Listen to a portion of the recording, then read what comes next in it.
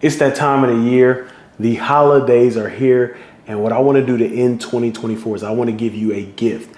I want to give you a gift as we prepare for the 2025 Player Development Summit, which will be, you got it, May 29th through the 31st in Kansas City. Yes, we will have an in-person player development summit.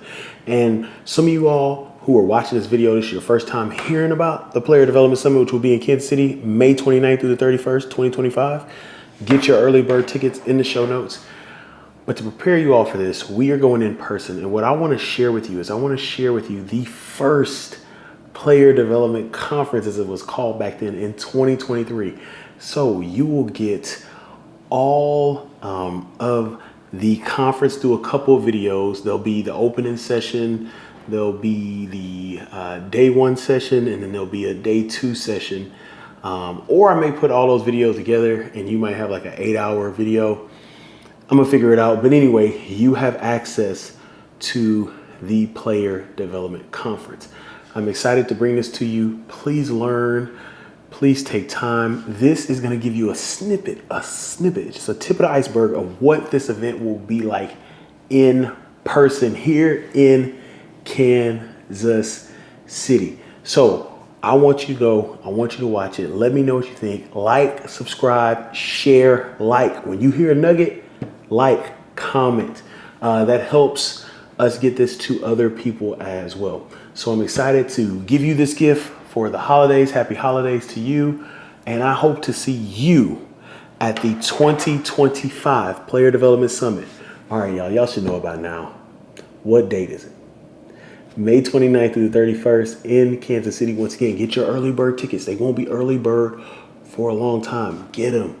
Okay, you're going into a new year. Some of you all have professional development money, budget money. Talk to your supervisors. I want to see you there. You do not want to miss it. You do not want to miss it. Hey, well, while you're waiting for this summit, I want you to go check out our first ever gathering in the player development community. Tigers in here. Thank you, whoever recorded it. Thank you, my team. Thank you so much.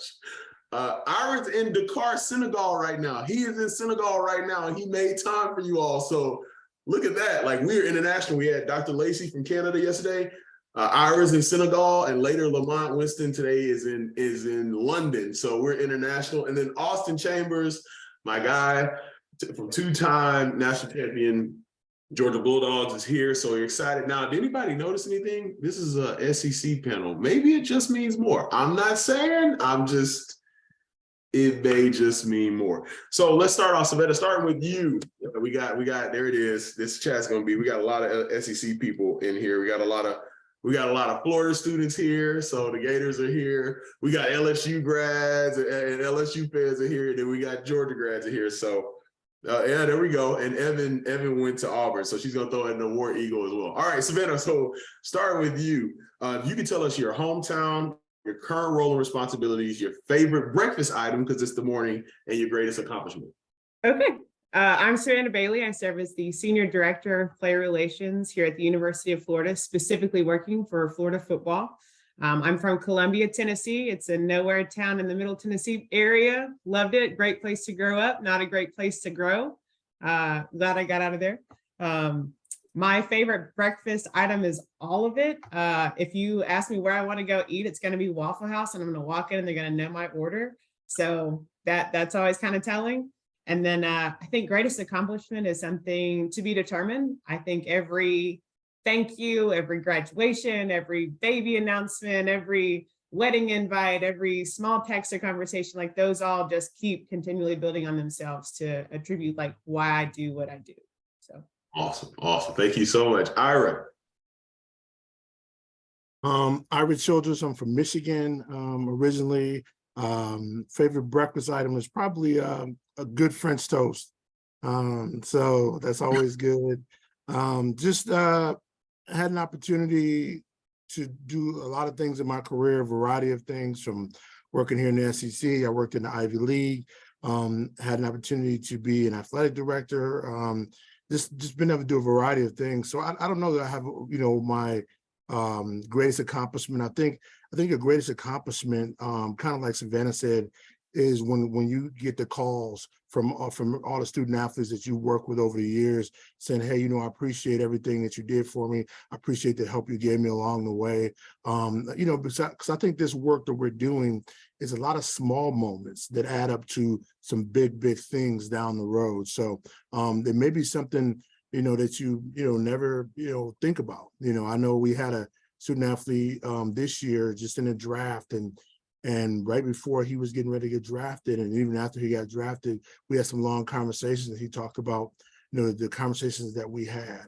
And those things mean a lot, you know, because you just people don't get there, and everybody's journey is different, and they don't get there without assistance or without people on this panel and all the people on these staffs that maybe doesn't get the recognition. Thank you. Austin. Yeah, so Austin Chambers from Memphis, Tennessee. So another Tennessee person in here. But I'm the assistant director of player development at Georgia. Been there 5 years now. So my favorite breakfast item, actually just had it, breakfast casserole. It's good. And then kind of like what they were saying, greatest accomplishment, you know, this past week was graduation for a lot of people.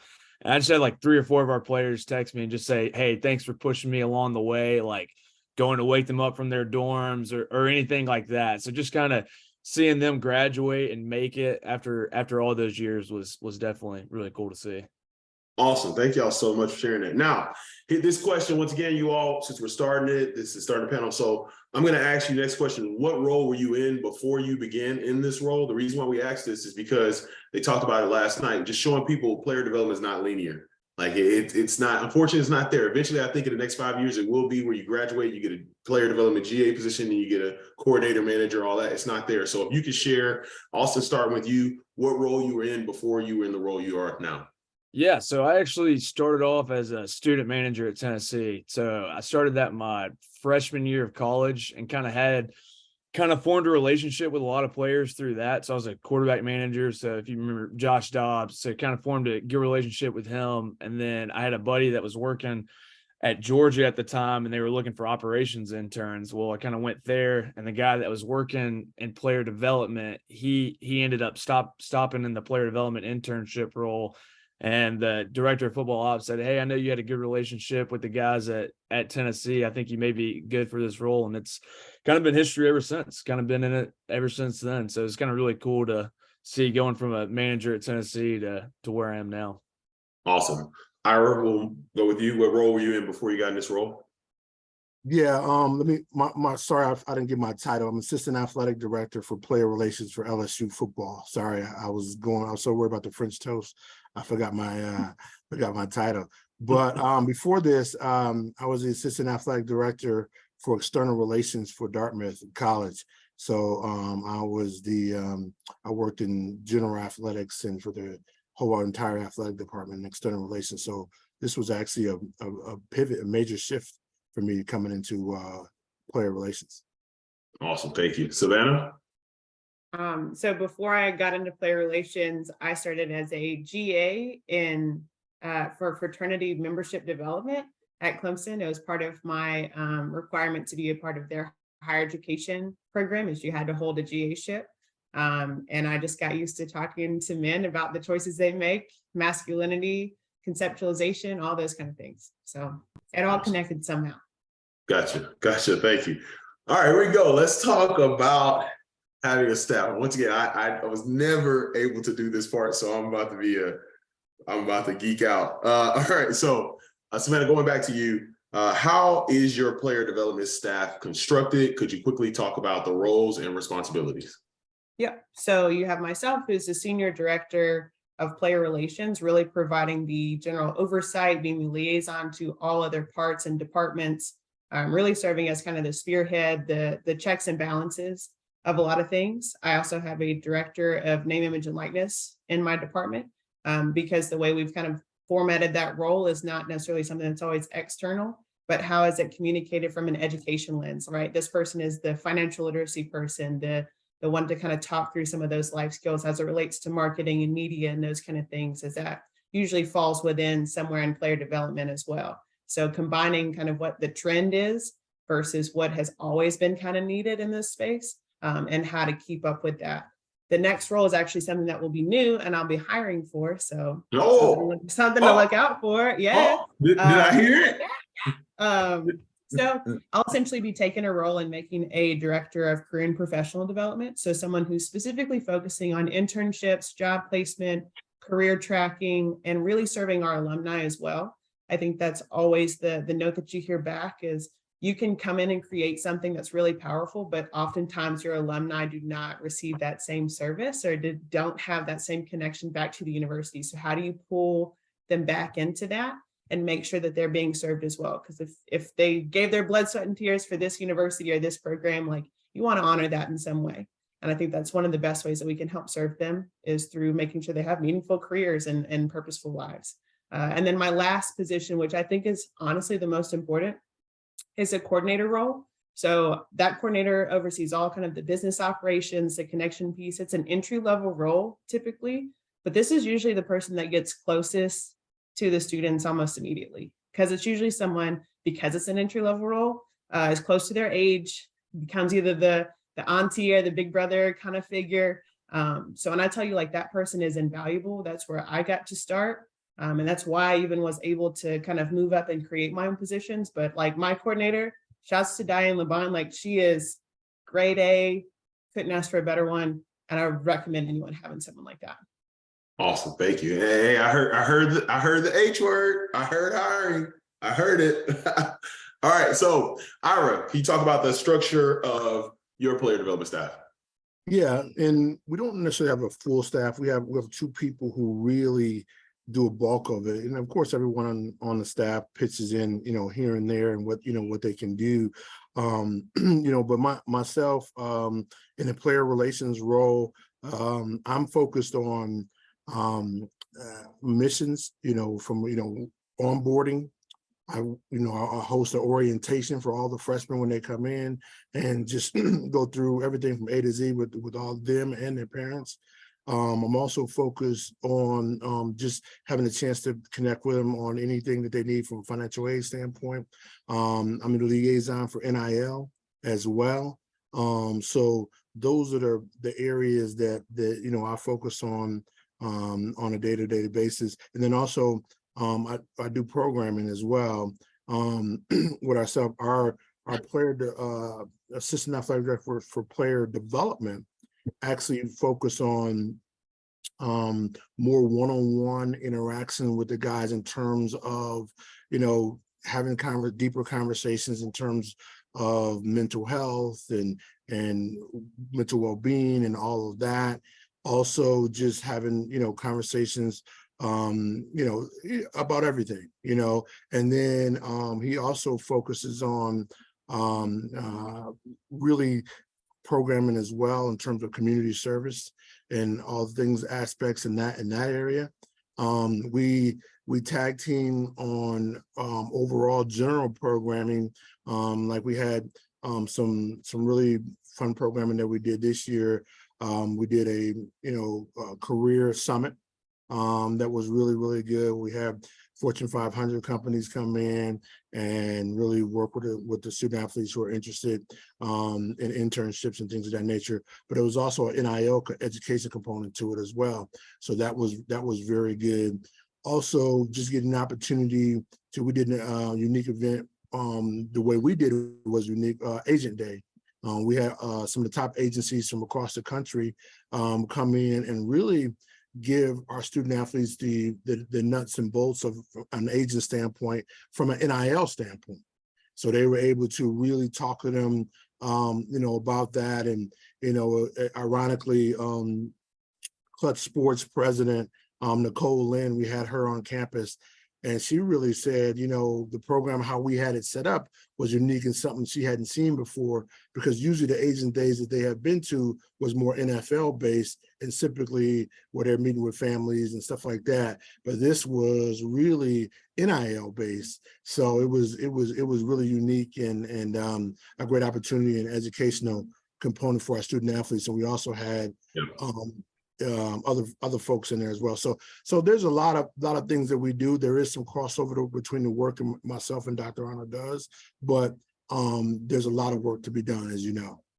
Awesome, appreciate it. And I'll say this before I move to Austin. If y'all not following Savannah, Ira, or Austin on social media, looking at the work that they do, I mean, they do a great job of putting it out there. And then Austin, can you talk about how player development staff you're a part of is constructed, roles and responsibilities?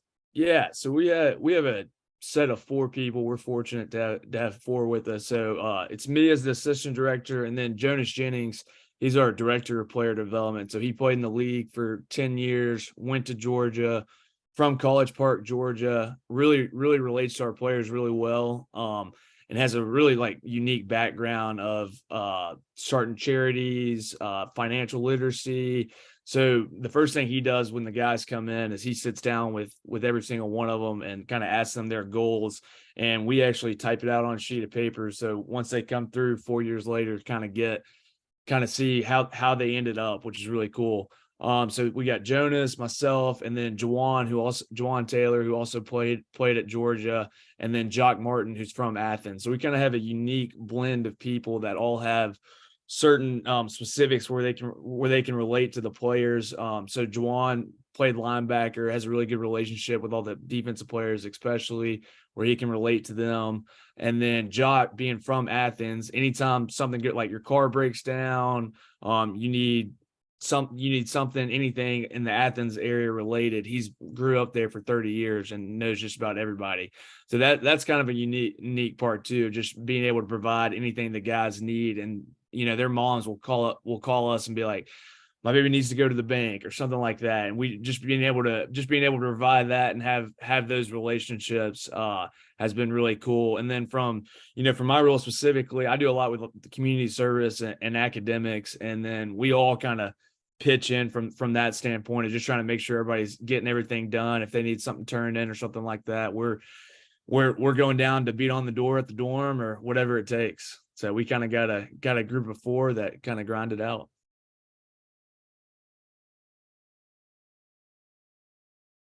Okay, I'm muted. There we go. It's my 7,000 Zoom and I still can't figure it out. All right.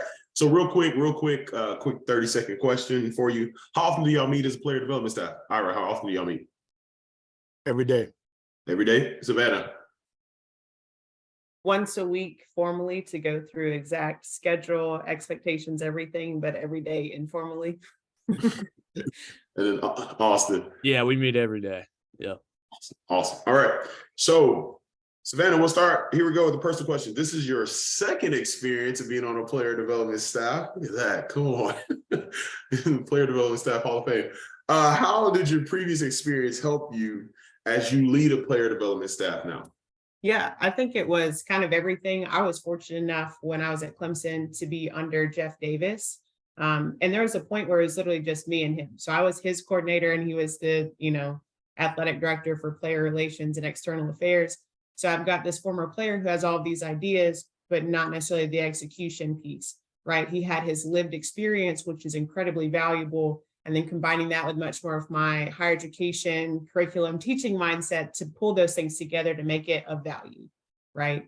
So I think that was incredibly helpful. I think whenever looking at developing a player development staff, the key thing is the head coach. Like if it doesn't come from the head coach as a priority or the athletic director, or whoever the report line is, you're never going to get what you need. And that was a big thing for me. So when I came over to Florida, I did not know Coach Napier. I didn't know anyone from this staff. He gave me a call, was like, hey, I've heard a lot about you.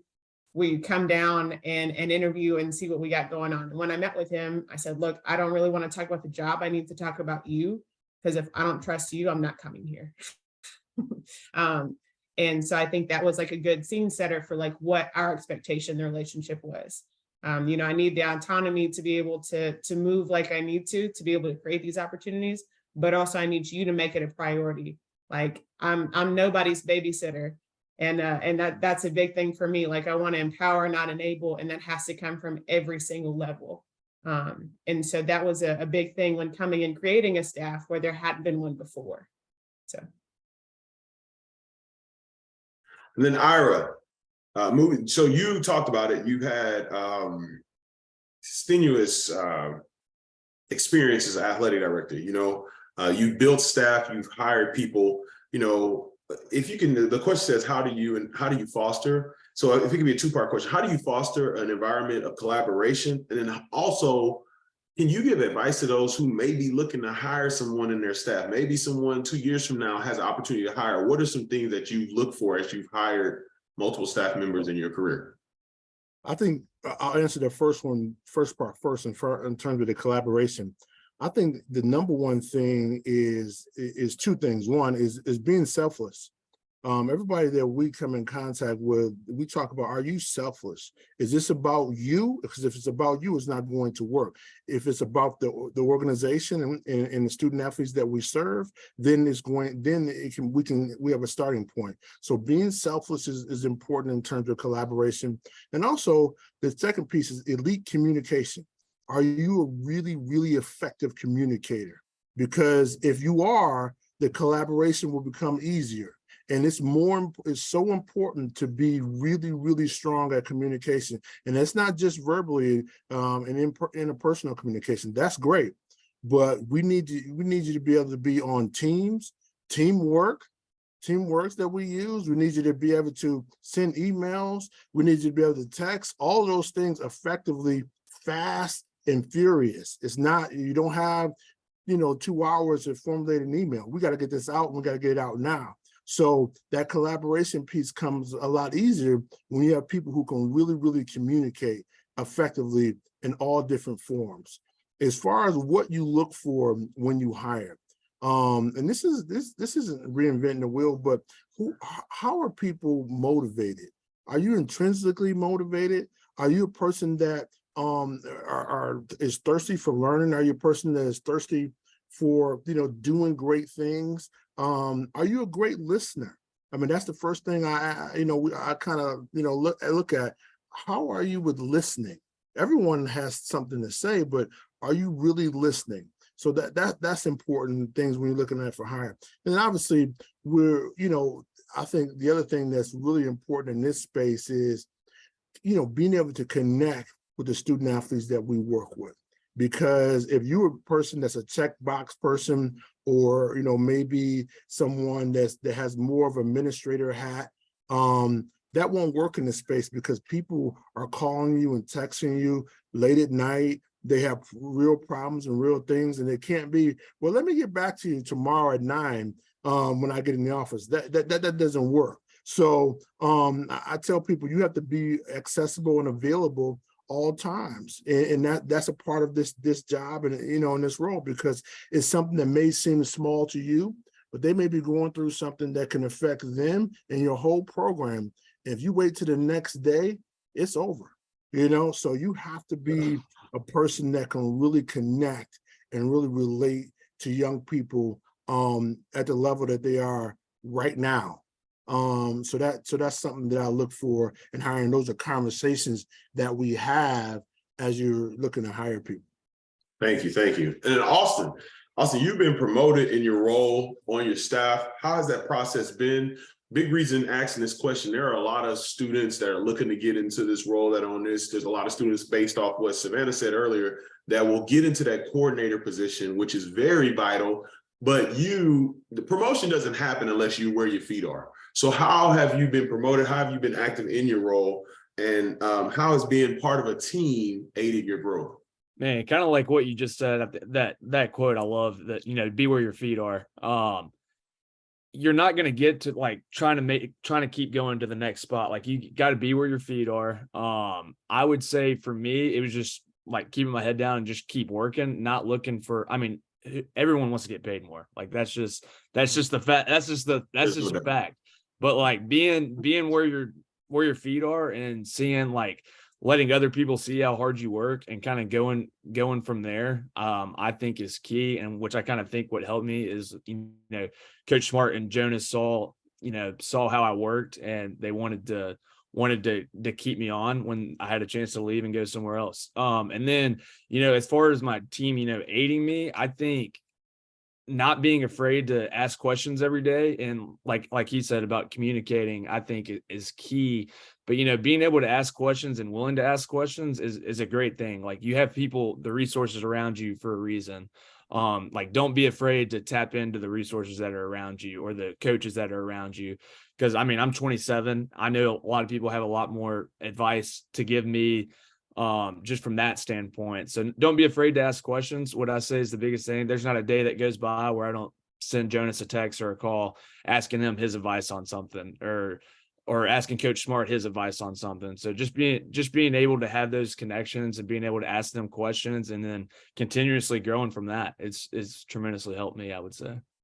I appreciate you sharing that. I think that was something that was talked about yesterday on one of our panels. Like, you know, a lot of people like, yeah, you look to this, you want to be in the Savannah roles, the Ira roles. You want to be in those roles, but it's a lot of learning that you can learn where you are that will help you stay in that role when you get to that role. So and that's really let me add one more thing. Let me add one more thing on that too. I think if you connect, like when you're in those lower, like the internship roles, like that's when I connected with our players the most, honestly. That's when you get the most time with them, and honestly when you can make the most difference. So like another point of like being where your feet are, you get to interact with those players every single day. So appreciate you.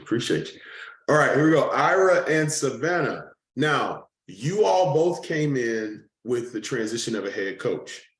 How was the transition of being on your coach's first staff and having to quickly get acclimated? Because player development, it ain't hey, we're going to give you 90 days. You got 2 weeks, if that. Quickly get acclimated with your player development teammates.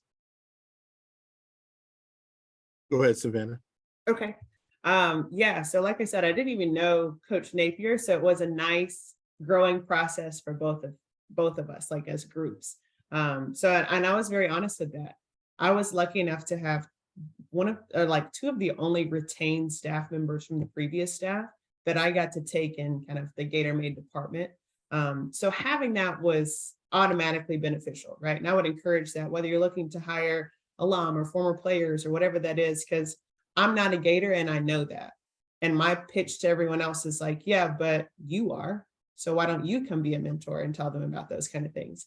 Because they're quick to be like, oh, she's evolved. She went to Clemson. She's a trader, all of those kind of things. So having some of that stuff built in and recognizing like where you're at in relation to the players, but then also like my first meeting, I thought I had all of these plans.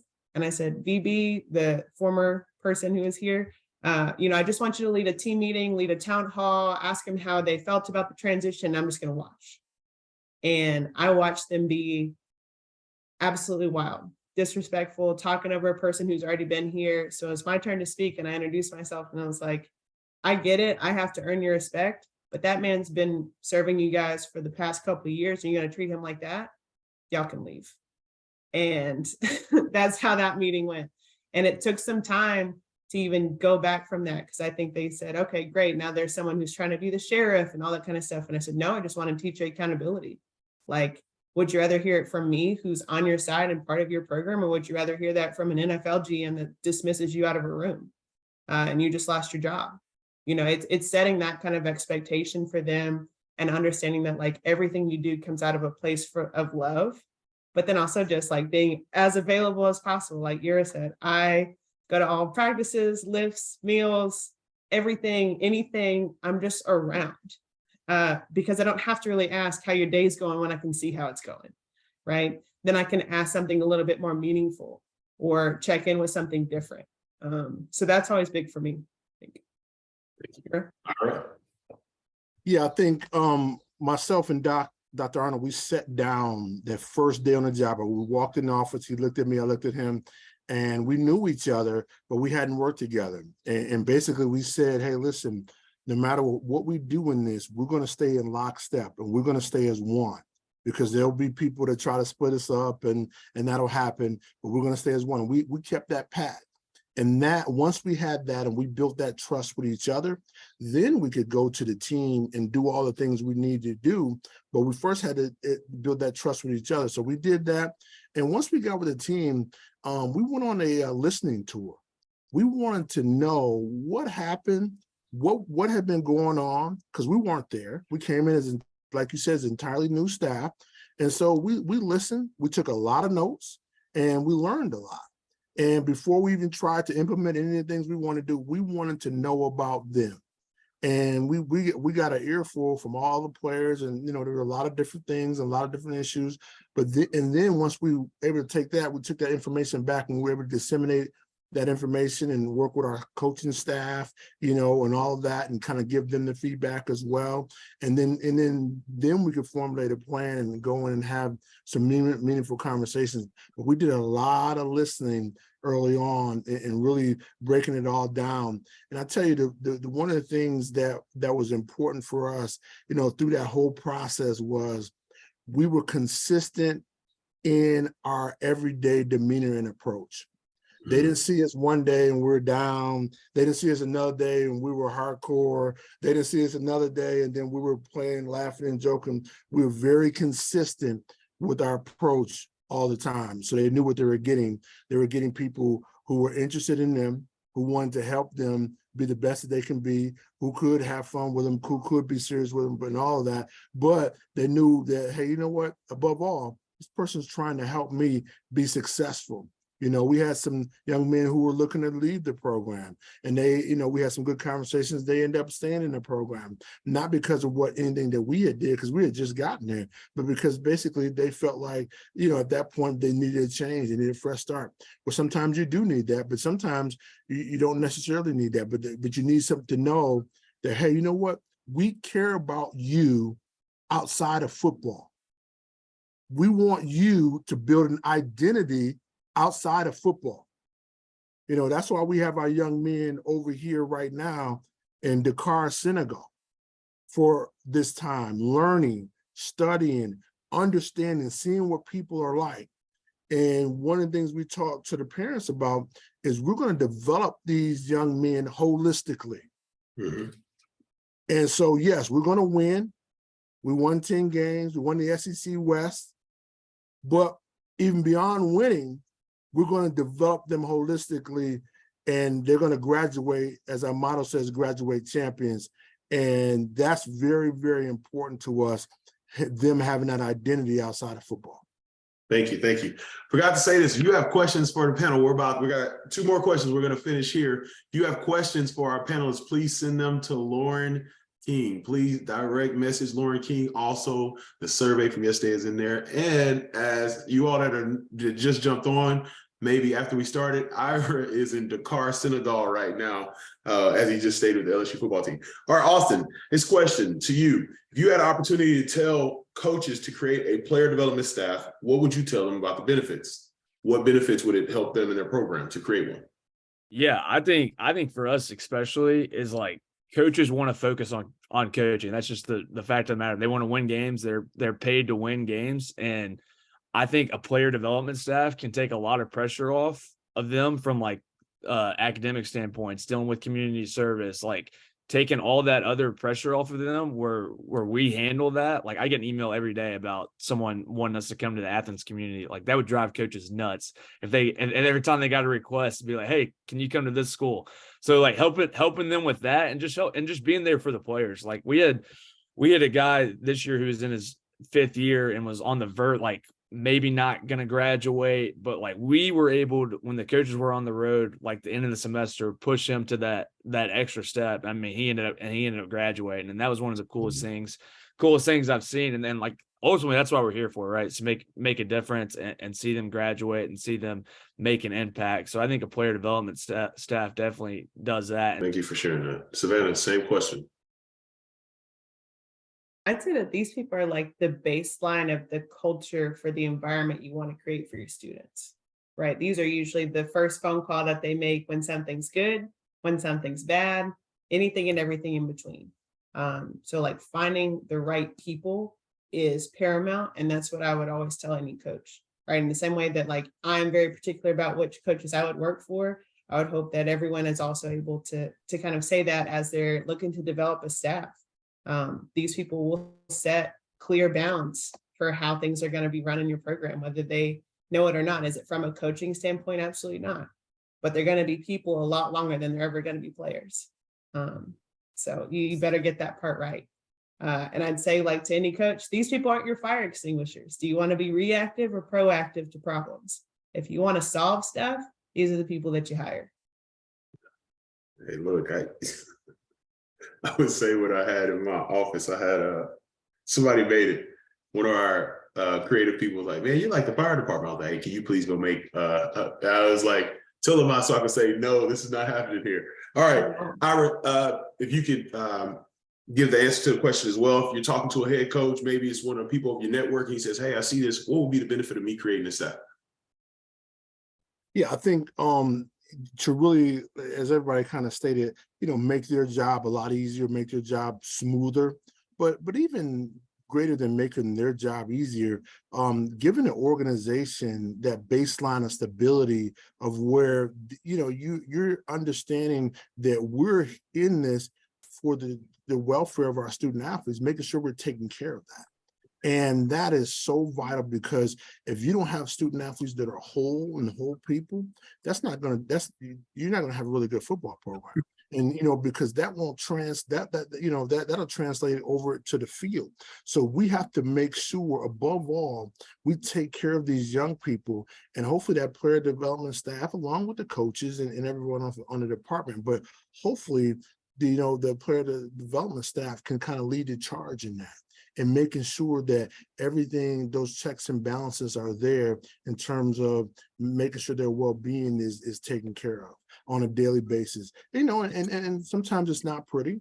Everything is not going to be smooth and easy. Sometimes you got to call guys in the office and say, "Hey, what's going on here?" You got to get on them a little bit. You got to say, "Hey, we got to get you back on track." You got to have conversations with parents. You got to have conversations, with a lot of people in their circle. And now that, some of the circles are even greater than what they were in the past. So all that's a part of it.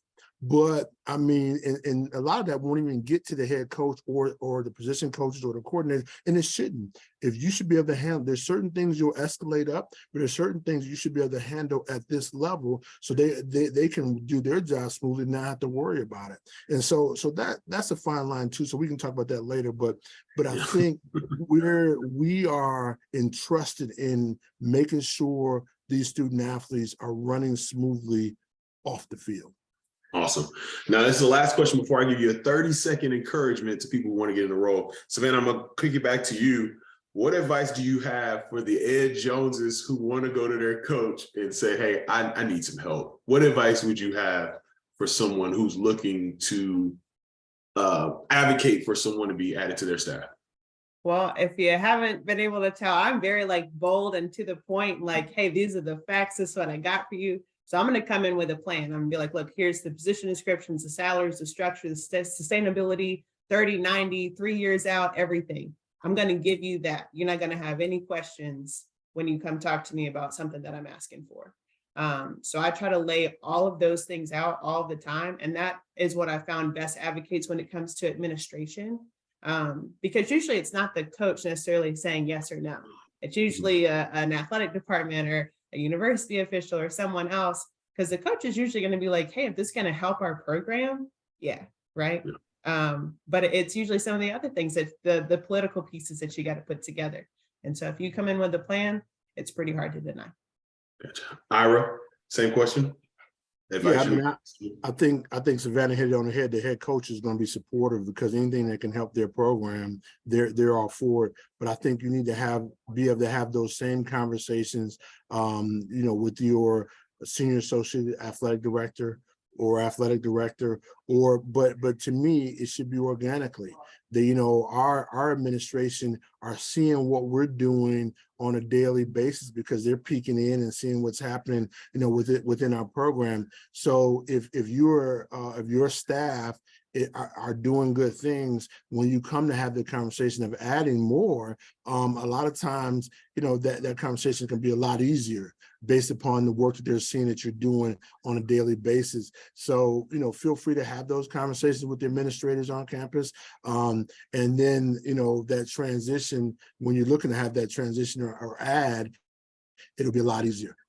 Awesome. Austin, same question. Yeah, no, I like everything both of them just said, laying out the facts and being able to present that to the administrators or the head ball coach, like, "Hey, this is going to make our program better." Like I had to do it with Coach Smart this spring when we were trying to hire somebody else on. It's just, this guy, he's genuinely going to make us better and make our players better. And he had already made an impact on our players' lives, and just being able to see that and lay that out and ultimately, like I've said, like that's what we want to do is make an impact in our players' lives, and like this person can truly do that. And hiring the right person, like knowing who you want to hire and hiring the right person is another key too.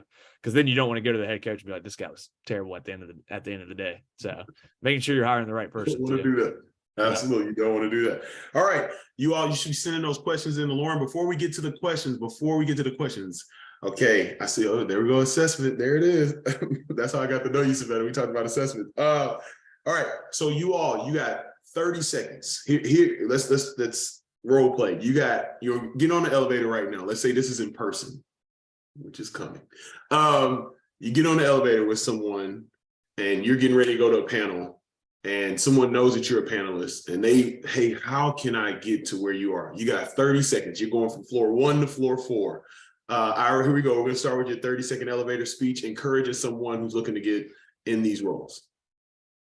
Yeah, I think the biggest thing, that I would tell them is obviously work hard, let your work speak for itself, understand people, be an effective communicator, network, all the little things.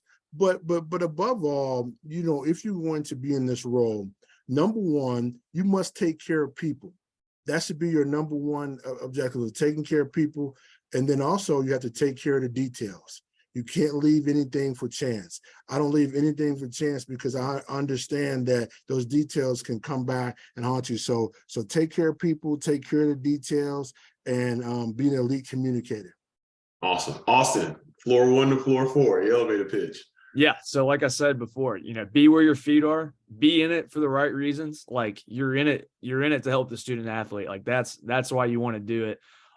Continue to make connections, and ultimately, like I said, our goal is to see these guys graduate and be successful in life. Like have that goal set and plan, and just continue to meet people throughout here, make connections, and be where your feet are. Awesome. Thank you. Savannah, if you can finish it for us, floor 1 to floor 4.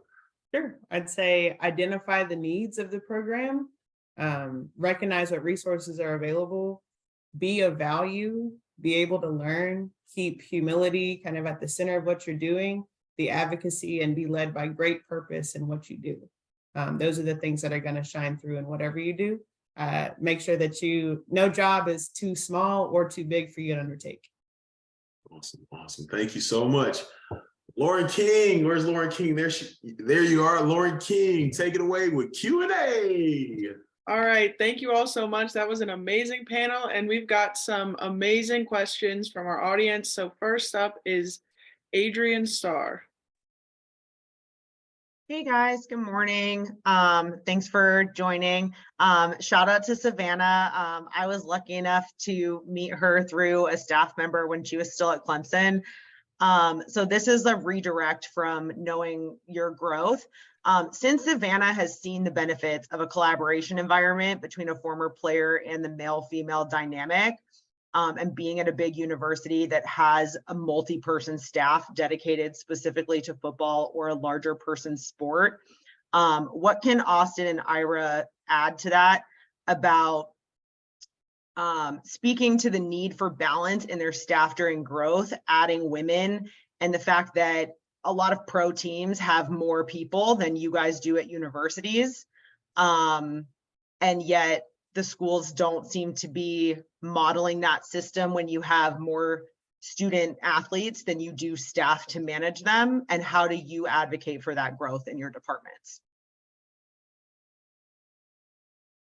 Austin, go ahead. No, I think just Savannah right here, like I think it just proves like, yeah, there is a need for that. And like people that so we have another department called the Georgia Way that helps us a lot too, and just kind of being able to integrate them and being able to, because like that is a fact of the matter is that some people see it as like, oh, this is a male dominated industry, but being able to like see how those people work with our players and how all the resources they've been able to provide, that's definitely something that I would look for in the future too, is because yeah, like they have the answers and resources and the ability to do it. So I don't see why they couldn't. Yeah, I mean, I think gender equity that's so important. I mean, our staff, our chief of staff is a female, and also our director of football operations is a female as well. So if you go down our floor, it's male, female, male, female. So it's very, very balanced, and that's something that's important, because I feel like you get different perspectives, or sometimes they may have things that I'm not even thinking about, or I might have something that they aren't thinking about. And that's called diversity. Not only diversity is not just what you look like or what a person's cultural background is, it's also diversity in thought. Being able to have people who are thinking differently in the workplace is so valuable for growth.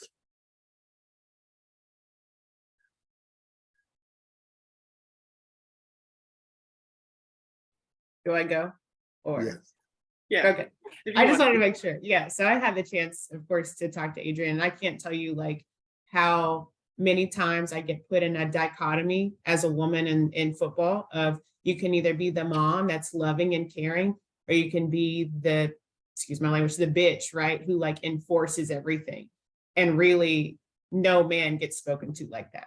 And so there's constant things that you have to kind of rewrite for people, even in this, like, is it, it's not necessarily calling people male, female, it's woman. Like you want to be a woman in sports, right? Because one refers to gender and one refers to sex. It's those kind of small things that create a more equitable culture and environment.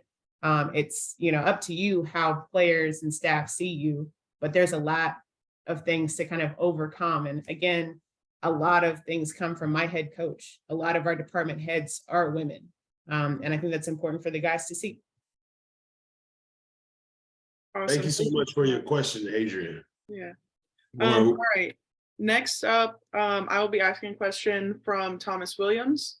So as someone who is in the job search, how do you get on the radar of those that are hiring for their staffs? I know networking is a key piece, but is there anything else that can be done in addition to networking?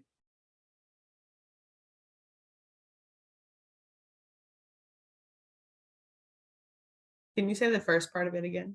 Yes. It was a long question. Yeah, sorry. As someone who is in the job search, how do you get on the radar of those that are hiring for their staffs? I think everyone knows that sports industry in general is a business of who knows who, and typically everyone tends to know each other after some point. I think having people that advocate for you in the same way that you would advocate for students, right? Who's going to say your name in a room of opportunities, and making sure like not only they're like you're networking, but what are their networks, and kind of continuing on to that. That's how I think I even got in the position that I'm in. Again, I didn't know my head coach. Someone else had told him like, oh, she's running things down there. You should have her. And so it took a good relationship. You never know who's paying attention. And so give everyone every reason to say your name when it needs to come up. I think I think how you get on the radar is do great work. And I think people put so much emphasis sometimes, I think, to the detriment into networking and talking to people. And that's okay, and that's good. I'm not saying don't do that, but if you do great work, that will get out there, and that will start in the place that you're at. All the jobs recently, I can't remember the last time that I just straight up applied for a job. I mean, people called me and say, hey, are you interested in this? Are you interested in this job? Are you interested in this role? And that started early on because of the work that you're doing and the paths that you have crossed with the work that you're doing. So I think that's important. Having people advocate for you is super important. People are only going to advocate for you, not because they think you're cool or because they think you're nice, is because they've had some interaction with the way you do your work on a daily basis, or the way you've interacted with them when they needed something or something along those lines. So your best advocate, the best way to get on the radar is be really, really good at what you do. Yeah, I would echo what Ira and Savannah both said. The guy that we ended up hiring in the spring, he had worked in the weight room as an intern at first, but our players loved him. Like everyone talked about how great of a job he did. And he was like a non-paid intern in the weight room. and just people were like, he made it impossible not to hire him just because of the job he did. So just kind of what both of them said, like, do a good job, and people do take notice of it. All right, thank you so much, panelists, and thank you for the question, Thomas. Our final question for this session is going to be from Tiffany J. Norwood.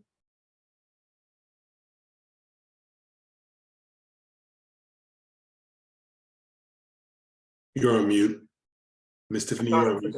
Can you hear me now? Yes. Okay. Thank you so much, Ira, Savannah, and Austin for coming and sharing your time today.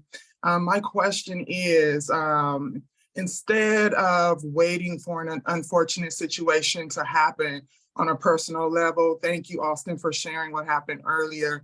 I send my compassion for that situation, even though I'm not sure what happened. But day to day, the athletes go through very emotions. So my question is, how proactive are you in assisting the athletes in their emotional health? Not so as much as mental health like disorders, but they're just normal day-to-day emotional health. Yeah, I think that's key too, is to like being able to notice that stuff is building a relationship with them. Because they're never gonna open up to you or anything if they don't trust you. So I think you gotta have that relationship with them where you can notice that stuff. Like when guys come in on recruiting visits and they share these stories about maybe their grandma died. Well, maybe it's the anniversary of their grandmother's death or something like that. And the coach is giving them a hard time. Well, you being able to be there and know what's going on in their life, I think is key. So I think having, and it's hard to have a relationship with all 130 guys on your team.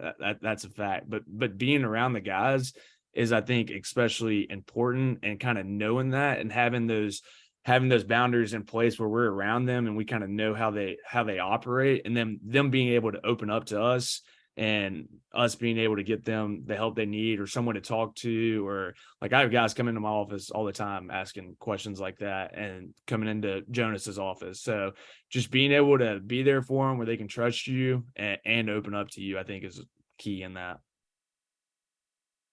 Thank you. So. All right. Thank you all so much for those wonderful questions. Thank you again to our amazing panel for that amazing information they provided. So back to Ed. Awesome. Let's give it a round of applause for our panelists. Thank you so much. I know you put the emojis, round of applause. Thank y'all so much, seriously, for taking time. I know you all have different things. Also, you have engagement. Ira, you're in Senegal, and Savannah, you've been everywhere around the world on a plane. So thank y'all so much for taking that time. Now, as we transition into our next panel, this player development conference does not happen, once again, without sponsors. And so we're going to give an opportunity for our platinum sponsor, Mrs. Tara Lynn Nunn, your Sparkly Realtor, to talk about the services she provides and how she can help. And I think this is one of Ira, if you're still here, I think this is another LSU fan. So take it away, Mrs. Tara. Good morning. Good morning. As Ed said, my name is Tara Lynn Nunn, your Sparkly Realtor and Houston Lifesaver. And thanks everyone for being up so early this morning to be a part of getting all of these gems that have been dropped so far. So how I got started in the sports and entertainment industry. My godson, which just committed to LSU earlier in this week, Logan Diggs.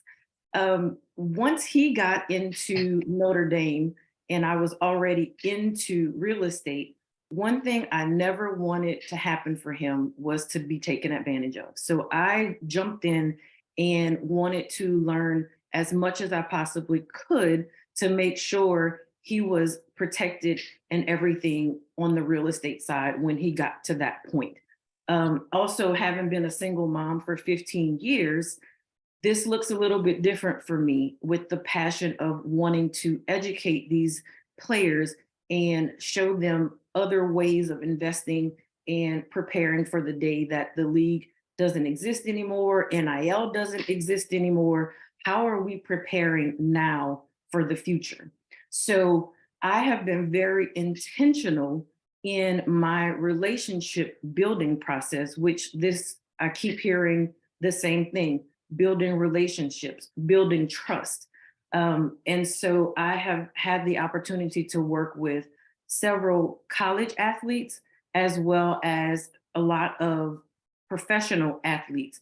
And not only the athletes, but pulling their parents and spouses and families in, building those relationships that when they think they need something, they're coming to me. So being that resource for all things, whether they're in Houston or whether they're in Baton Rouge or in Charlotte or in Philadelphia, it doesn't matter where they are, they feel comfortable coming and asking those questions.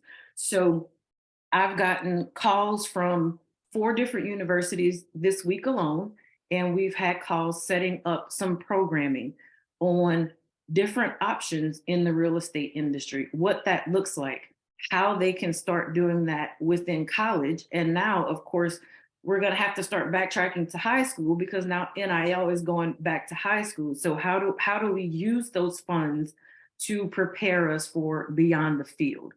So the beauty of it is every organization is definitely different. So the needs of that organization and each player will look very different. So everything is customizable. Whatever we need to do, I learn the coaching staff, the players, we do engaging with the team to see how much they know what they're interested in. Most players want to get in real estate, but they have no idea. All they know is fix and flip. But that's a whole different ball game, and they don't really understand what that means. So coming in and educating them, whether on the high school or college or even the professional level, is what I do. I heard Ira say about being there for the players, and I think everyone mentioned being there for the players in the time that they needed. So I even get text messages at 10 o'clock at night. Hey, T, my light bulb is not coming on upstairs. What do I do? Well, you probably just need to change the light bulb. But they're vulnerable enough and I'm approachable and relatable enough for them to feel comfortable coming to me with those questions. And so that's the concierge service that we offer as well beyond real estate. I do more assisting with the players and their families beyond real estate.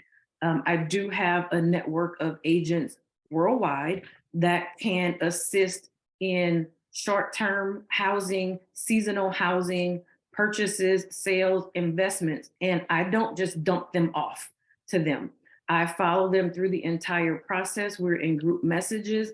I fly up to look at properties.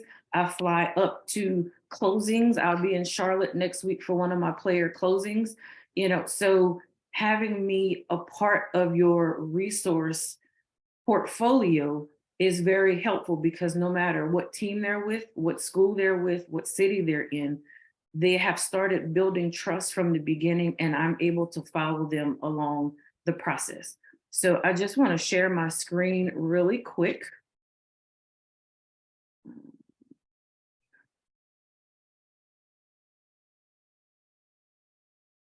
So this is just a why me screen. However, I do want to show just a few of my player clients. So if you notice in the pictures, it's not just the players.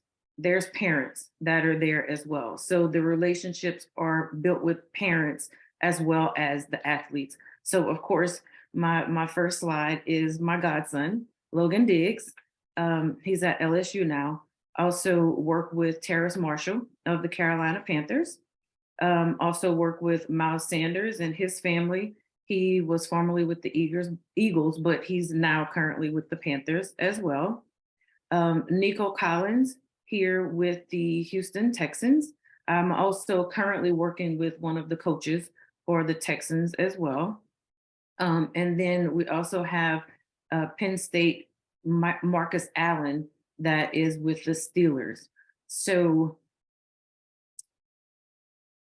working together is not just, I'm here to make a sale, I'm here to make a check.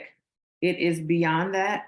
I see those conversations, I hear those conversations, and my passion is to protect these athletes, to help them prepare as that holistic person, to be that whole person where they are having more success beyond the field. So I will drop my information, contact information in the chat. I would love to connect with everybody on LinkedIn. I probably have sent some connection requests. If you just check that, I would love to have some conversations and see how I can create some programming to be of value to your organizations. Thank you so much. Thank you so much. And shout out to Mrs. Tara Nunn, you all. Once again, this is not happening without sponsors. So thank you so much. Her information is in the chat. She's reached out on LinkedIn. Please bring her in. I've learned a lot in the conversations we had. Now, what we'll do is we will take a 5-minute. Ali, I don't want to take away from you. Ali, you got it. Ali, talk to us about the transition. Yeah, appreciate it. And once again, thank you, Savannah. All right, I want to pause there because you've watched a couple panels, you watched a couple speakers, and you're excited. You are excited about the 2025 Player Development Summit, which will be May 29th through the 31st, a Thursday through Saturday, through Saturday in Kansas City. So I know you're excited. I want to remind you, get your early bird tickets. Do not wait. Every year people wait until the last month, 3 weeks to get tickets. They are discounted right now for you, okay? Go get your early bird tickets. The information is in the show notes. I will also be releasing speakers here soon. That information on our website, link for the conference is in the show notes. Now get back there. Once again, if you've heard of Jim, I want you to like. Matter of fact, let's do an exercise right now. Have you heard anything that has helped you? Have you been given value from these videos? Click the like button. And Ira and Austin for that panel. That was great. We will, as Ed said, we'll take a 5-minute break. And then when we come back, we will move into player development programming for our next panel. And Ed will return on the other side of the break to get things going. So yeah, we'll see you guys in a bit. Time. And here we go. Thank you, my team. Appreciate you, my team. And your greatest accomplishment. So that means I have to start us off. Thanks, Ed. Keep the Houston heat to yourself, all love and respect, but I'm happy with what the weather I get up here in the Midwest, as crazy as it is.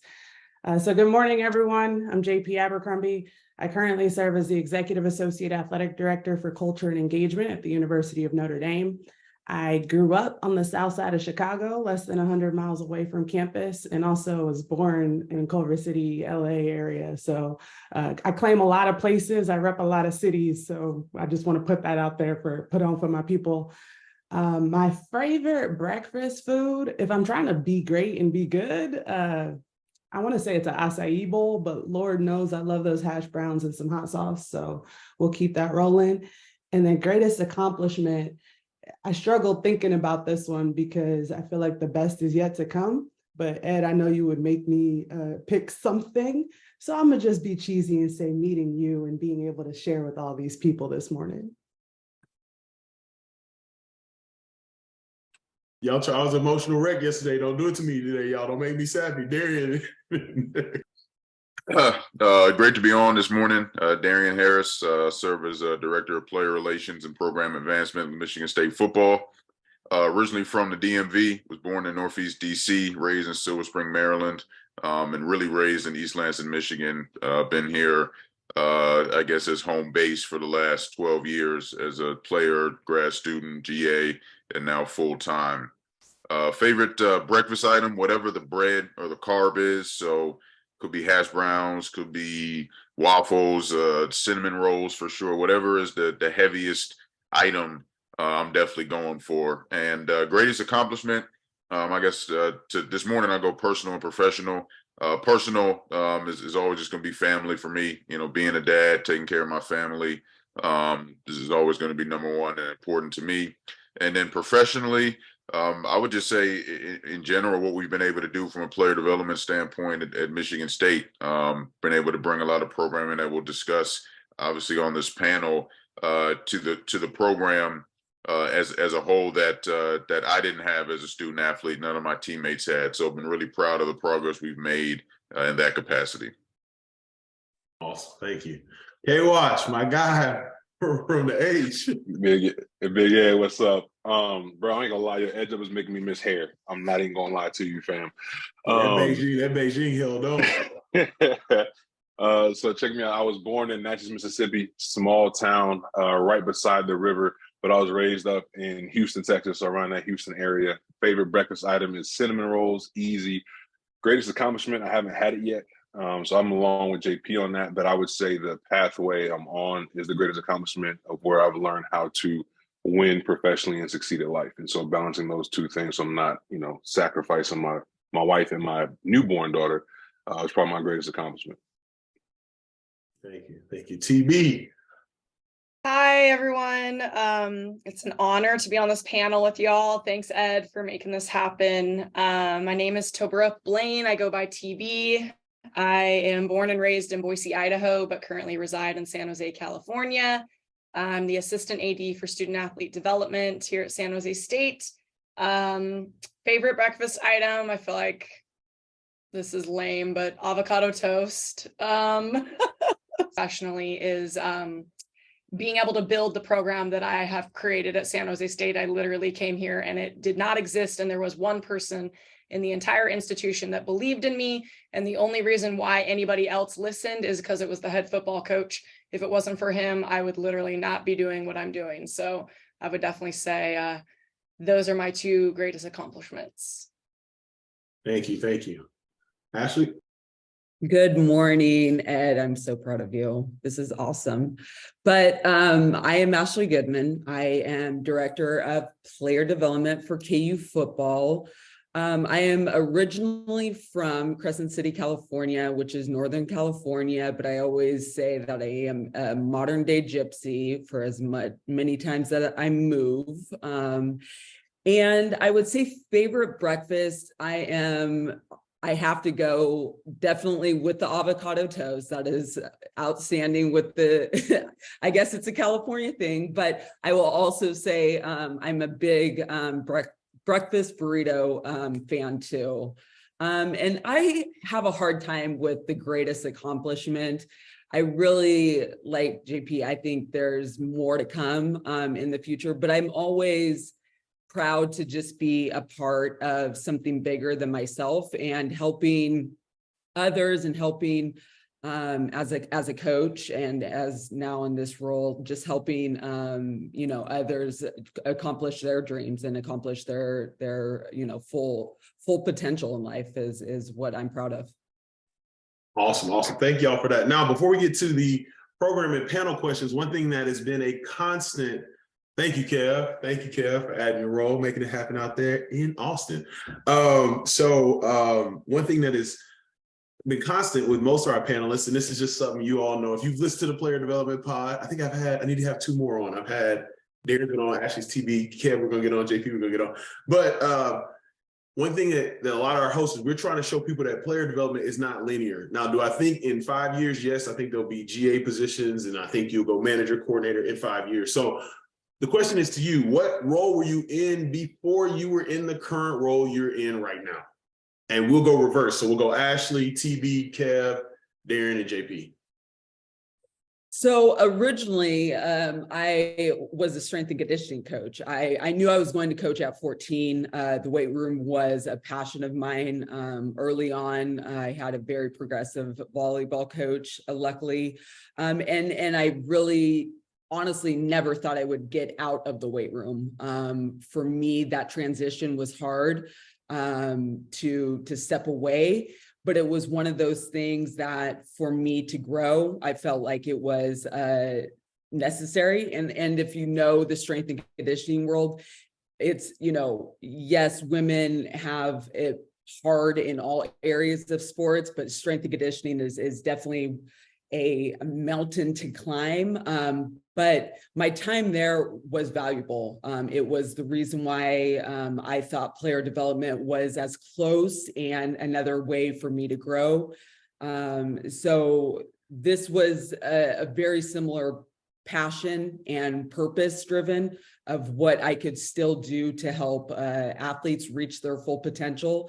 And just so much within my coaching career, I saw very talented individuals just not reach their full potential. So player development seemed like a very necessary area for me to step into. Awesome. Thank you. TB? For me, technically speaking, the role that I was in directly before this was the coordinator of Beyond Football, because it was originally Beyond Football. But going back historically, I was the dance and cheer coach at Boise State University, which is when I got into college athletics. And before that, I was a high school teacher for 10 years and a coach, and I own my own consulting company doing cheerleading and dance choreography. But I will say that my very first job, like in high school, was at Baskin Robbins, and everything that I have done, and this is important 31 for everyone on this flavors. call. That's right, 31 flavors. Gold medal ribbon is by far the most excellent flavor. What we can do, we can talk about that later. But I will say every single job that I've had, from Baskin Robbins to teaching, everything, all of it has played a role in who I am and how I've gotten where I am today and the type of professional that I am. Kev? Yep. And for me, before coming onto this role, I was a chaplain. So I served with FCA, and I was a chaplain working with different universities before coming to the University of Texas. Really enjoyed helping people kind of develop their lives, develop spiritually, but then also for those that weren't of the same faith, how can we still help out?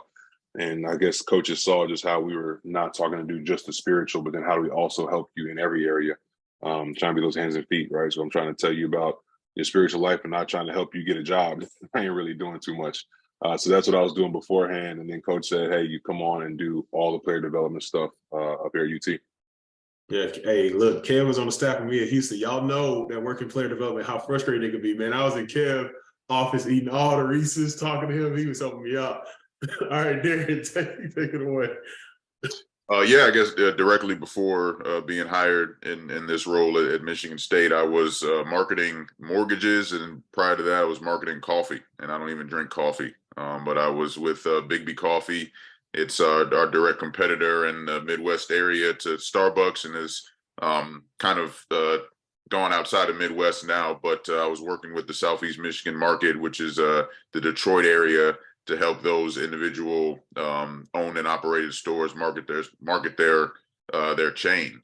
And kind of like actually exactly like TB said, every role that I've had prior to this one has led to this one, and it's been beneficial in my professional development. And then prior to that, I was a GA once I retired from playing ball in academics, and was starting to build a program for alumni football players. But we had a lot of turnover in the athletic department, so that didn't come to fruition, and wasn't able to be hired full time at the time. And then Coach D'Antonio, my head coach, retired on a random day in February of 2020, and literally a week and a half later, Coach Tucker brought me into this role. So it was the timing thing, for sure, truly a blessing. But definitely what I did prior to even, marketing coffee definitely has helped me in this role. Thank you. JP? Yeah, it's a good question for me to think about, because in my current role, I'm not actually embedded in player development in any way, shape, or form. We've jokingly said that my role is all the people and all the things. So I have the influence over not only our player development, but all of our student athlete development programs, as well as some staff and coach development. So, you think about the role that got me here.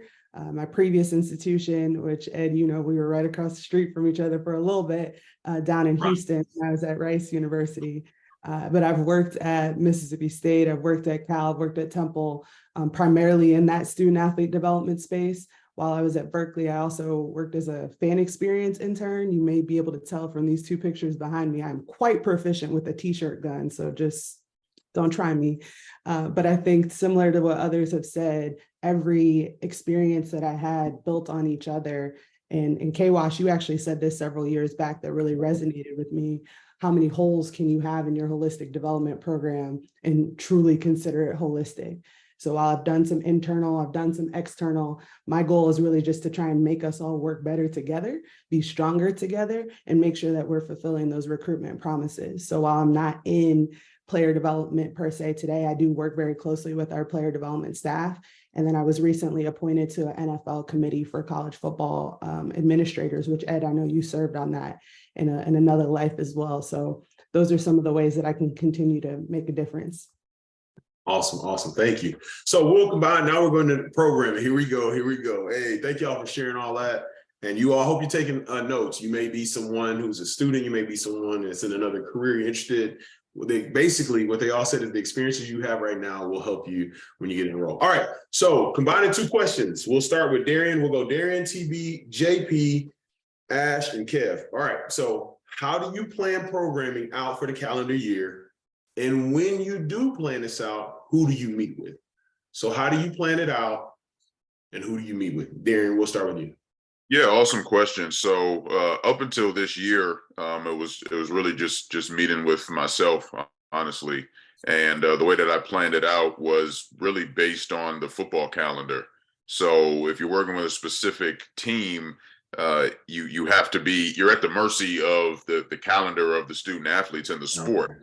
I'm fortunate enough to be at a place where our head coach puts a lot of stock, emphasis, and focus on player development and off the field programming.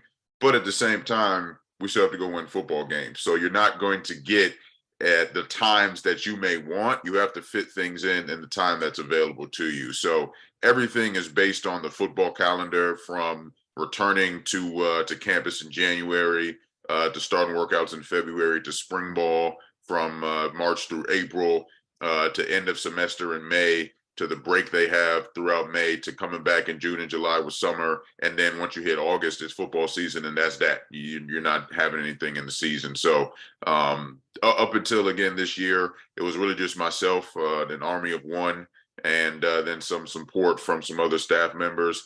But this year, with the addition of Ashton Henderson, who some of you all may be familiar with in the athletic department, is now our Deputy AD of Championship Resources, and also in conjunction with Caleb Thornhill, who some of you all may also know. He recently left the Miami Dolphins to start his own company. We now have kind of created a unit where we can build programming together, which has been a huge help for not just myself in football, but for the rest of the athletic department.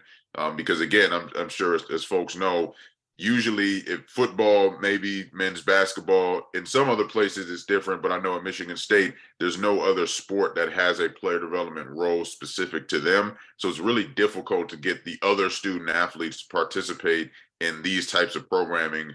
But now that we have more support, and as well as our career services department hired 2 more full-time, we now can incorporate other student athletes in the programming, which it's been awesome. It's been very impactful for them, and something I hope that we continue.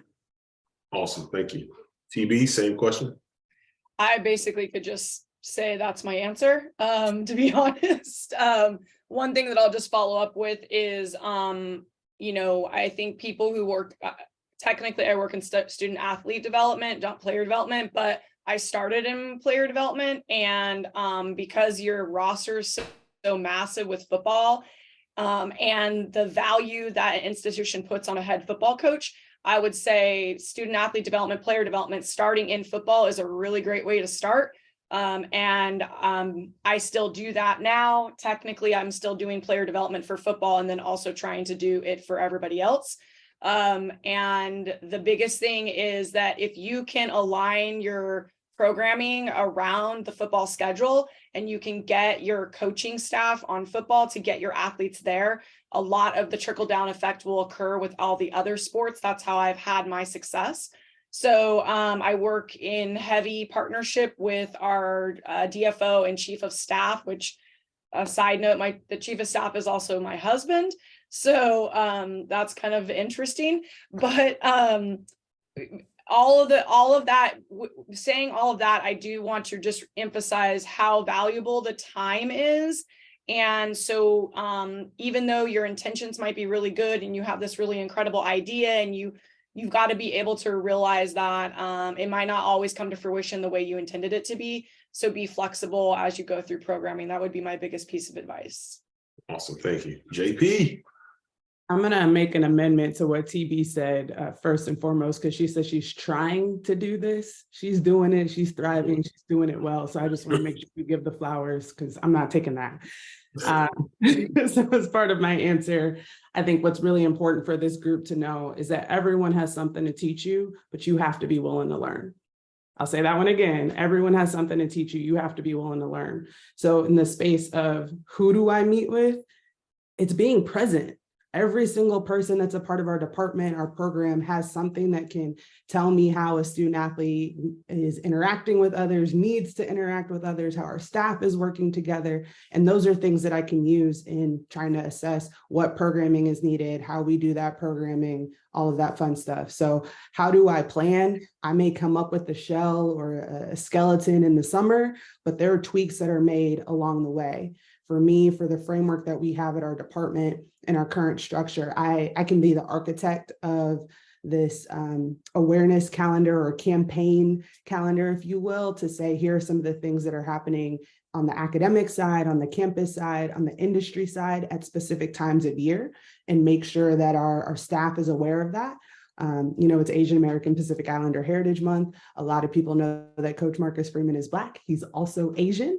So when we think about how we do programming or the conversations we have, I can set those themes and give people space to be great in their own right. It's also Mental Health Awareness Month. So thinking about what that programming looks like, just being able to say, hey, everybody, here's the big umbrella I need you to activate in, and then giving them the tools, the spaces to be creative. So again, I get to be that architect. I get to have those conversations, but every day is an opportunity to learn what our department can do better, what our students need, what our staff need to be able to serve our student athletes better. And so I offer that up as some perspective here as well. Thank you. Ashley? Yeah, so I would definitely piggyback off of what Darian had said. Our GM, our head coach, of course, our DFO will structure out a schedule for the whole year.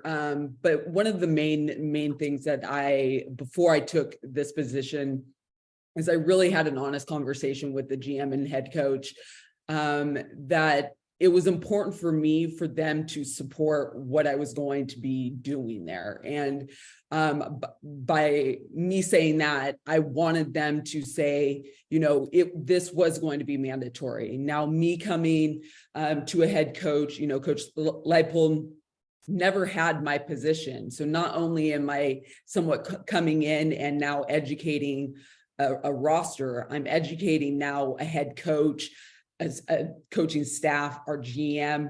And so I think really what I needed before me moving to the Midwest is that I wanted to make sure that I was going to have the support to do that. And so we have all of our life skills workshops during the spring and summer. Our GM will ask somewhat how many workshops I'm looking for. I'll give them a number, a baseline of kind of where my outline of programs are. I take very much of approach like a strength coach. If anyone knows periodization, that the progression of programming, that's where my mind is with this. So every Tuesday, I will have 2 sessions, 8:45 and 10:15 will be our mandatory programs within our spring and summer. And that is really just consistent with that we are a morning team. We don't want our guys necessarily coming back to the building really past 1, unless they're, if they're doing extra treatment, film, anything of that nature on their own. But Coach Leipold and all of us, we really want to implement that. Football's in the morning, and then academics, your life is in the afternoon, and really give you that time. But yeah, it's always on Tuesdays, mandatory programming. And then if we have any special events, I will discuss with our GM the idea, why, I think it would be beneficial. And then of course, if Coach L has any real input that he wants us to focus on, I will of course put that within the structure of the programs too. Awesome, thank you. Hey, Wash. What you want me to say, bro? Like, I mean, I already everything. But no, for real, everything that they said. I mean, kind of going off what JP was saying. Talking with everybody is so huge. And so, I mean, I'll talk with our strength staff. I'll talk with our training staff. Like, yo, what issues are you seeing? We need to make sure we get addressed. And so we'll talk with everybody, but for specific programming, coming through two different staffs now. With one staff, it was with the chief of staff and the head coach, and we're putting this stuff together. With my current staff, like it's like, yo, do what you do, just make sure we still win games and don't mess nothing up. And it's like, bet. So I meet with our chief of staff, and if there's a big event, I make sure to run it up. And he's like, okay, that's cool. Like, I like that. Let's do it. But for me, the programming, since everyone's kind of talked about the scheduling, which is, I mean, huge. For me, I'll get a little bit to my method because the process has stayed the same, even though the product has changed, right? And so, love what Coach Goodman was talking about when she's saying, like, we have these mandatory on Tuesdays. We used to do something similar to that. And unfortunately, that's also changed now because of how we do stuff. And so for me, every fall is when I basically just sit in my room and throw stuff at a wall, literally and, metaphorically, and just say, okay, what are the months we got coming up, whether it is, a February, what kind of thing do we want to tie into what's already going on at large on the university, around the community. And so it's just literally thinking of what have we done before, what do we want to do, and taking that time to plan out the spring and the summer, because that's where all the big programming is. And in the fall, it's basically maintenance, right? We get a bye week, which we'll usually do some community service. I'll check in with all of our freshmen during that week to make sure they're transitioning all right through their season. But mainly the fall is actually making sure our students are good, because the athlete obviously tends to overcome when you're working with football. So that's really it. And so throughout that whole time in the fall, I'm kind of throwing up ideas and, hey, what would y'all think about this? Let's get this workshop, or maybe have this experience. I'm bringing in student athletes, like, what would y'all think? So they can just like veto it right then and there. And I'll have just different guys sitting in kind of talking about stuff like that. And I'll throw a few things over here to some of the coaches, see what they need. But that's how I typically do my program for the calendar year, is take that fall, figure out what the needs are, what we've seen, and then go from there. Perfect. Thank you. Now we'll move to questions individually to you all. But as I ask you this question, I want you to add this question with it. So I'll do it with Darian first, and you all can see it, panelists. All right. So Darian, this was part of a non-shameless plug for the Player Development Pod. You talk about intentional development. Once again, non-shameless plug. So you have spoken about intentional development. Can you elaborate? Why is this so significant to what y'all do as a program? And also, if you would like to share kind of your foundational pillars in programming. So you're answering intentional development, elaborating on that, and the pillars of your program. Yeah, for sure. And the pod is great. Everybody should subscribe. So there's your non-shameless plug. From having been on it and listened to it, it's an incredible show. Intentional programming, yeah. So I kind of started talking about that phrase, and when I'm talking to, whether it's Coach Tucker or anybody I'm working with to create a program, the intentionality behind what we do with our student athletes is key. And what I've always meant by that is, I've been a student athlete. I've been a player on a team where you get a message about a team meeting and it's outside of the realm of what's already scheduled, and it's cutting into what you would consider your free time, even though as a student athlete, you don't really have any free time. And it's like you get to the team room and you don't really want to be there. So I don't want to have a program or have a session or have a seminar where my players are sitting there like, I don't want to be there. And as I don't know, conceited or confident as I may be, I feel like everything that we do from a player development standpoint, all of the players that we have in the room lock in and get something out of it. And so any program that I'm having, any person I'm bringing in, or any session that we're running, there has to be intention behind it. It has to be a reason as to why we're doing it. And it has to fit in within the confines of what we call the 360-degree holistic student athlete. So every single generation of student athlete, you have to add a layer into what they are focusing on. So when I was playing, about a decade ago, obviously you have your school, you have academics, you have the athletic piece, and then we were talking about spiritual life as being important, and then we were talking about social life as actually being important, whereas the generation before me, they didn't talk about social life. Generation before that, they didn't talk about a spiritual life. And then the generation before that, it was like just football. So it's it's all building. And nowadays we have this personal brand piece and mental health that's included in. So that's also how I built the pillars of the program. And we have 5 that we touch on, being personal brand development, mental health and wellness, financial literacy, education, application, community service, and then career readiness. So those are the pillars of our program. And then again, through the calendar, from what we just touched on in terms of how you schedule out the year, we touch on each of those pillars for about a month or two, scheduling sessions throughout the year. Awesome. Thank you. Thank you. Now, JP, same question. So, or similar question, the same pillars. There we go. And then your question is, you have had a very impactful program and structure with football programs, specifically, seeing what you're doing at Rice, what you did at Rice, what you're doing at Notre Dame, while serving all student athletes. How did you and how do you balance this? And then the pillars of your program. Luckily, I'm not wrapped too tight. All the people, all the things is a hefty number of folks. And so I really want to build off things that have been said before. I pride myself on being visible and accessible. I think in the space of player development, it's really hard to be effective if you're only there in the good moments and if you're only there in the bad moments. So in the scope of how do I show up for people every day, what can I do? How am I being present? And that doesn't mean I'm physically there, but if I'm not in the same space with the team, can I send them a text message? Can I send them an email? Am I showing them love on social media? I'm not saying you have to do all of those things. That's just how I show up for my people in all the spaces that I've been. So I may be traveling with one team, but I can quickly send a note or show some love on social media to another when they have a big moment, when they are just going through it, or when they just are just being just there. I pride myself on not having those trauma bonds with people. I think in this player development space, especially for a woman in sports or a woman in a male-dominated sport, it's really easy to call us when things are wrong. When so-and-so had this family situation and they didn't know who to talk to, can they talk to you about it? Okay, I can do that and more. So when I think about the programming, when I think about the pillars for me, I think I want to build off of that purposeful or intentional mindset, and then also think about what can be mutually prosperous for all of the stakeholders involved. So when you look at our programming that's at Notre Dame right now, the one I'll focus on is our Together Irish initiative. There's 3 commitments in that space: education, engagement, and enrichment. So I like to think about education as, what do we think we know and what do we need to know? How do we get that information?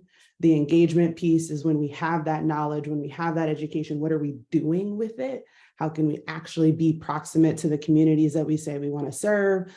How do we get that knowledge? Is it tangible? Is it tactile? Am I just lecturing at people, or speakers just coming in, or is there more to it? So what are we doing with that? What's that engagement piece? And then enrichment for me is not only what you put into that process, but what we get out, how we chronicle that story, how we show growth, how we document what happens. And so when I know those things, when I have those commitments as a framework, we apply those to dimensions of humanity. So I know in programming standpoints, we can look at financial literacy, leadership, community service, things like that. For me, it's more so looking at various dimensions of humanity, athletic identity being one of them, but maybe more so race and ethnicity, gender, sexuality, spirituality, citizenship, and ability. Those are the kind of like how we slice things to really hone in on not only what's important for our student athletes, coaches, and staff on campus, but the impact that we can make in our community beyond that.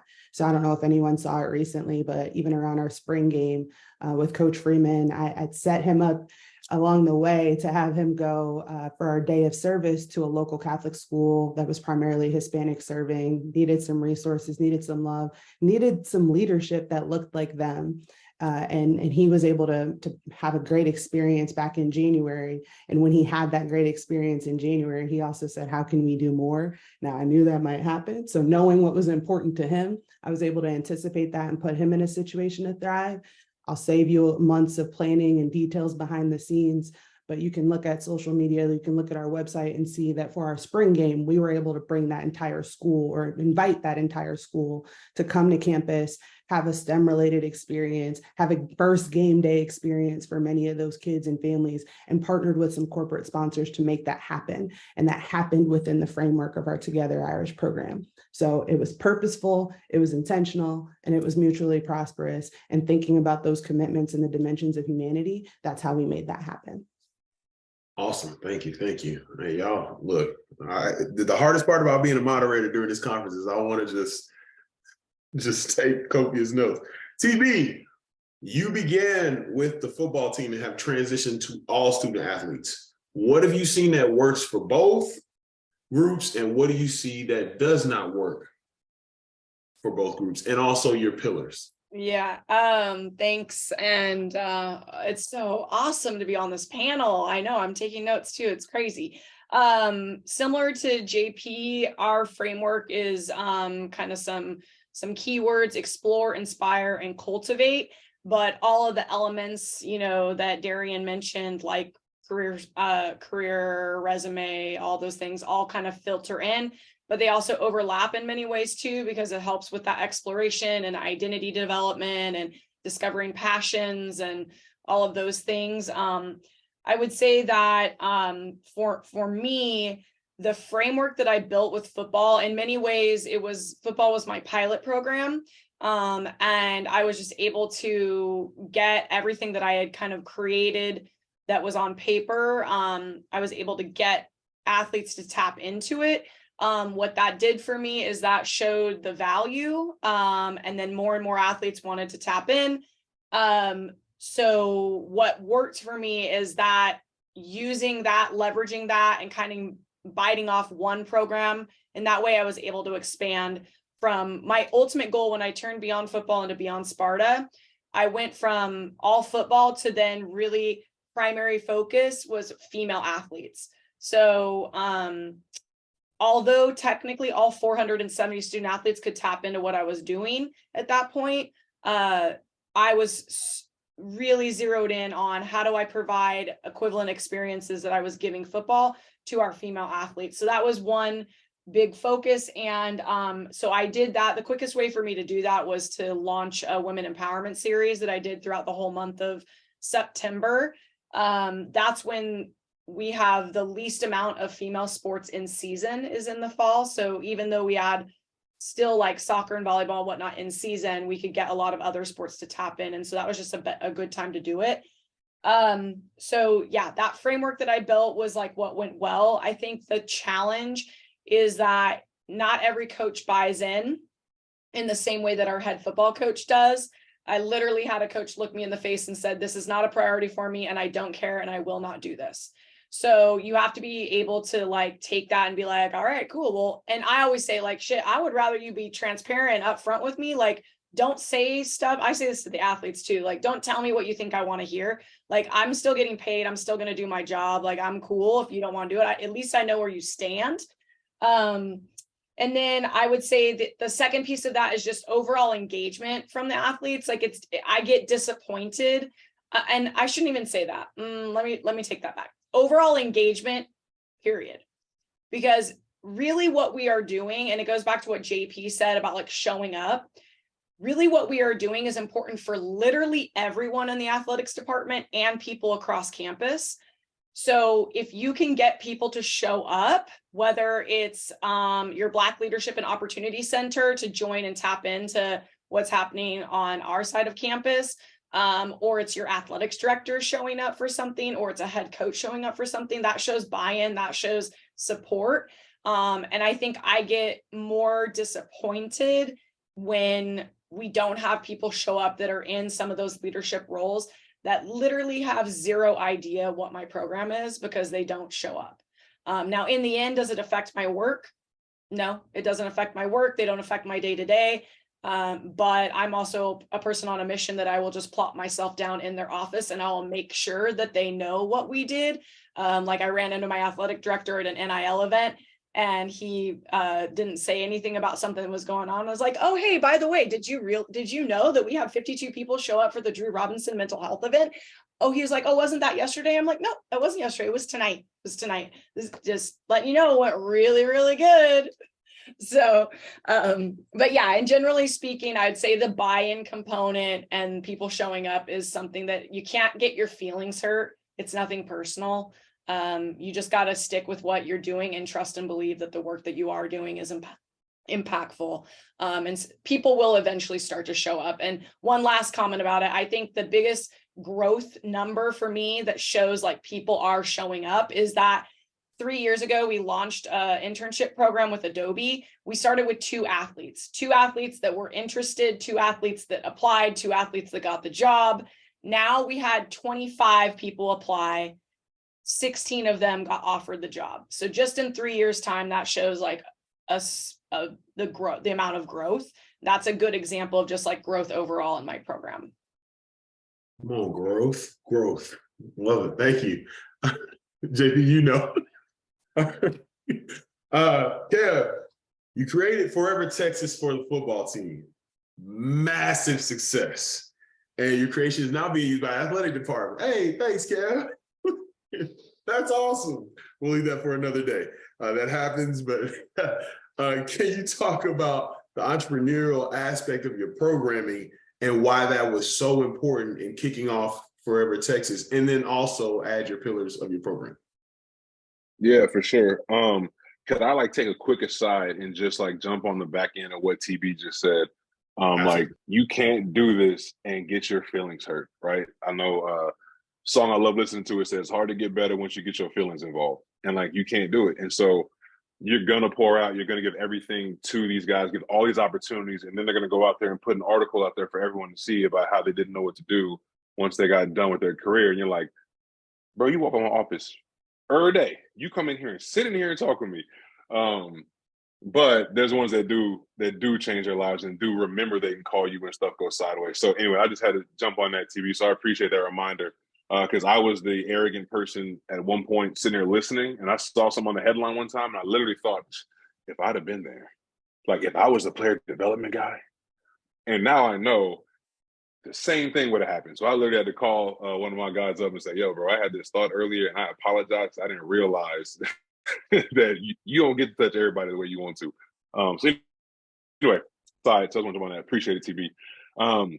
But for me, you're talking about like the Forever Texas program and the entrepreneurial stuff. I think that kind of goes into like the pillars that I try to utilize whenever I'm thinking through it. And so my framework is super broad. So there's just 3 areas that I try to apply one equation to for the entirety of the time. And so it's character, community, and career. How do I figure out who you are, what you're passionate about, and then what things you like to do to make a dent in the world? Character, community, career. And the equation that I utilize with that is a lot of our guys come in with the wrong expectations about life, right? And so the way you overcome expectations is through experience and exposure. And so how do I create experiences? How do I create exposure to the realities that they need in the area of character, in the area of community, in the area of career? And that's typically just what I'm doing because I think it is very important to have an entrepreneurial aspect. Like the things that I was doing when I got here 2 years ago, or not 2 years, when I got here 7 years ago, I'm not doing those same things anymore because the kids have changed. I mean, you got NIL, you got AEB, you got all kinds of stuff. So if I'm still doing those same things, then I'm not doing those same things. I'm getting a different job because this doesn't work. So the way that I've tried to look at it is so imagine if there's a Chickazon, right? So if Chick-fil-A and Amazon like had a baby and it was Chickazon, like that's the kind of like, yeah, some of y'all looking like, you mean like next day delivery of Chick-fil-A? Not like that. In the sense that you get Amazon's everything and anything you want with Chick-fil-A's customer service. And you're like, oh snap, that's a little bit different. Because part of the whole entrepreneurial aspect is I'm trying to give you what you need in the package that you want. And that includes how it's being delivered. So anybody we're bringing in, just like what Darian says, it's got to connect. Like I don't have time to sit here and like waste time for someone that I heard was good, but doesn't actually connect with our guys. But it's also like the Amazon, like we like Amazon because I get it in 6 hours if I get it, if I hit it right. But it's the timing of it, right? So it's okay, what's the timing And so we're trying to figure out, man, what's the timing, what's the delivery piece to give you what you need in a package that you want. But I also know some of what you need because I'm taking that Chick-fil-A service aspect and asking you about that. And so when it comes to the entrepreneur, like, who doesn't want to invest in themselves? The problem is that not everybody knows how, or everybody thinks maybe the result has to look a certain way. Like, no, you don't have to go that same path. And there are other things open to you, which is where those experiences and exposure comes in. And so the entrepreneurial part is just really fun because the guys realize that we're trying to get you to do you. We're not trying to say you have to go down this path or that path or anything like it. I'm trying to get them to help. And it's funny because after they get to know me for a little bit, I'll use this phrase and they'll be like, what? I said, I need you to monetize what's in the mirror. And they're like, hold on, Kev, like, what are you saying? I'm like, I'm not saying monetize who's in the mirror, because you're in the mirror for sure, but monetize what's inside of you, right? What's inside of the mirror. And so, Ed, you're a great example of that, right? So you're over here working with what's in the mirror, not just the dope edge up and, you know, the horrible passion when you played in Hightower, but the passions that you have for developing student athletes and connecting people. So you looked in a mirror and you saw, this is what I have passion for, and this is what I can do to connect people. And I want our athletes doing that. Like, we got one dude trying to go work for that went and worked for like the National Wildlife and Parks because he grew out in the country. He's like, man, I love being in the country and doing all that kind of stuff. What you going to do for me? I said, I have no clue. Let's find out. And so we got him connected with some different people. So he gets to work with like national parks and stuff because he's like, man, it's like big city is cool, but I want to be out there doing, you know, nothing with the animals. I'm like, cool, man, that's fine. But it's really just that picture of, man, how do I monetize what's in the mirror, like what's inside of you? That's entrepreneurship. You know what I'm saying? It's the freedom of knowing, yo, I can be whoever I am, but then I'm also free to go pursue that to the max. And I think that's where that spirit comes from and why so many of our athletes, football and non, can connect with that because it's not pigeonholing anybody. Awesome. Appreciate that. But Chicka's on. Everybody get your orders in Saturday because you know they're not coming on Sunday. And then to also the Kev's point, I have to say this. I don't know if you said passion or pass rush at Hightower, but hey, anything past 3rd and 5, my coach is like, get them off the field now. They was giving me off straight run stopper. Oh, I was talking about that pass at Hightower, but I got you. Okay. You good. I just laughed because Darian put out his like Madden, like whatever's like run stop would have been like, I gave myself like an 87. Pass rush, -12. Get him off the field right now. All right, Ashley, moving to you. You were passionate about creating a set standard of programming for the space, specifically coming from the NFL, which we'll say to another panel, but you've seen the league mandated model. If we get to a point where there are, because and we all know this, coach is going to do what they want to do. If we do get to that part where there are pillars, what would those pillars be that you would see as uniformity and programming all around? And then what are the pillars that you use right now in your program? So to piggyback, yes, my baseline for programming was taken from the NFL on those mandated programs. However, because the space within collegiate is not so defined as much as the NFL, it's my job to really, again, educate head coach, educate our players on why maybe some of these topics that they are not interested in, sexual health, you know, transitions that are not really maybe a highlight for them. Why does it connect with what they're trying to achieve overall? And so pillars for us is pride, relentless, and believe. And so before when I got into this program, those were the 3 pillars. So really, again, how I add value is I look at what the structure, what the culture for head coach, what he's trying to implement. And then I come tailor what my programs, what my key components would be to enhance that culture and program. So for me, again, pride, relentless, believe, but then I tailor it to being some type of topic between, if it's personal, professional, or community engagement. Again, those are the 3 pillars. And I know it sounds very basic, but within those like professional development. That could be mock interviews, that can be networking events, that can be resume building, that could be your 30-minute or 30-second elevator pitch. It's going to consume a multitude of financial literacy. It's going to consume multiple different topics within the major topic. So you're going to have categories underneath that major topic. And so again, I go back to my structure as a strength coach, you know, everything that we would look at sometimes is the low-hanging fruit. I may not do necessarily the same thing with this locker room that I may have to do with a locker room that doesn't have as many leaders. We always I implement, really speak, and a lot of us speak, that we want this player driven. We want this player led, because at the end of the day, I'm not on the field.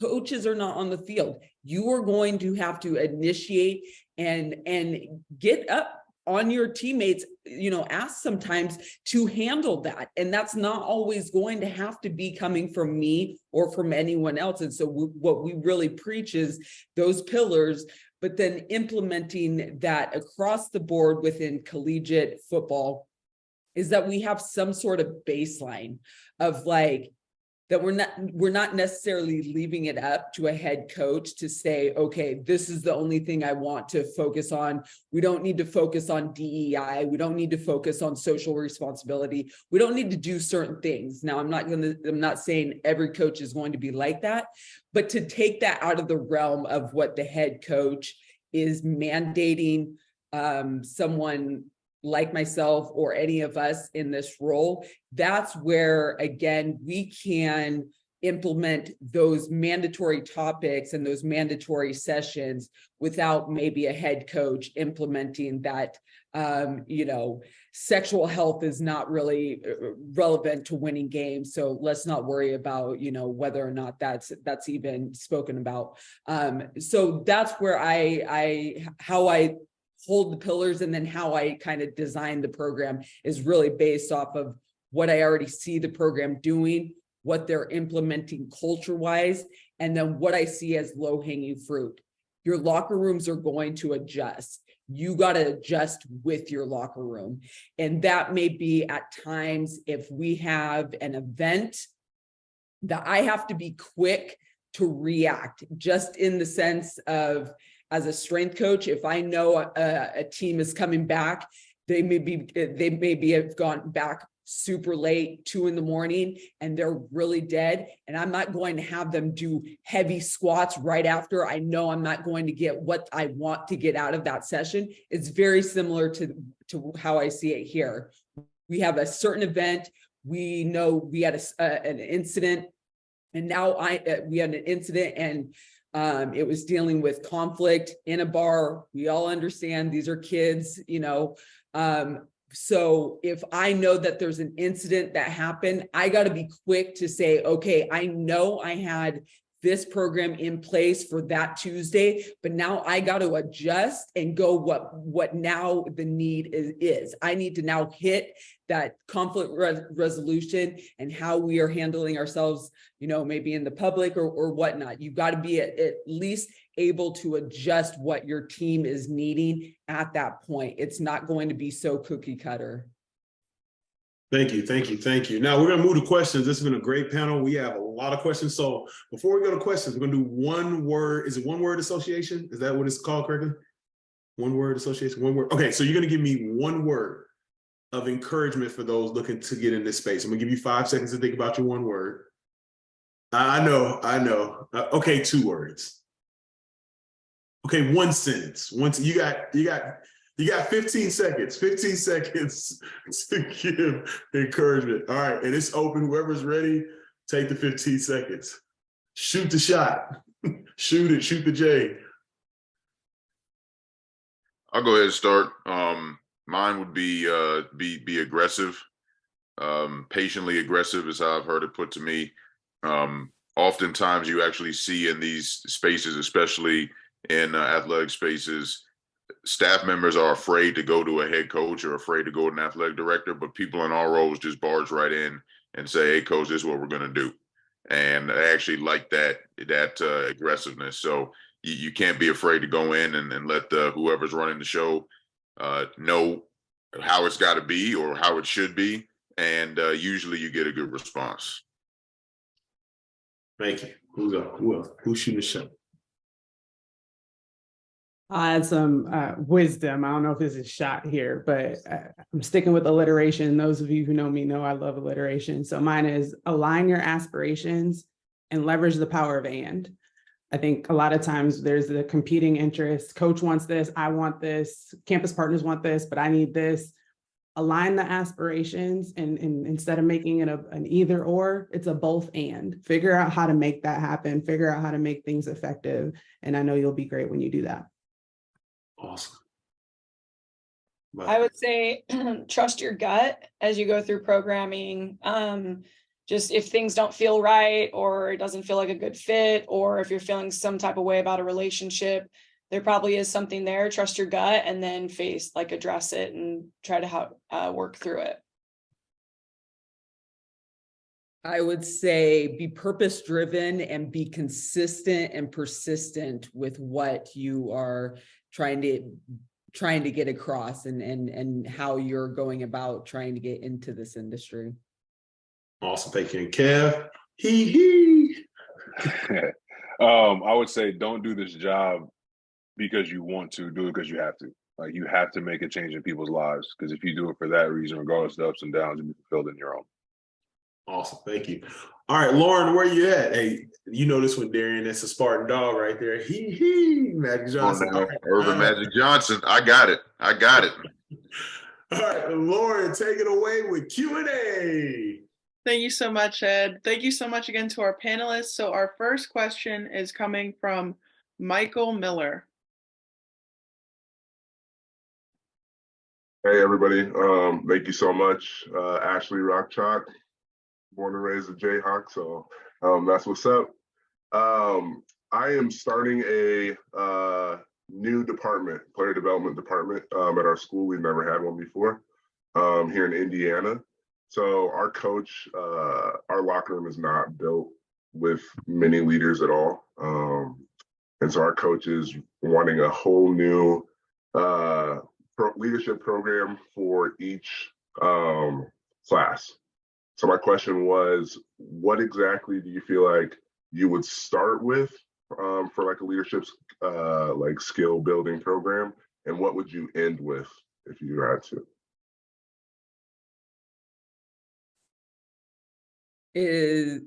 I'll take this. I don't know if it was directly to me, but I would say identify again, if you put we have leadership academies each week for our freshmen. So anytime our freshmen come into the program, we will identify, communication style, let them understand that their communication style is not always the same for everyone. So that depends on if they're communicating with their position coach, head coach, family. Understand that communication is going to be a key component with how you are going to lead. I would also say identify strengths. If you understand your strengths, then you can kind of work based off, okay, I still have these low-hanging fruits. I know this generation struggles with at times getting on their peers. They feel like they want to be liked, I always tell them, do you want to be liked or do you want to be respected? Because those are very two different things, in the sense that you are going to have teammates, harp on you, but you got to be open enough and coachable. You got to be coachable if your teammates are identifying certain things in you and want to help you step it up. So I say identify communication style, strengths, their strengths, and then identify their weaknesses on how they're going to really be a key component within the locker room. If you identify the low-hanging fruit, then you give maybe some exercises. If they're quiet, if they say, oh, I lead by example, leading by example is just like going with the flow. If you're not speaking up with teammates when you see things right then and there, that's being swept under the rug. We can't continue to see and identify key components that are not in our structure and you not willing to step up and say something about it. And so again, communication, identify their communication and relay that they have to be able to connect with others, and then their strengths, and then tailor it to their low-hanging fruit on, again, how can they develop their low-hanging fruit in that structure. So freshmen that come in, they kind of get that baseline. Then our leaders, like our captains, all of our leadership council, they will get weekly sessions within leadership components. That could be, again, the aspect of what are we identifying as a team, as a locker room that we're struggling in. Maybe it's, again, we have guys that are they're always last minute guys. They're not handling their business. Every time that I say be a pro, every guy knows what I mean by that, because I broke down when I say be a pro, they know exactly what go handle your business. They know exactly what. So I think having these key phrases and these key components be broken down, that's going to be where you're going to, again, build the leadership from freshmen all the way up to your leadership council. Just to add another perspective here, Michael, since you mentioned starting, don't feel like you have to create it all for yourself. There may be resources or programs that already exist, and you just need to better integrate them into what you're trying to do. The first thing I was thinking about was, does the NFL still sponsor the game plan program for college football staff? Correct. Okay, so you have resources that there's a difference between access and accessibility. And for the sake of time, I'm not going to go into that here, but leverage those things that are already in existence and maybe just figure out how to create better accessibility to them for your team, for your staff, and use that and scale appropriately. It's not going to be everything all at once. You're going to have to build this. It's a process, but I just want to make sure you know that there are resources that already exist, so you don't have to start from scratch with this. Yeah, I would totally agree. Read your books. Yeah, no doubt. We outsourced our leadership training to the program, which is run by Marines who come in and do an incredible job. And so really what they brought to us, which is first the core values of what are now our program, but also how we create leaders, which is that leaders accomplish the mission and take care of their teammates. We just adopted their phrases. And then now in our roles, we supplement that teaching with our guys. So every single time that we're either having a session with freshmen or the leadership council, we're taking what we learned from who we outsourced it to and then building it into our programming. Because leadership development it's the biggest need, I feel like, in any program. It's definitely not a cliche. It's an incredible need, and it's getting harder and harder to actually develop it, because exactly what Ashley said, this generation, they don't want to hold their teammates accountable. They want to just lead by example, which actually the program says that's not leadership at the end of the day. So like understanding, exactly like JP said, there are resources out there to bring in. That's where I would start. I'd be like, hey, coach, there are some incredible resources out there that we can bring in and develop leadership amongst this team. Let me spearhead the involvement of going to get them and bring them in and create the programming around that. But yeah, I think all of us on here would consider ourselves great leaders. We don't have to necessarily build the program for the program we're in. We just have to bring in the right people to deliver the message. No, for sure. Everything that they said right there, Mike, I think what I've learned is it's not stealing if you change your accent. And so you can say the same exact thing, say it your way. That's not like a complete quote, so I'll just actually go do that.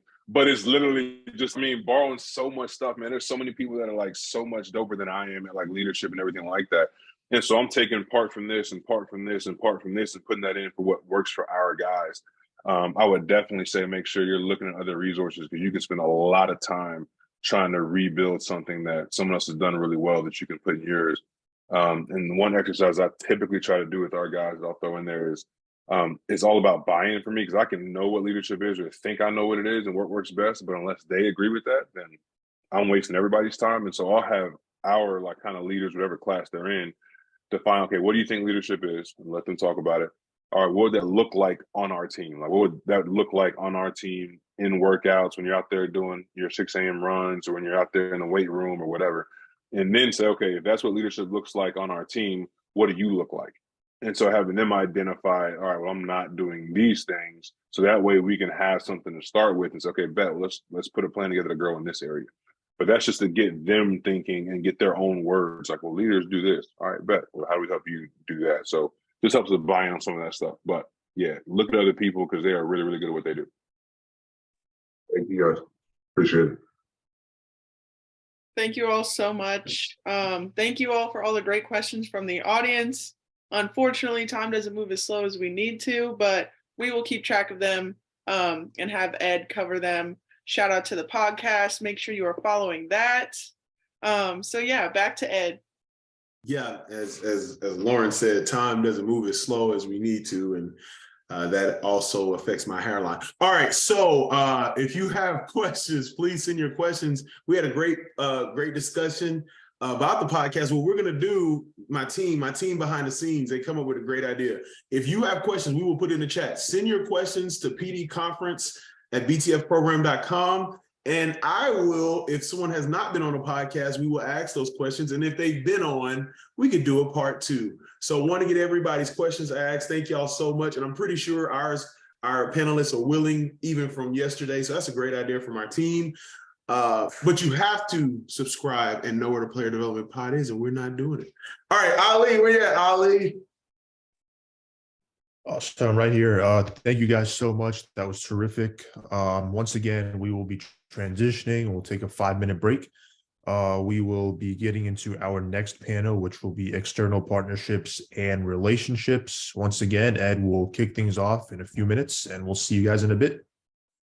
Thank you, Ali. And I forgot to say thank you to the panelists. Thank you to the panelists for programming. Thank y'all so much for sharing so much. Kev, JP, Darian, TB, Ashley, thank y'all so much. Here's the 5-minute break, and here's my playlist. What's going on, man? Yeah. All right, I am here. You know everything about the Player Development Summit. You already know the dates, where it's going to be here in Kansas City. I'm just here to remind you to press the like button. You've got a gym. Once again, pause. If you got anything from this, press the like button. We be having powwow. Y'all be listening to Toby Weegway. It'd be an H-Town feel. I can't find that on Zoom. I'm working with what I got, y'all. All right, y'all. Thank y'all so much. Once again, thank y'all so much for the flexibility. You all who are not in player development, this conference looks like what a day in player development looks like. You have everything scheduled, and it might change a little bit here or there. But this next panel, really excited to, Willie, beating down your block, knocking pictures off your wall. Man, I used to jam that at KU. We got a new speaker. I've turned it all the way up, man. I got in trouble for that, but hey, it is what it is. And Mo City Don, I can't play Mo City Don. It's hard to find an edited version of that. But anyway, we have this panel is external partnerships and relationships panel.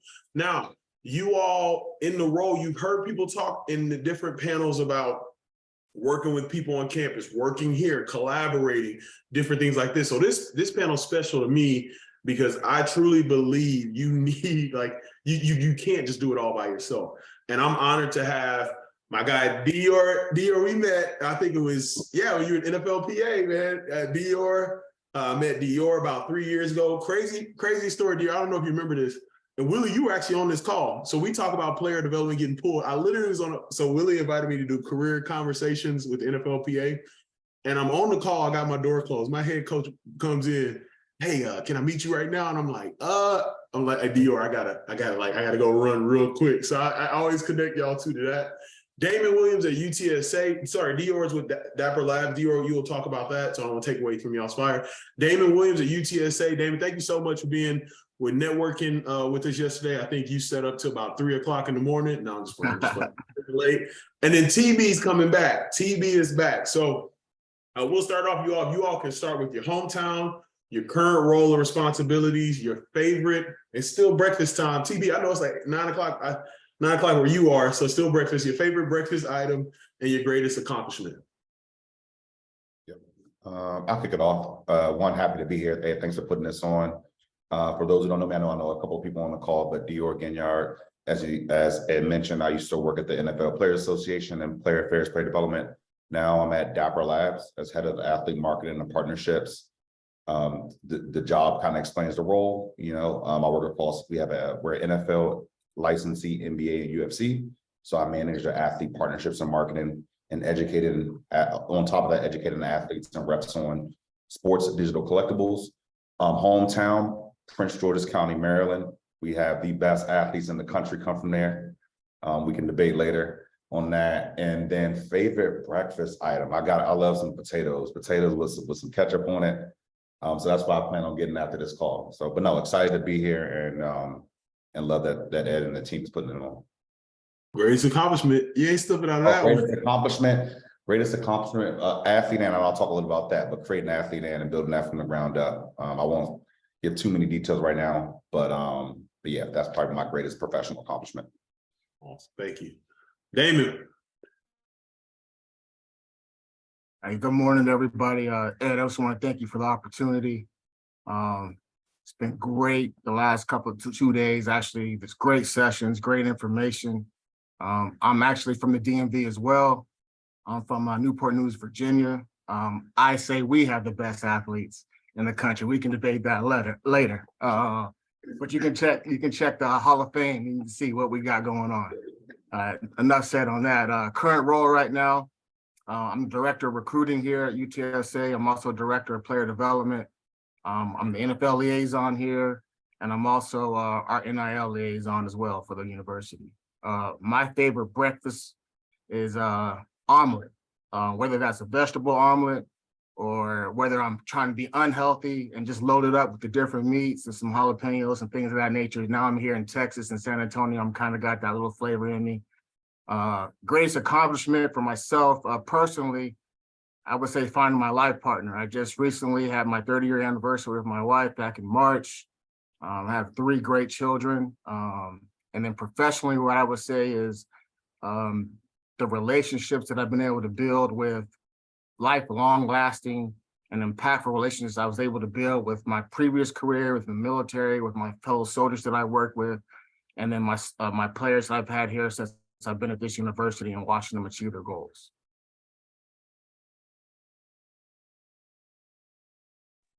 Well, hi again, everyone. Tobruk Blaine. I go by TB. I am the Assistant Athletics Director for Student Athlete Development at San Jose State University. I love avocado toast, but I always will crush some potatoes and ketchup too. So I'm with you, Dion, on that one. I think everybody heard my greatest accomplishment in the last call, but just generally my relationship with my husband and my kids, and the program that I've built with San Jose State in the player development space. Awesome. Thank y'all so much. Before we move to this question, I just wanted the H, as Andre 3000 said, I believe the H has something to say about the best athletes. But anyway, I'm gonna leave that. That's for a debate later. So this first question is, what were you doing before, what role were you in before you began the role you're in now? And we'll go reverse order, TB. I know you just finished saying it in the last one, but It's all right. I'll make it brief. I was the cheer and dance coach at Boise State University. I have an educational leadership master's degree and a second master's in health education. Coming out of college, I wanted to coach, and the quickest way to meet coach was to teach. So I did that for 10 years, which led me, Idaho's small, Boise's small. I kind of had made a name for myself, had an opportunity to take over the program at Boise State. And then that is where I actually learned a lot more about player development, got connected with my now head football coach. And that's where I moved into this hybrid of teaching and coaching. And it's been incredible ever since I've been at San Jose State for 6 years. Awesome. Thank you, Damon. Okay, so for me, prior to coming here to this university, I was in the Army for almost 25 years. And so transitioned from out of the Army and came here and volunteered as a coach here in 2017. Frank Wilson, that's now at LSU, gave me an opportunity to come on board and just kind of shadow. I got to work with Pete Golden, who's the defensive coordinator now at Ole Miss. Got to work with the secondary a little bit. Second year turned into a graduate assistant student, helping with linebackers and special teams, and then switched over to quality control for special teams and back in the secondary as well. Then transitioned to being an analyst, working with the linebackers and player development coordinator, and then switched over to director of player development, working with the safeties. And then now currently I'm off the field, I'm not coaching anymore, doing director of recruiting, director of player development, NIL space, and NFL liaison. So you got like 47 hats. Just you don't Absolutely. I just have to say that is crazy. That is like amazing. Done Wow. everything, brother. They need to retire your jersey today. All right, New York. Hey man, I feel like working in this space is almost like other duties as assigned. They need to start putting that at the top of the job descriptions, man. But like I said, I spent before joining Dapper Labs, I was at the NFL Players Association for 7 years. They hired me originally as like their manager of player development. So literally boots on the ground, like doing resumes for current NFL players. Working with my boy, I know Willis was on this call. He was in the collegiate space. So working alongside him, that transitioned over time. My last position there was director of player affairs. So still overseeing, player development programming, but also we had rookie onboarding. I was marketing and engagement with current NFL players and other host of like responsibilities. Crazy thing is, before I joined NFLPA, I actually was working in communications at Lockheed Martin. So that's how I started my professional career. Went to HBCU, shout out to HBCU, went to Bowie State, started at Lockheed Martin. And I think the one nugget about, my journey, and I won't go too much into it, is like, I didn't fall for the lie that once you work in sports, you got to stay in sports. Like my 2.5 years at Lockheed Martin, I would credit with the reason why I've had, some success in the industry and working in player development. And so don't feel like you just got to stay in sports. Like it helped me grow as a professional, which then helped me be great in my role at the PA and now at Dapper. Awesome. Thank you so much. All right, here we go. We'll go Damon, TB, Dior for this question. So how important is it to secure these external resources, support and benefits in the role, those outside the building? How important is it to secure those relationships? I think it's extremely important, especially from a university that's still young as mine. Our university is only about 53 years old. So we don't necessarily have the same resources that most programs have with long-lasting programs.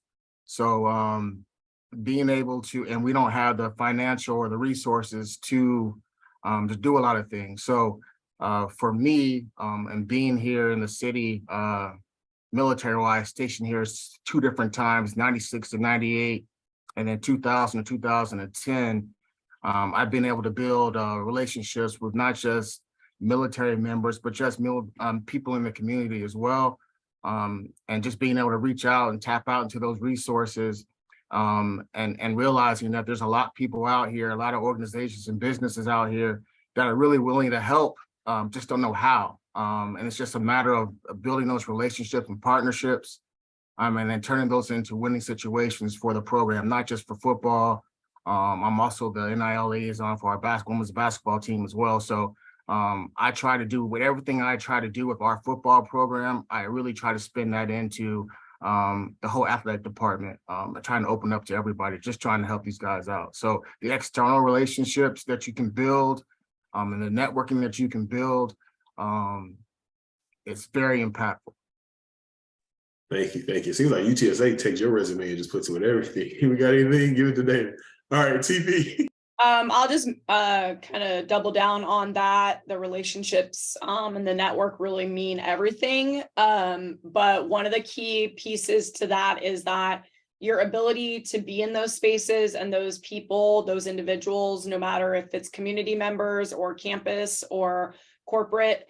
It actually elevates you personally and professionally, but also your program. So it puts it at a status that maybe it wouldn't otherwise have been at, because you have key constituents that might even have touch points in the university in a way that you don't even realize, whether it's with the president's office or with student orgs, or like Greek life.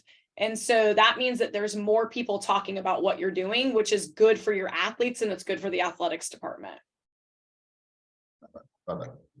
I'll bring it home too. I think a couple of things stick out when you talk about external relationships. I think, looking at my role at the PA, you guys know, working in the player development space, player affairs space, et cetera, small staff, not the biggest resources, right? Like, it's not a revenue generator, right? So a lot of what you do, I think my role at manager of player development, when I first started, like, I'm doing resumes. I can't do resumes to 2,000 players, right? So it's a lot of it is assessing and referring, right? It's like, what are those companies we can work with?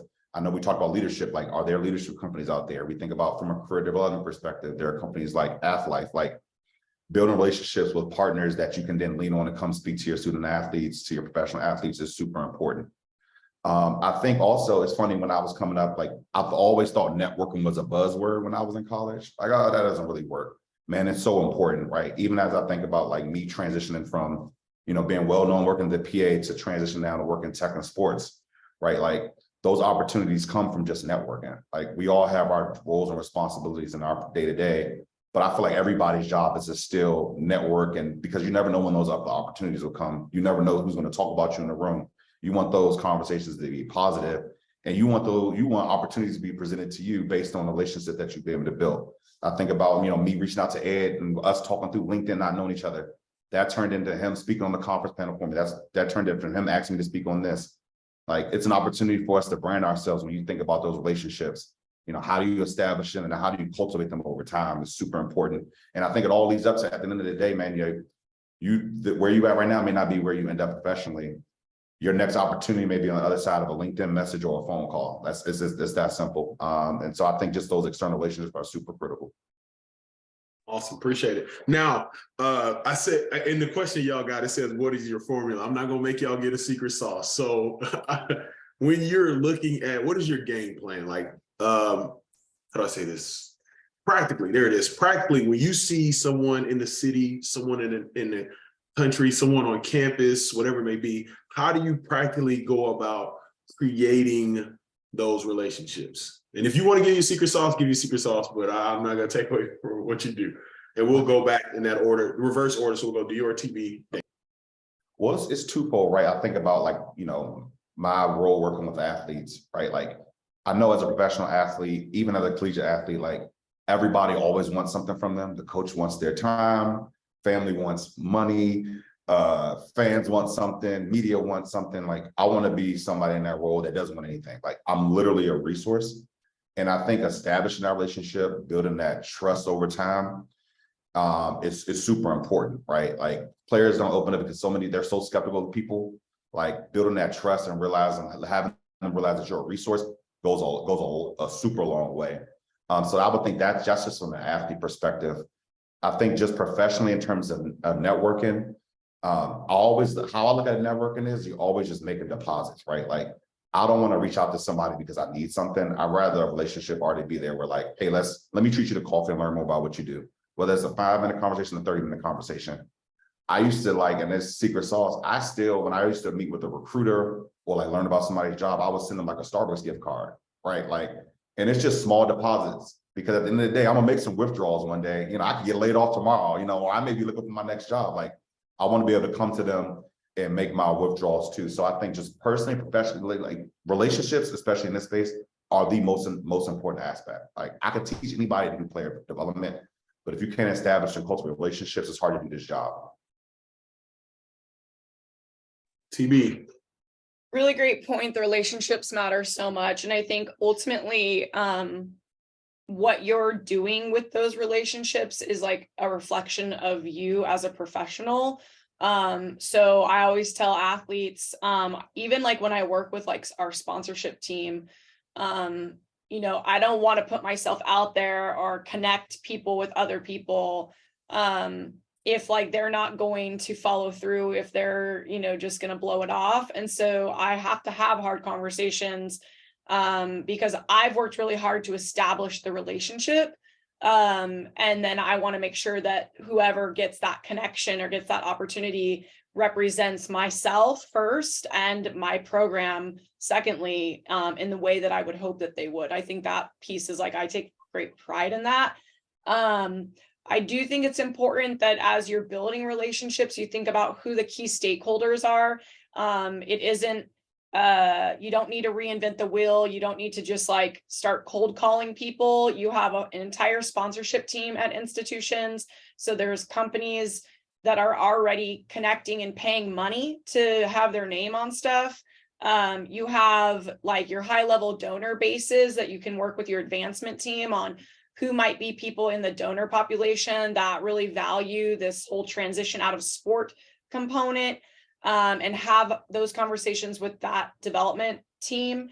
You also have head coaches. Like my head coach, he is from this area, so he came back to his hometown essentially to take this job, and he knows everyone. Like literally his wife went to high school with the GM of the Warriors.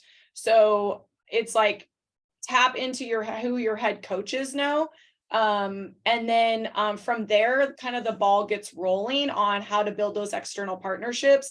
And I find that it's been really challenging for me over the last 6 years to like keep track of who I've talked to. So have kind of a system in place for yourself on where you meet people. I mean, as I'm sitting here on this conference, I'm writing down people's names. I'm going to look you all up on LinkedIn, right? Remind myself how we connected. And even if we don't ever talk again, you know, I met JP Abercrombie through COVID, and then I met her for the first time last year at the Black Student Athlete Summit when I brought 10 athletes. So it's like, those are opportunities that you never really know when you might see those people again. Because yeah, every relationship that you have at some point, whether it helps you now, it could potentially help you later. And back to what Dior said, you may be in a position where you don't have a job and you're leaning into the network of people that were supporters of you while you were in that X job. So yeah, that's sort of some ideas on how to get those relationships going. Damon, you can finish us off.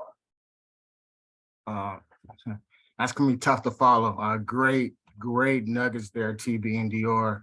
To kind of piggyback a little bit off of what TB said, using your marketing team to kind of get some of those big time stakeholders that are they're out there. The downside to that, what I've seen is our football department, because of success we've been having recently, kind of battles the same money that we're trying to get for our program, kind of takes away from the other athletic departments, as well as the school.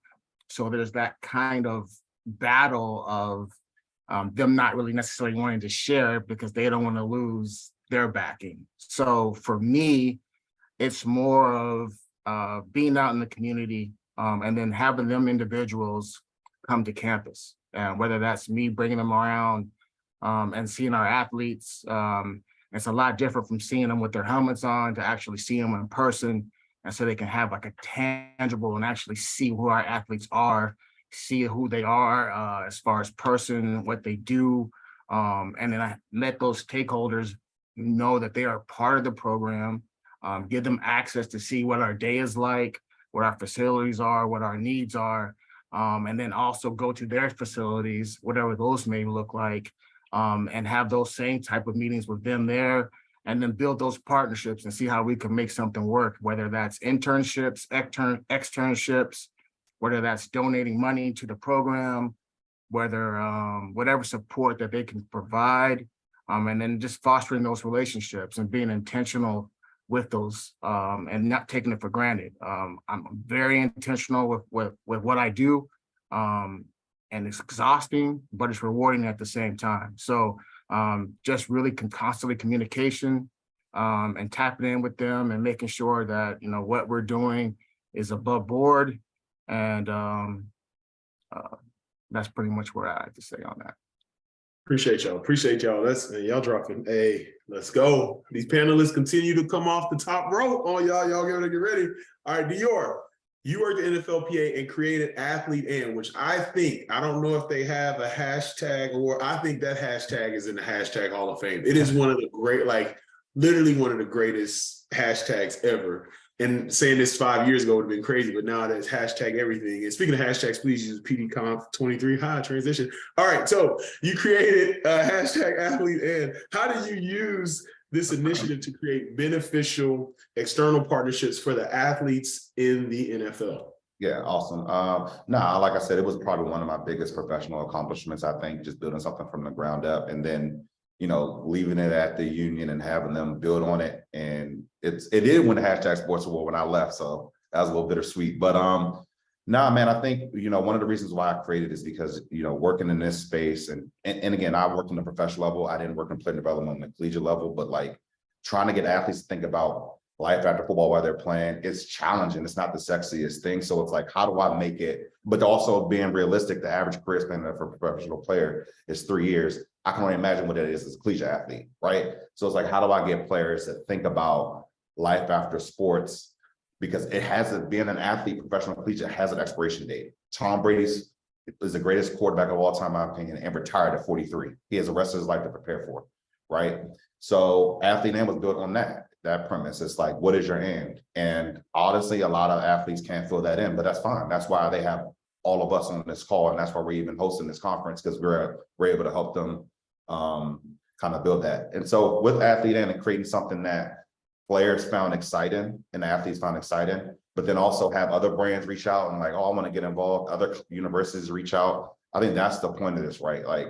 In this player development, player affairs space, you got to be super creative, right? Limited resources, limited programming, limited staff, limited time, right? Working in the professional ranks, you have literally the off season.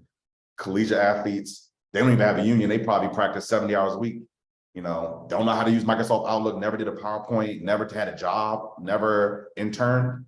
So that's why hashtags like that and building relationships are super important, because on the back of Athlete In, we built our externship program. The last year I was there, we had over 90 players interning in the off season at 40 different companies, all because of a hashtag that grew over time to merch, to a conference, et cetera. And so I think, to bring it all home and kind of put a bow tie on it, when people talk to me about how did you build Athlete In? The only reason I built Athlete In because I followed the moniker, don't let perfect become the enemy of good, right? Was Athlete In perfect when I built it as a hashtag? No. But over time, you ideate, just like with the player development conference, right? Is the first year going to be 100% perfect? No. You figure out what you need to change, you make changes and iterations over time. So I think about, 6-7 years ago when Athlete In started as a hashtag, now it has its own conference, now it won an award, now it's trademarked, now there's a website. Over time, all of this has been built. So that's kind of the thinking behind, creating that hashtag, and now we're really turning it into a movement. You did. So Dior just missed something. He said something. I really like that. Don't let perfect get in the way of being good. And you mentioned that this year's not going to be perfect. But what you can do during the next break, I'm dropping the survey and you can fill out the survey from day one to let us know how to get better. All right. Thank you for that layup. But man, I appreciate that Athlete In, man, that thing blew up and it was incredible. So thank you for creating that. And kind of you spearheaded a lot of stuff. I know it made us think on the college level, what are we doing? So appreciate you for that. TB, so this is going to sound bad for all you all on the West Coast. I really didn't know much about Silicon Valley. I mean, I heard of until me and you started talking and you were telling me how you're positioned in Silicon Valley. And you started telling me, hey, they're a mile away. They're a mile away. We can walk over here. We can throw a baseball from the campus and hit that building. How have you used your proximity to many companies in that area to benefit the athletes you serve?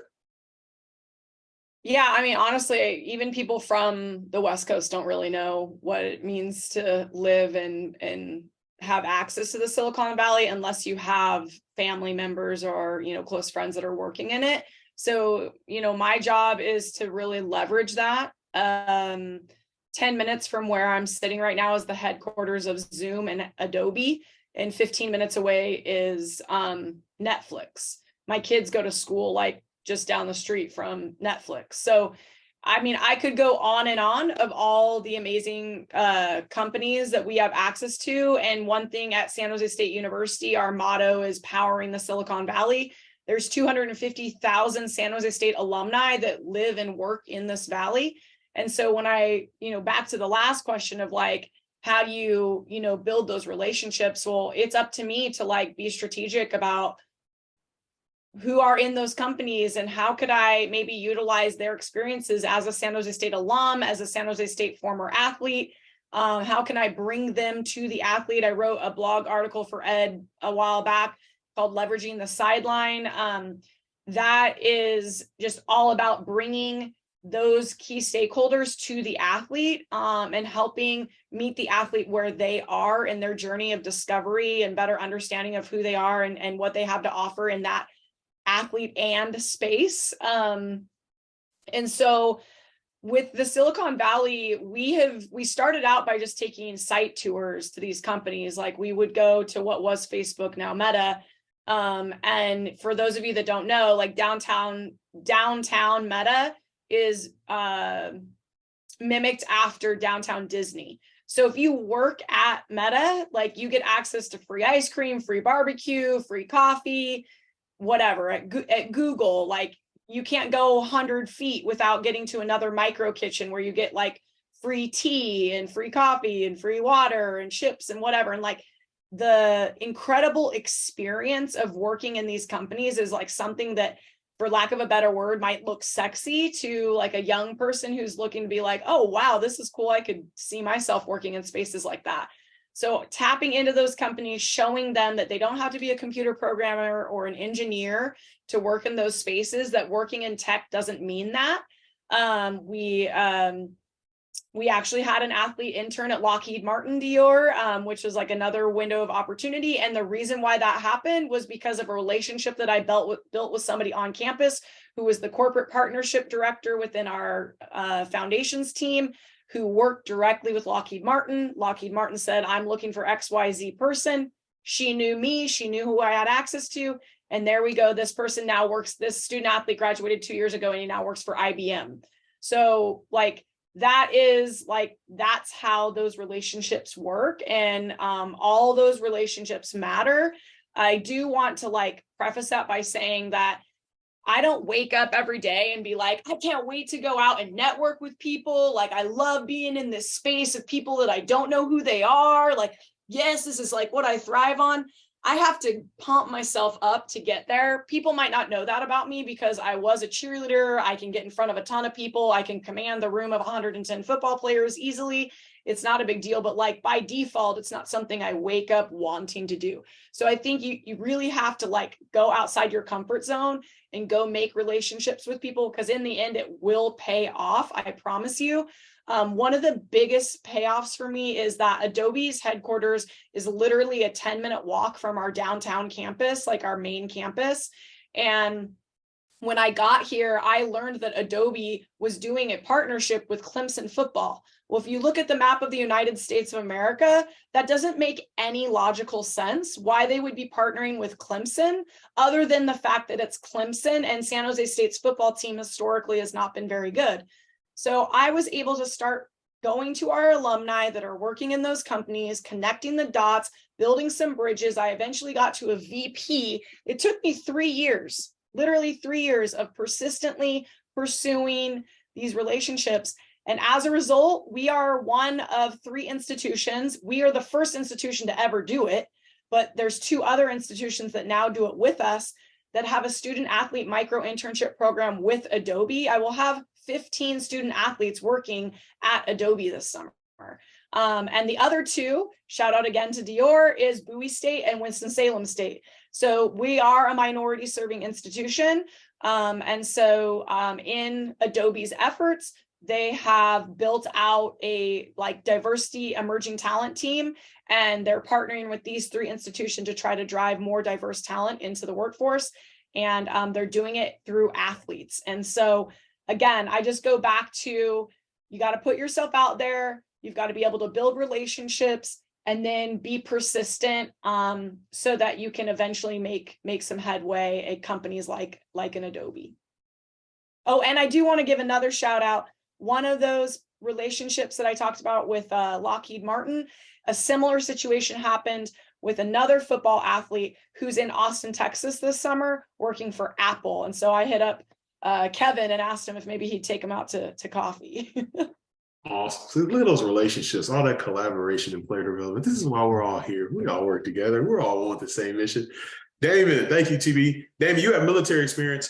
In San Antonio, there's a significant population of military personnel and operations in the city. How have you and will you continue to use those relationships to benefit your athletes? Oh, that's a great question. I'll start off with like how we're using that with the athletes, how it's impacting and helping the athletes.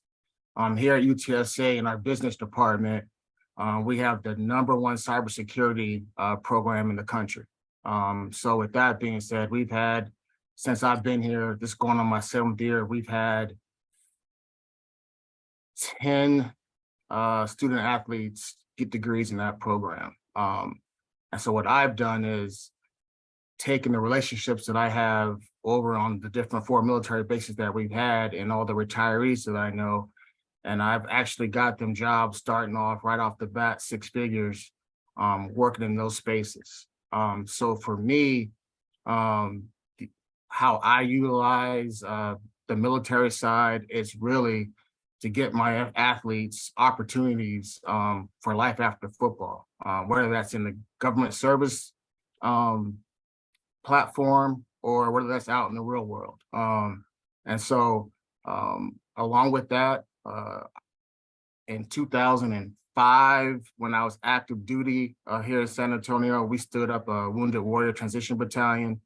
Denzel Washington actually donated some money for the Center of Intrepid, which is a big, huge rehab facility for soldiers that have amputees. We have one of the world-renowned burn centers here in San Antonio as well. And so for me, it's really getting our athletes to go onto those installations so they can kind of see what service is, what it means to be selfless. So there's tours that we do. There's leader optional courses that we do from the military that I like to take our leadership council guys and some of the coaching staff to kind of challenge them and work together to come up with different ways to complete those things. So those are the things kind of that I used for those external relationships in the military, along with their sports medicine and sports science section over there. I was a master resiliency trainer in the military. I got that from UPenn, University of Pennsylvania. It's a 30-day course. And from that course, I learned a lot of the things that I use in my my program now. Well, they have a facility here on Fort Sam Houston here in San Antonio. And so being able to go over to that facility and tap into that and help our athletes deal with, thinking traps or helping them get how to navigate injuries, helping them be better teammates, leaders, difficult conversations, just a whole holistic point of view of being as a student athlete and just being helping them grow in all facets of their life. So just tap into those resources since we don't have a lot of those things here on campus, and just utilizing everything that I have in my pocket to make these guys better. Awesome. Thank you, Damon. Thank you. And just before we continue on, I'm just so appreciative of y'all. Y'all are all talking about creating opportunity. We're talking about people getting paid. We're talking about benefits for family. We're talking about creating generational wealth, generational changes in attitude and what they're thinking, different things like that. So we appreciate y'all. Dior, so can you talk about how you're creating those relationships in your role? Like we've heard you talk about NFLPA and what you've done and the work that continues to happen. How do you do that at Dapper Labs? Yeah, it's crazy because I think like even, taking this job a year and a half ago, it was almost like a career transition, right? Like I talked a lot about player development, player affairs, but then now I'm on the athlete marketing and partnership side. So it was a huge learning curve for me. But again, I think, trying to just expand my skill set, right? Like add another arsenal. And that's one of the things, even when, as you think about like player development, player affairs, like there are a lot of transferable skills that can lend its hand to other opportunities. Because we all know player development opportunities are few and far between. There are only 32 director of player engagements in the NFL. That's it in the world, right? And so in my role of athlete marketing and partnerships, it's really just taking a lot of what I did in player development, but now it's easier to sell them with marketing opportunities where we're going to pay people. So when I joined Dapper Labs 2 years ago, one, it was a startup, and you think about like the world of sports, digital collectibles, NFTs, like that's stereotypes, that's negative, there's misconceptions, right? So a lot of education that needs to be done. And so like one of the things that I focused on when I first started there was like, the best way to get a new product out there is do brand ambassadorships. And so for our NFL product, and we're NFL licensee, using my relationships, I have a great relationship with Patrick Mahomes, marketing rep from my time at the PA. So negotiated with her over a course of a couple months to bring Patrick Mahomes on as like our cover athlete. And then we signed 5 other athletes as like brand ambassadors. And again, I think about like why we were able to successfully do that in such a short period of time. You know, signing Saquon, CD, Jalen Ramsey, and DK Metcalf is based on all the things that I learned in player development. It's like relationships, let me educate you on this space. But now I'm not bringing you an opportunity to go back to school or take an internship. I'm like, I got actual dollars for you, right? And equity. So it's a little bit easier to sell, but now I got to sell you on a startup in a new space. So that's kind of like, where those relationships come into play. And even just thinking further down the line, right? Like I have to lean on all 32 NFL teams to get me in front of their guys to educate them. Like, this is what NFTs are. There are a lot of misconceptions. This is how it benefits your guy. I was able to get in front of those teams and get in front of the league DPs at some of their annual conferences, literally based on relationships. Like that's how, nothing else, right? Because if it was just Dapper Labs NFTs, we already know there are a ton of misconceptions about that. But because I had the relationship and they trust me, they were able to bring me in and educate them. And now I'm doing that. It was harder on the NBA side because I never worked in NBA, and then UFC is a lot harder. But I just go back to like a lot of what I'll use a lot of the experience and skill sets that I was able to gain working in professional development, because as y'all know, it's very scrappy. I mean, player development, I would say like over the past like 7 years, it's really grown in the collegiate space. Everything that you guys are doing is built literally from the ground up. And so it's like, you got to be super scrappy. And I think that's one of the reasons why I've been able to evolve in my role with a new space in the startup. So, leveraging, just a lot of what I've done in player development will present itself with opportunities to build on your career, further your career, and then be great in the roles that you take on that may be outside of just the typical student athlete development, player development space. Awesome. Thank you. We got about a couple more minutes before we get to the Q&A. We're getting questions in. Remember, if you have questions, please send them to Lauren King. So TB got a question for you, and Damon got a question for you before we get to the Q&A session. TB, you use these relationships you build on campus for other aspects of your programming outside of career development. How important is it researching and creating holistic partnerships with external entities? Great question. I think that everyone's kind of talked about it, but you need to be able to place athletes in spaces that they probably normally wouldn't choose to go to. And that might mean that it's a community outreach event, or you're taking the opportunity to educate them about a certain, underserved or minority community within where you're living. I think I don't know if I'm going to answer the question directly, but it's like every relationship you build is intertwined in some capacity. So one thing leads to another. And I say this to athletes all the time too, is like, oh, well, I'm not interested in real estate, Miss TB, so I don't want to come to your real estate session. It's like, well, what if that real estate agent is married to the executive of the company that you want to actually work for, right? Or I don't want to go to our gender-based violence community outreach work that we do because it's just not something that's a priority for me. It's like, well, what if you met somebody who was offering internships while you're at that space, right? That's what I have to remind myself, is that those relationships, when we talk about holistic relationship, like there isn't one that's better or worse than the other. Like they all matter. And my go-to line is, it's not about what you know or who you know, it's about who knows you. And if you're a Division I college athlete, or you're just a college athlete in general, like you're already leveraged on a different level than the students you sit next to in class.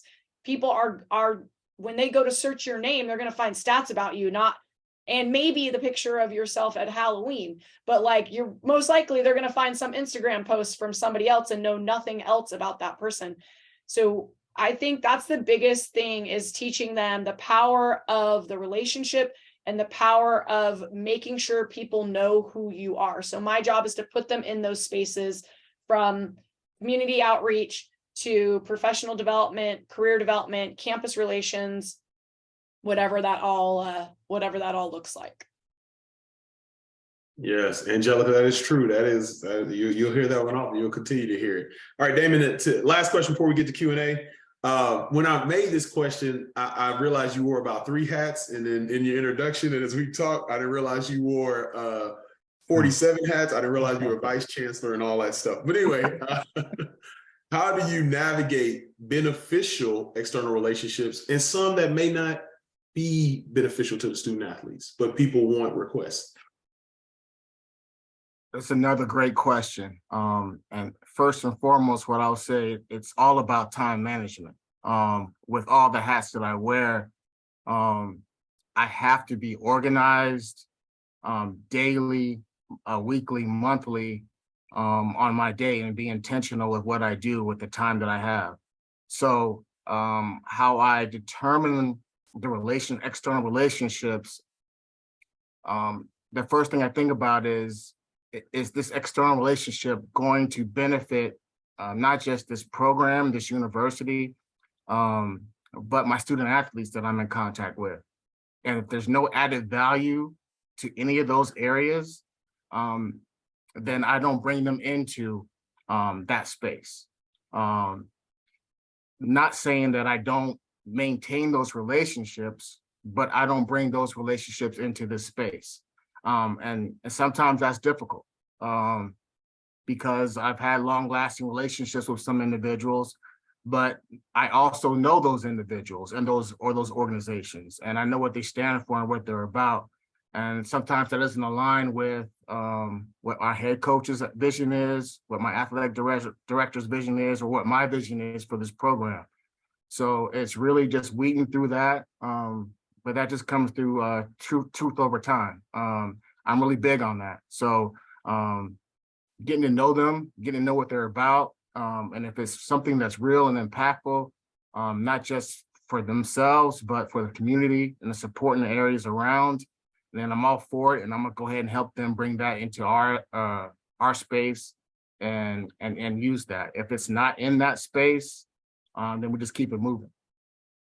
Can I say something about that, Ed, real quick? You might be in a position where you have people coming to you, like your sponsorship team or cross-campus folks, like from career services, that are saying, like, we need you to do this and we want to do that, or I need you to do me a favor and bring in this guest speaker because we're trying to maybe acquire this individual for a sponsorship deal or whatever. Goes back to what I said in the other panel I was on.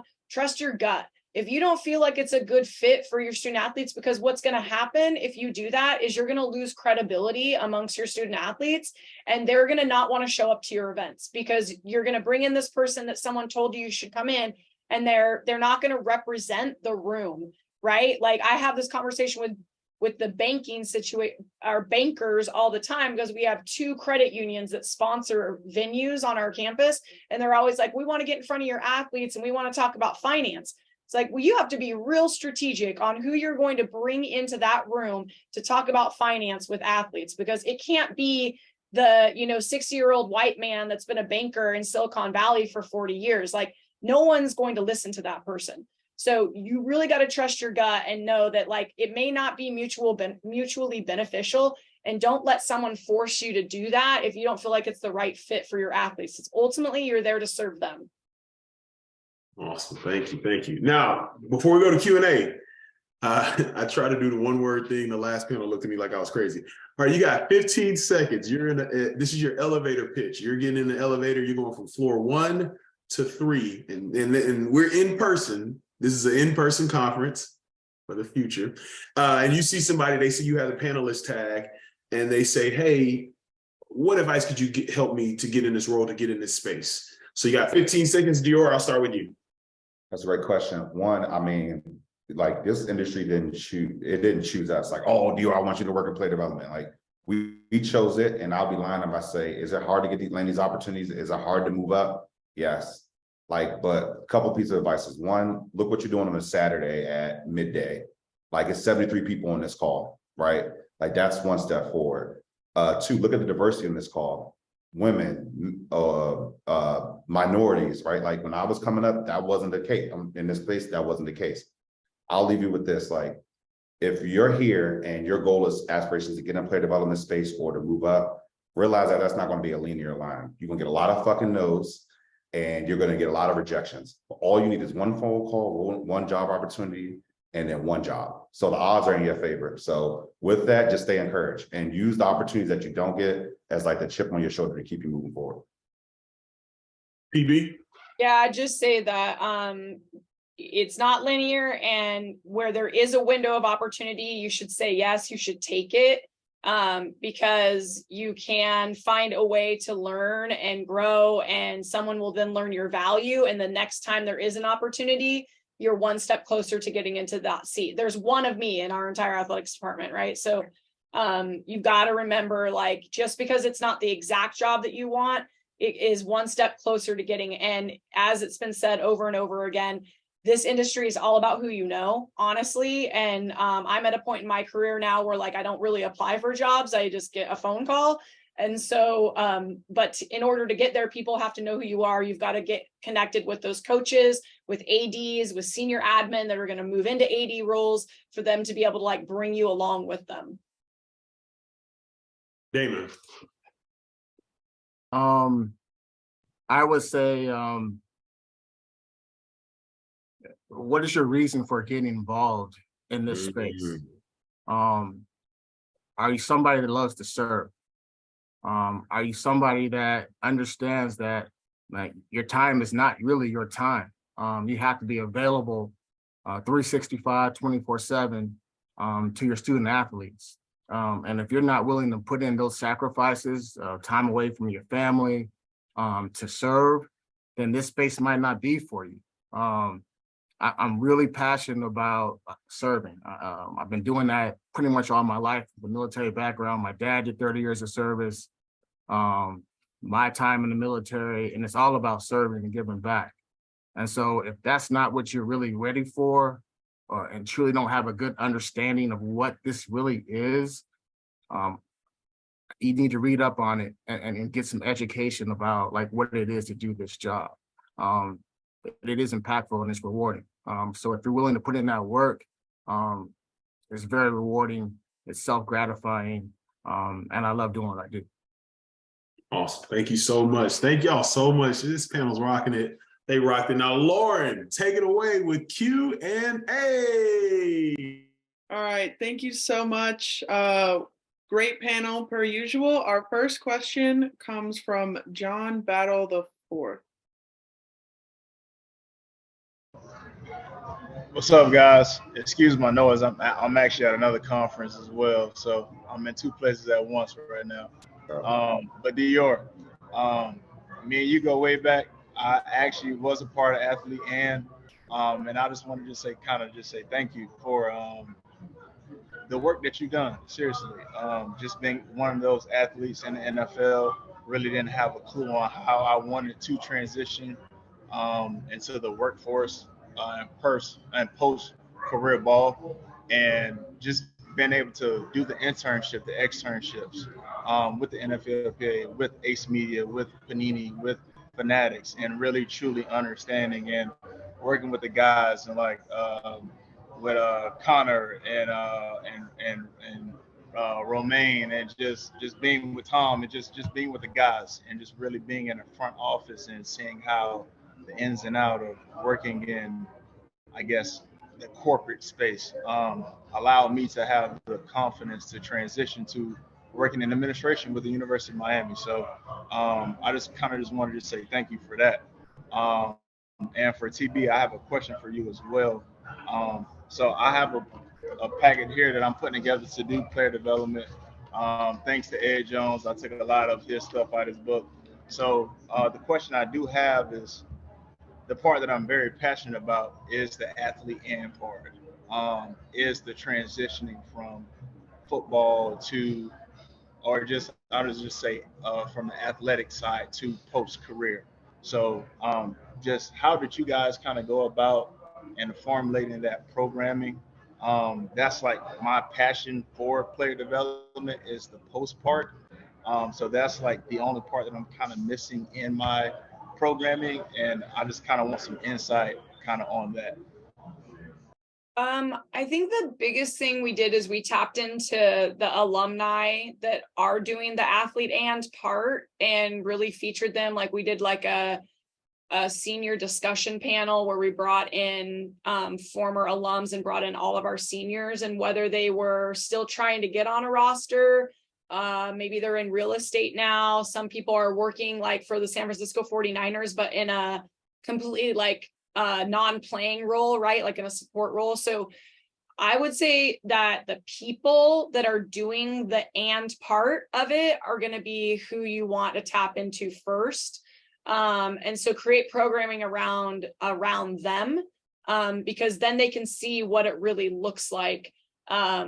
You know, and then they probably also know people that maybe weren't alumni at that institution, but I was talking to someone recently about this same concept of like, there's a lot of professional athletes that are doing both. They have a parallel path. They're not just singular focus, and you can do both and be really good at it. And it doesn't make you less than of a football player or any other athlete. So that's another one, is like early on, like freshman, sophomore years, start showing that there's athletes that are former athletes and current juniors and seniors that are doing a lot. Like I always highlight the guys that are the juniors and the seniors that are still playing for us, but they also in the summer are doing an internship. They also are volunteering in the community. They're also leading a youth mentoring program. Like those are the people that are like, you know, a good example of how to be the athlete and, right? Because we live in a space where like talking about it is one thing, but seeing it is so much different. So that's what I would recommend moving forward. Hopefully that answers your question. All right, thank you. And thank you, John, for that question. Our next question comes from Miss Kina Hoyle. I will add her to the spotlight so she can go ahead and ask. I think the question that she asked would be good directed to you, Damon, just because you have some special interest with certain service groups. So take it away, Kina. So my question, Damon, and first of all, thank all of you guys for taking out time in your busy schedule.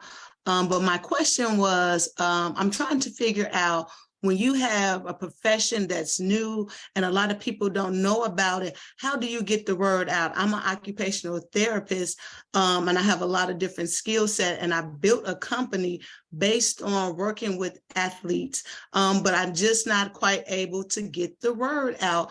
Most people don't even know what an occupational therapist is. Great question. And so I can speak for myself.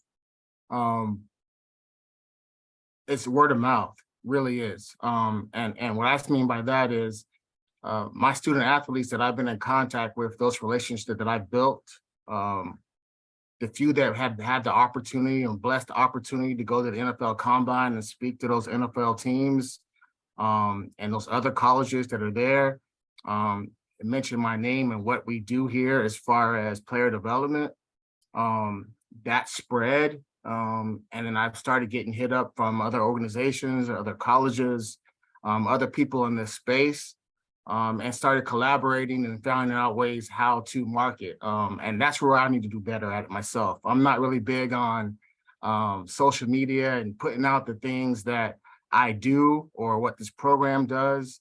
I'm more in the space of staying behind the scenes, and letting my athletes speak for myself, and go from there. I'm not really big on promoting myself at all. It's really my relationship with the players and let them speak for me. I hope I answered your question. You did. Thank you. All right, thank you so much. And thank you, Kina, for that wonderful question.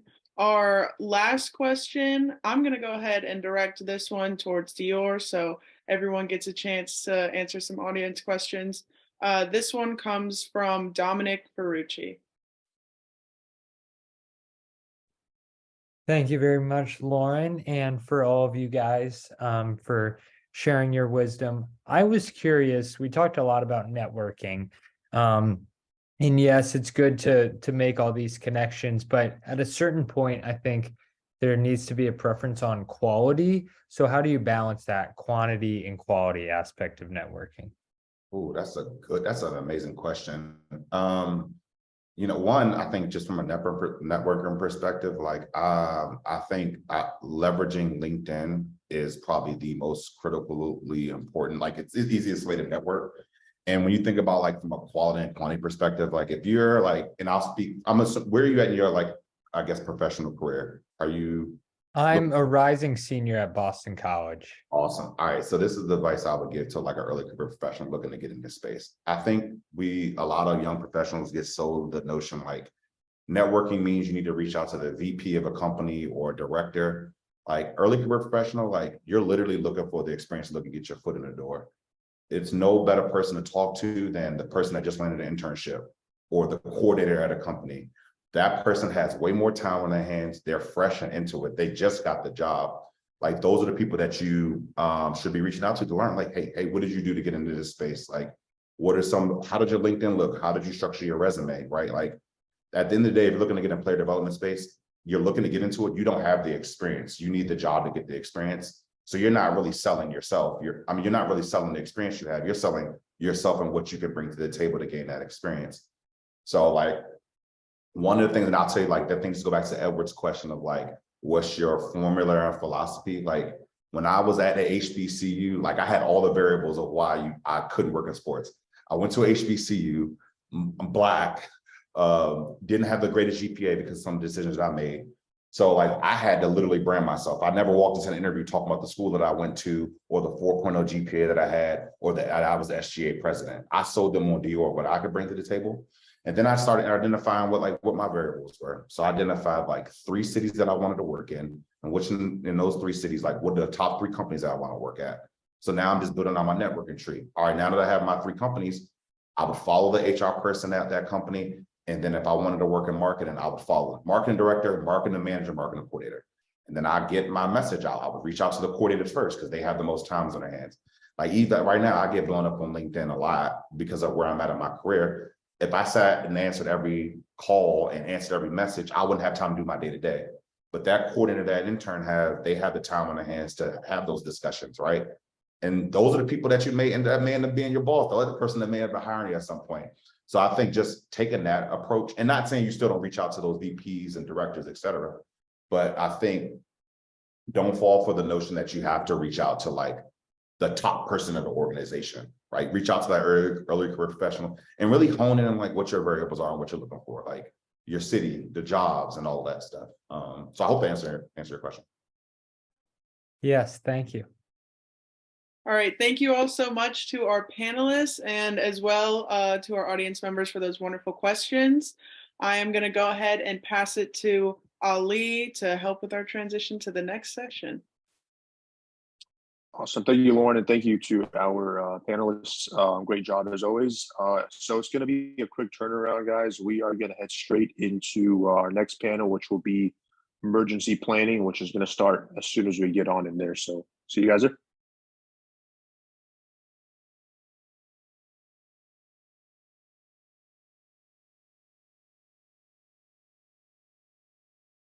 And also, I wanted to say this during the panel. Through the 31st.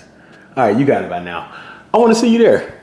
Back to the video and like and share.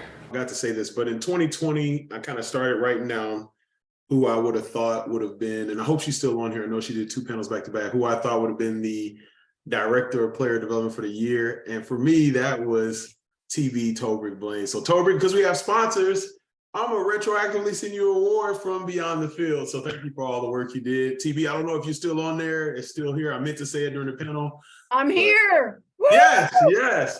Yeah. So the work you did in 2020, I was just like, I remember just writing it down and I was just like, if I had an award to give, and I did a podcast and somebody hit me up, was like, you should, like, you got it, this your company. I was like, you know what? I will. So 2020, TB, thank you so much. That will be coming your way.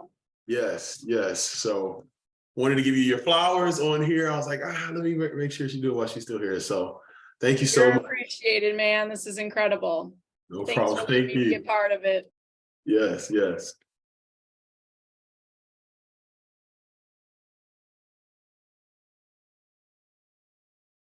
All right, so we're transitioning right now to a talk and a discussion. So we've had a panel going along the whole time, and now I'm really excited to have there he is. How you doing? So excited to have Lamont Winston. This is, if you all don't know about Lamont Winston, you're interested in this space.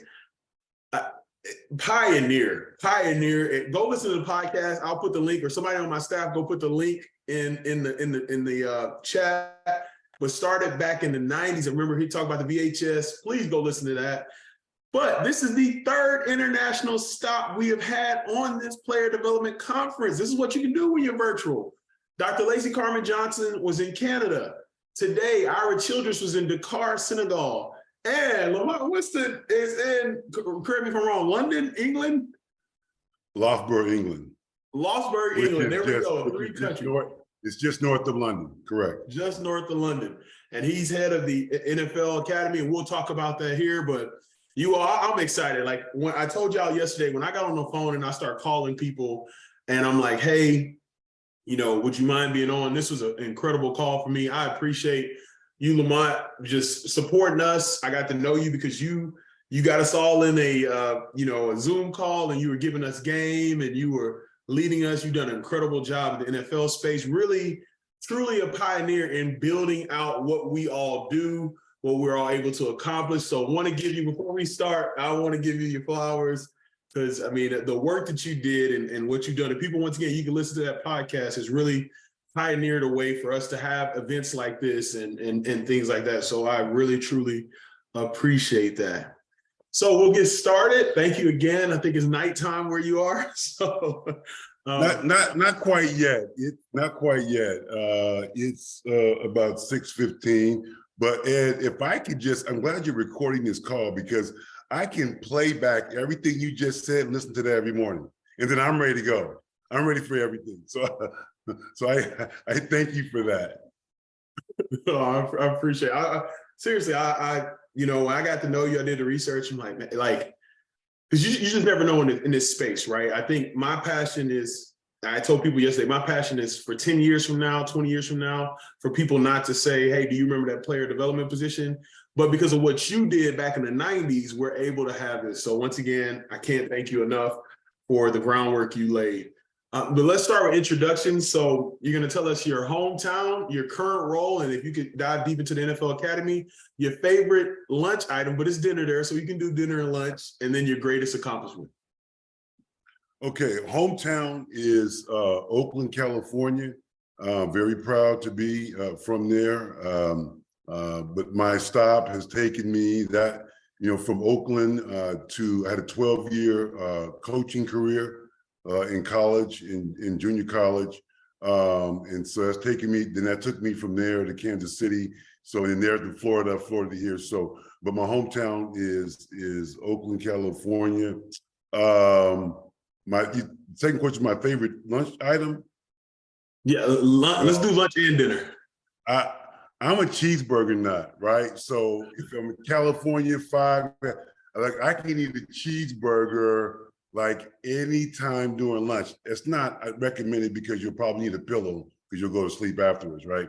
So, but I love cheeseburgers. In my current role, I am now the head of the NFL Academy that's in Loughborough, England. In the Academy, most people will be like, I didn't know the NFL had an academy. Well, I didn't either until about a year ago. But they actually started this in 2019, and it's just really creating pathways for athletes from various countries.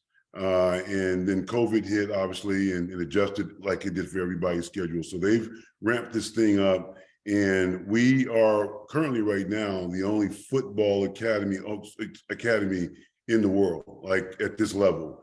And we have 60 athletes, student athletes from 9 different countries. Just kind of give you a quick highlight. We have a guy that just committed to Tennessee this week. This young man put a football helmet on for the first time 7 months ago. Wow. And played in 4 games, international games, and he took a whirlwind tour and to USC and Texas Tech, Vanderbilt, chose Tennessee. So we're doing the right things. These young men are academically achievers. And so it's been great. And it's an opportunity to take player development, if you will, to another culture, right? Because I'm dealing with 9 different countries. I'm also dealing with the UK and how they approach sport is totally different than the US, okay? And we may dive into some of that later, but yeah, so that's what I'm doing currently. I've been here all of 5 weeks now. If you can hear my place, I only have a TV on the floor. I have a borrowed a love seat. I have a bed that's, I don't even have a car. So, and they drive crazy over here. So anyway, but I'm here and I'm here for these young men that, I wasn't looking for them. God put me in front of them and the work that we've done, work that you people have done, he'll do the same for you. And I wasn't looking for it, it came to me. Awesome, awesome. So the one question we've talked with our other panelists was talking about where you were before getting into player development, since it's not linear.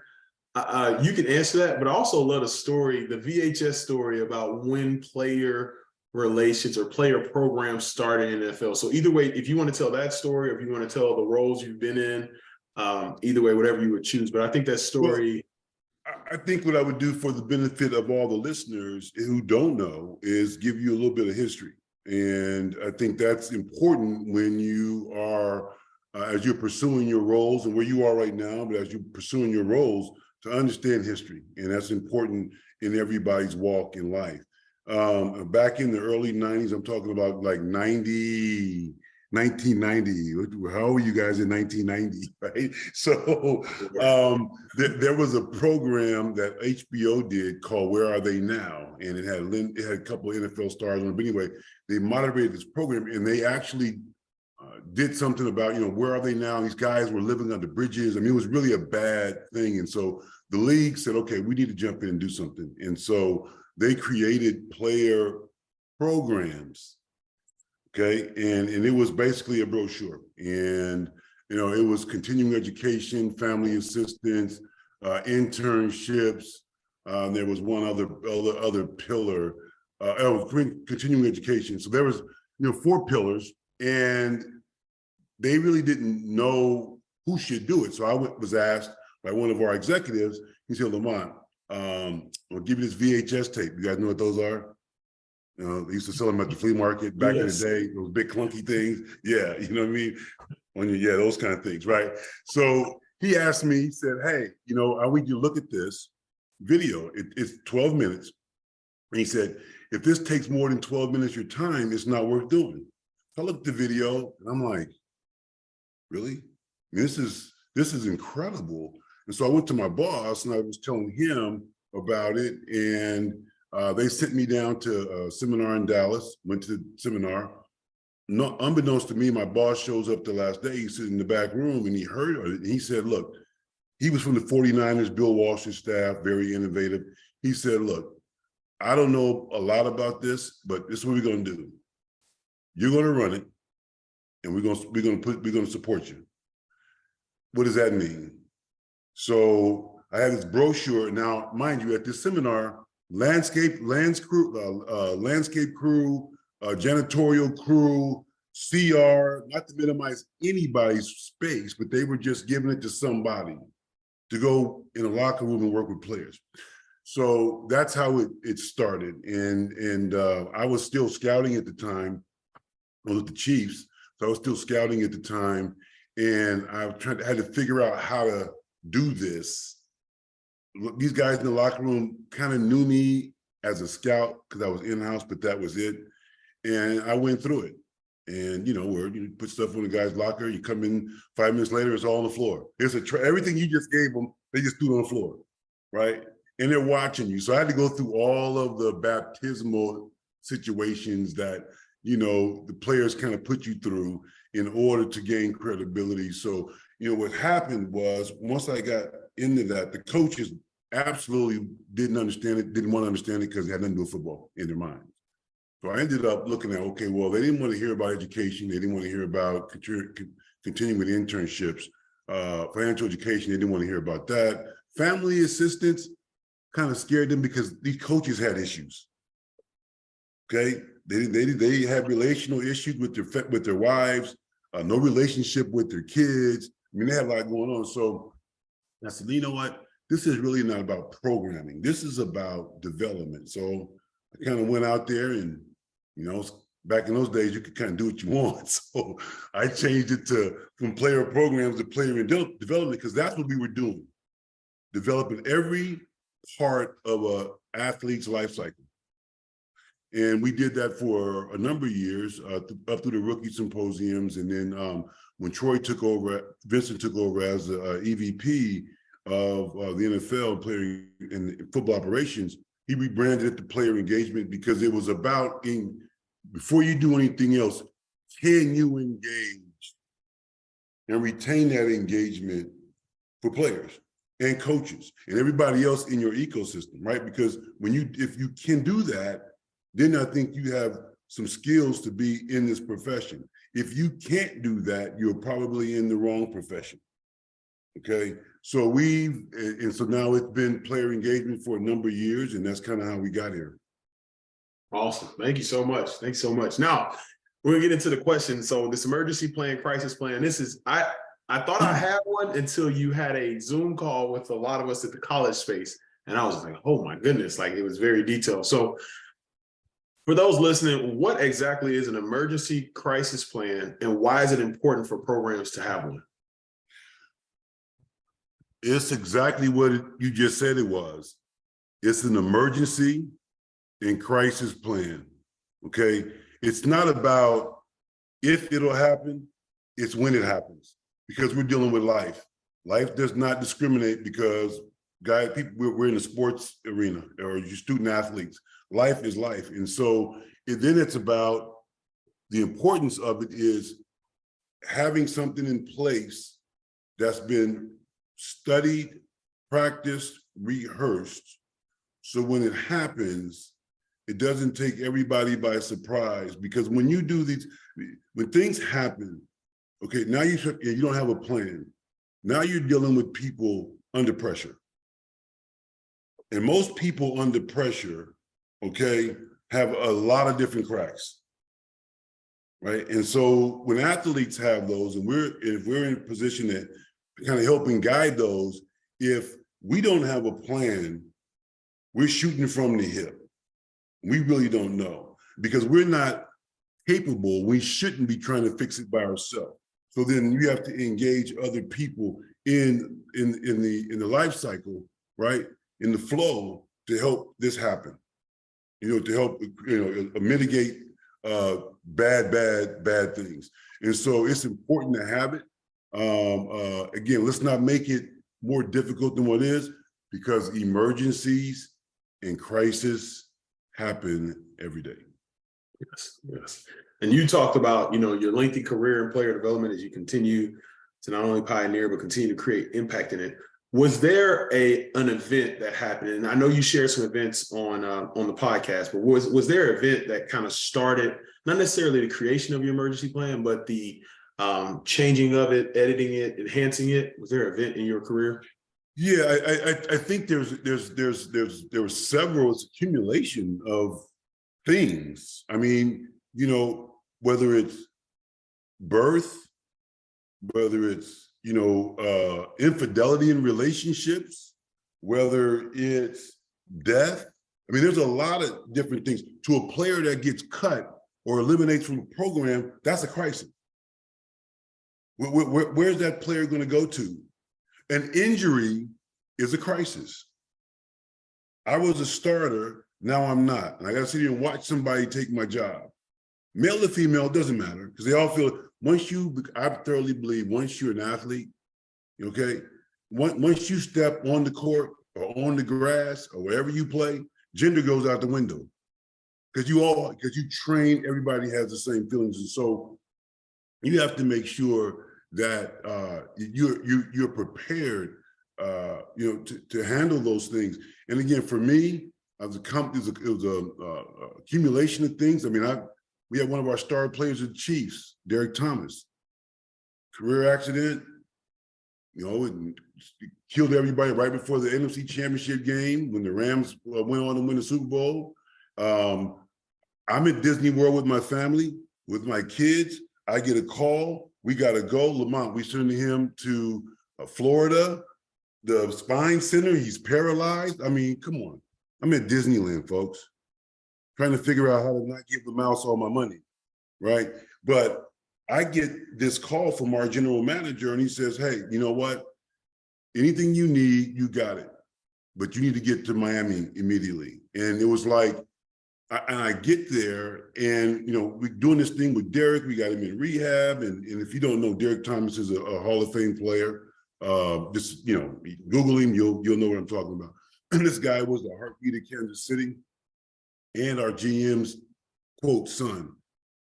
I have to go from Orlando to Miami, leave my family, don't know what I'm walking into. I'm walking into this thing, and I'm walking in this hospital, and I see my guy, and he's got all this stuff on him. What happened, and me and my assistant started trading off weeks. She'd come and, stay for a week, I would come a week. I'm there my week, I get a call from his mom. She says, Lamont, where are you? I said, I'm just stopped at Starbucks, get some coffee, I'm already there, almost there. She said, get here now. Derek went into cardiac arrest. Almost dropped all the coffee in my lap. I get to the hospital, and he is in rehab at this point. They're wheeling in machines, life-saving machines, into a room. And I'm watching this for the first time, like, what are we doing? What is happening? Me and his mom are in there. This nurse comes in, says, pulls his curtain and says, are you spiritual? And right then I'm like, okay, this is not good. And she said, we should pray. Really not good. So we do that. They're out there doing their thing. About 15 minutes later, she comes in, pulls the curtain back, and says he's gone. People started wheeling these machines back out the room, and I'll never forget this picture. And it just still sends goose pimples. Derek Thomas is laying on the bed. His mom has to walk out to him. He has these lights on him. And I'm watching this.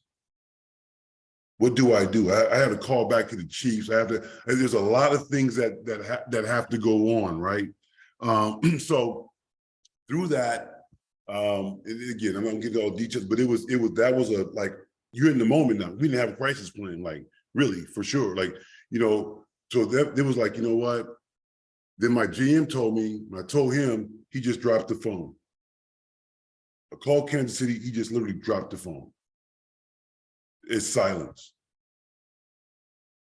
He gets back on, he said, please do what you can. And from that moment on, that meant funerals, that meant this, that meant that meant air flights, that meant military flights, that meant all these things to get, which I wasn't built for. And sometimes in this space, folks, we think we're built for it, we're not built for it, because it hadn't happened yet. So that was we got through it. I think we did a really good job. And I saw people in the organization that was like, like when I got back to Kansas City, like, what can we do? What can we, and it was crazy. They're asking me, but they really didn't want me to sometimes ask them this because they didn't know what to do. So that was like a signature event, like a big thing, not to minimize births, because I had a player that, was left his wife. She was getting ready to have a baby. She had the baby at halftime. Do I tell the player or not? Do I mess him up? Right? So with that, I said for now, we're going to have a crisis plan. So I got with, all the people, I got some information through our league. We had partners who specialize in that. And I think for anyone that is going to do this, bring in someone, and I can provide that for you later. But they came in and did a training because we need to know what this really looked like, not what we think it should look like and the components that it should have. And so that's just been a part of me. And I went to the Raiders. They didn't have one. And, we put one together. Some of the management didn't want to do it. So it was, okay, how do you get them to do it? Well, I went to the money guy. Okay, does all the contracts. Okay, what happens? What are we going to do if so-and-so this happens, or domestic violence happens and he's taken off the field? What happens if a shooting happens? Okay, well, what are you going to do? Because then he started thinking. Okay, because the asset is the player. And when something happens, the owner says, who did what? What are we doing? He's right in the line of fire like everybody else. So then it was an easy conversation. You invest the money, we did it, and it was great because this lady walked Becky was awesome. She walked us through everything. And they're a big resource for the NFL today still. But it taught everybody the importance of their roles and a side they never even saw. They had nice titles, but their titles included all of this. So, and so you talked about the elements of it. Okay, how you construct it. You construct it based on your environment. Okay, so you got to talk to the general manager. You got to talk to the head ball coach. You got to talk to the vice president of the business. Our business side did not have a plan. They ended up, of course, I want you to come to the table. I want everybody that was kind of there to come to the table. Some of these directors, our clinicians, our strength and conditioning folks, our doctors, bringing everybody, all these expertises in a room and taking them through a crisis training. Then we were able to shape a solid, effective emergency crisis plan. Thank you for that. Why is everybody like smiling? Everybody's so deep. Like, I'm just kidding. You answered. You had the toughest one. You answered it a little bit towards the end of your answer there about who you would include. You gave a couple examples. You got strength coach, but if you dive deeper in who, we got people listening. Okay, and got you. Who they should include to the crisis plan. So remember, it's all based around communication. And first of all, it's the information loop. Who's in it? You have to establish that, because you don't want everybody in it that shouldn't be in it. Because information has to be kept confidential in a lot of ways. So it's the information loop, right? And then it's the who should know.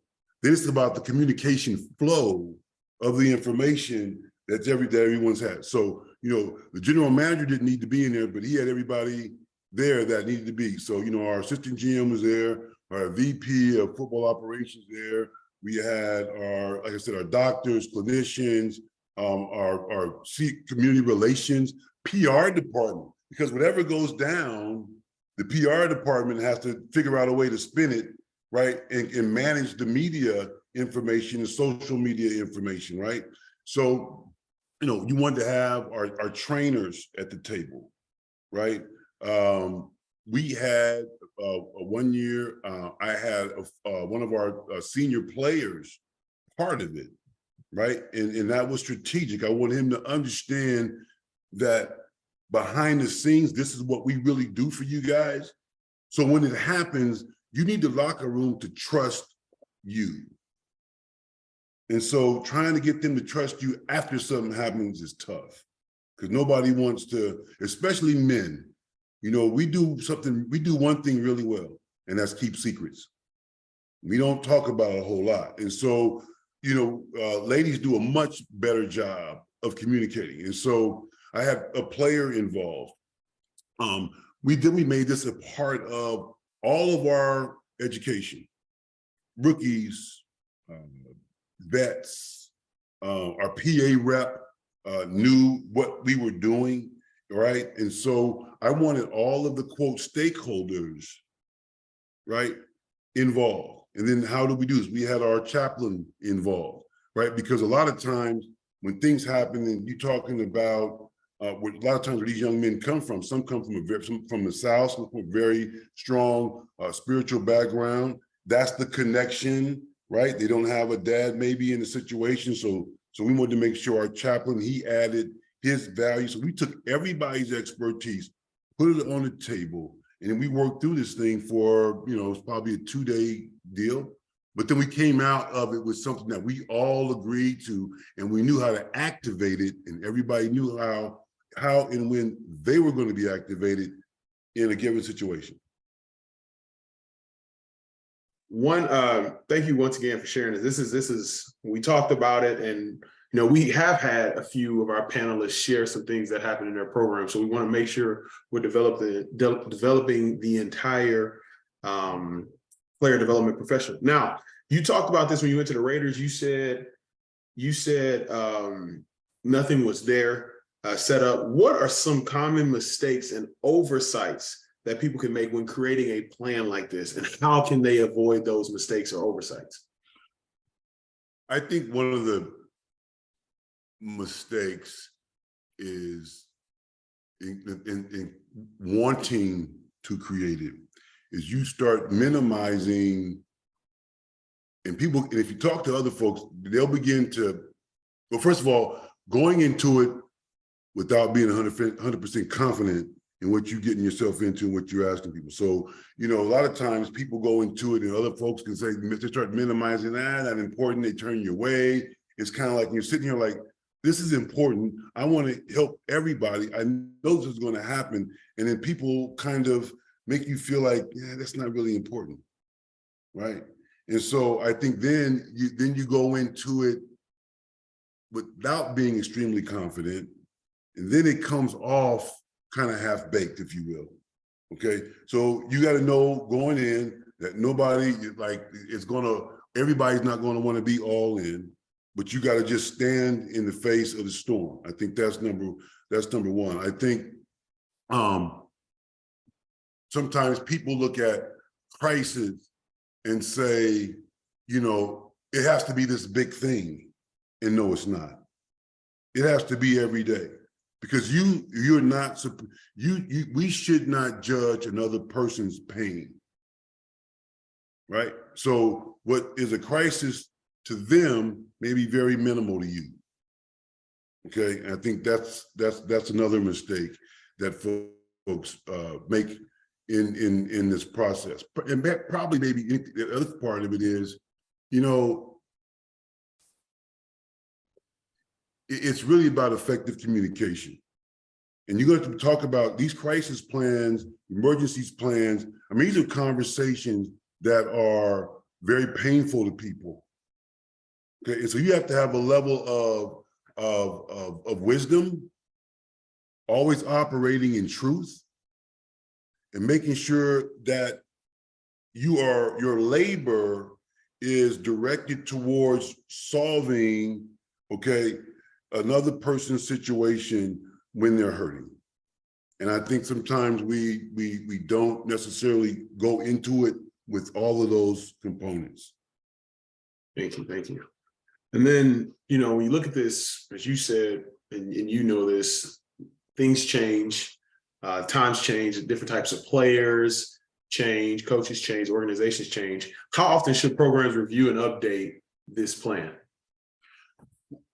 Well, I'm going to keep it real serious. So I could say, how often do you change your oil in your car? So if you, as a player development director, player engagement director, VP of whatever title you have, you need to make sure, okay, you need to review that really once a quarter, okay? And I think with your staff and everybody you have involved, that's annually. So you get through the season, and we start getting into that turning that page into the next season, this is part of it. Because if you don't, okay, then people are going to lose sight of it. There'll be another something we did. We put it underneath the table, right? And then all of a sudden, because coaches change, you said it. Coaches change, clinicians change, players change, and so we can't assume that players and coaches that come from other franchises or colleges, okay, have this or have had this. So that's an annual piece, right? Because things happen in the world that, it's so fast-paced now, in terms of social media. How do you corral something that happens to a player? How do you corral that, right? It happens because if you don't have a plan, it happens at 11 o'clock and it's something that's out there. What does your morning look like? When does your GM know? Because the head coach, the media is calling right away. My head coach had told me, my general manager had one rule: no surprises. Lamont, wake me up, right? Period. Head coach, I've had several. Some had different way of doing things, but it's how are you going to manage it? And so I think annually, like, you got to review that with the team that you assemble annually, for sure. Thank you. And then getting more familiar to where you're working right now, because you have a lot of countries, a lot of different athletes from different countries. How do you navigate it? You talked about it a little bit earlier. You said everyone crisis looks different. You're dealing with a population of so-and-so grew up this way, or this is how they do it in their country, different cultures, different interests into the game. So we'd love to hear that integration, not only how you do your emergency plan, but just your overall player development plan with the athletes you serve right now. So where we are right now is, like I said, I've been here about 5 weeks. And so I've spoken with all of the stakeholders. This is a unique situation here. So if you gotta indulge me for a sec. So Loughborough University is the top sport university in England and probably top 3 in the world. Okay, they Olympians, it's amazing, right? You go there, you do a sport, that's what you do, and that's what you do at the university. The college is where you provide all the education is provided, and they're literally right across the street from each other. Okay, so getting back into the collegiate world, those institutions already have emergency plans and things in place because there's certain things when you're in the NFL, you're dealing with adults. When you're in college, you're dealing with people that sometimes are minors. And so how do you deal with information? Who can know what, when? I mean, I've been dealing with that the last couple of weeks. My instinct is to go do it the way I know how to do it, but I have to pause because they have a process. And what I would normally say to a collegiate player that's an adult, I can't go I'm not used to waiting the day and then somebody give me the green light to go talk to somebody about something. Let's go now. But I've had to, I'm in the collegiate space. And the unique part about it, our young men, to give you some perspective, they're 16 and 19. Okay, here, they're considered still in high school. So they're high school kids that live on a college campus with their own apartment. Yes, thank you, folks. Yeah, it's a different deal. And so, these guys, teaching them how to cook. I mean, it's all, they have their own kitchens, shared kitchens and all that. So it's a little bit different, but as I'm working with the university and the college, we're working through that right now. I'm understanding what their policies are. The legal age is 16 here. And these people do drink. Mind you, they get after it pretty good. So, you're talking about, all the other things that happen in relay. Yeah, it's a different beast. But we are, again, I'm asking the questions, the situations are happening, and we're starting to reshape policy. That's kind of where we are right now, because they don't understand the football culture, right? And you can't treat everybody the same. And so we're working through policy right now. Gotcha. All right, thank you. So before we get to questions, Q&A, before we get there, just, you know, we've given every single one of our panelists, our speakers, a chance to encourage those who are listening. Now, we're going to lighten this up a little bit. This is emergency planning is needed. Like you said, we're going to get some smiles out of the audience. But if you can give encouraging words to those who are looking to get in this space, we have an expanse of students who are we have undergrad, grad, we have people in other careers, we have people who are thinking about it. We may have an AD on here or a head coach who's like, hey, go find out about this thing. But anyway, can you give a just quick nugget of encouragement for those looking to get in this space? Couple things. One, I would say, Ed, okay, you've done it. To go pre-ed, Selena Solario, okay, rock star, okay, talk to Selena, who's in a whole other department that was adamant about being in this space and took no on the chin a lot, but she was ready and she was I had to let her in and I see her growth. Ms. Tolbrook, I mean, created a pathway for her. And I'm sure Ms. Tolbrook saw her tenacity, right? And I think the gentleman on earlier said, you need to check your why before you get in this. See, and I'm not, passion, I don't use passion. You didn't hear me say it once because, passion is fleeting. Everybody has passion until somebody pokes a hole in their balloon, right? And so you need to understand your why. Right? And do you have the endurance to go the distance, okay, in order to get into this space? I mean, Dior is another fantastic example, okay? He's making me seem old too, because I'm like, man, I looked at him on this thing. I'm like, this dude here is like totally polished, right? I mean, this dude is outstanding. But you know what? Again, tenacity, right? The patience piece.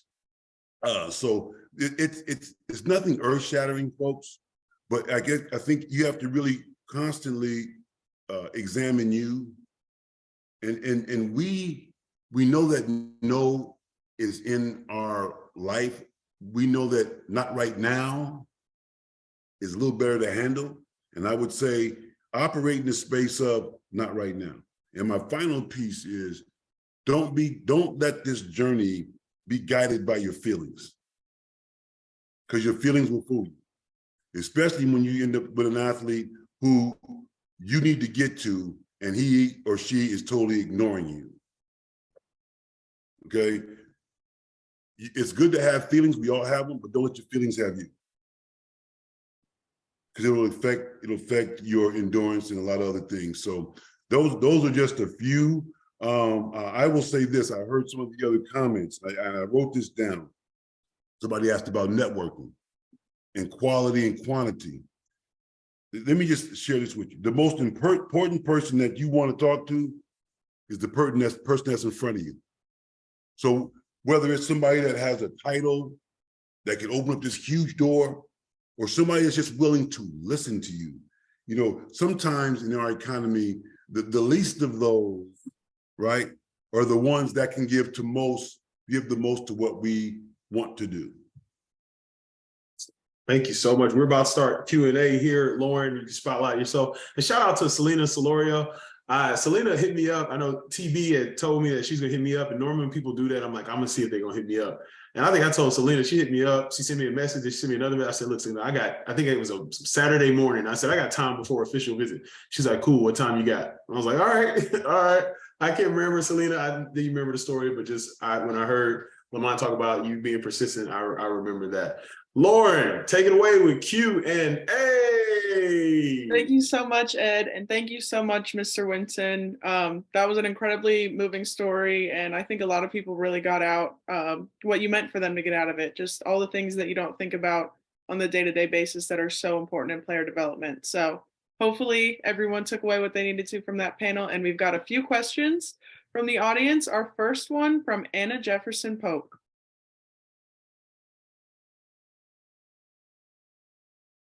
Thank you so much, Mr. Winston, for sharing all of your just insight and knowledge and wisdom. I have a question because you mentioned about how you do or you should have the quarterly meetings to review your crisis plan. But when you are planning your crisis plan, do you have, like, because clearly it's a crisis, so multiple things can happen within a crisis. So do you have that one main plan, and then as you go throughout the day or whatever that might come up, then you act accordingly and you react to those things? Or when you planning your original plan, do you have, okay, this is the crisis plan, but then if A happens, we're going to have this. If B happens, we're going to have this. If C happens, we're going to have this. Okay, good question, Anna. So first of all, for everybody else, okay, I'm Lamont. Mr. Winston was my dad. So unless I look like my dad, like, you know, don't do me like that, right? I know I got frosties up here, but don't do me like that. Yes, right? sir. So what I guess here's this is what I feel. The most important part of this whole thing, Anna, is you're the conductor. You're the one that activates here based on the situation. You activate this, you activate that. I need to activate that person. This might not require the medical team. This situation might not require the head coach. It might not require the general manager. Okay, it might require the NFLPA player rep, right? You know, so you're the conductor, right? And that's why you know, having the information loop and who needs to know and when they need to know, that's on you. But you get that through your training. Thank you. All right, thank you so much, Lamont and Anna. Our next question comes from Chloe Shelby from TCU. So last NFL season was faced with two of the possibly scariest moments in recent with Tua Tagovailoa and Damar Hamlin's accidents. Specifically since the Bills-Bengals game, what ECP has been developed in the event, God forbid, a similar situation were to occur in the future? So she's asking what has been developed from the league standpoint? Yes. So okay. I think the main question, what ECP has been developed in the event a similar situation were to occur in the future? What I would say is this. You saw a crisis plan in action when it happened.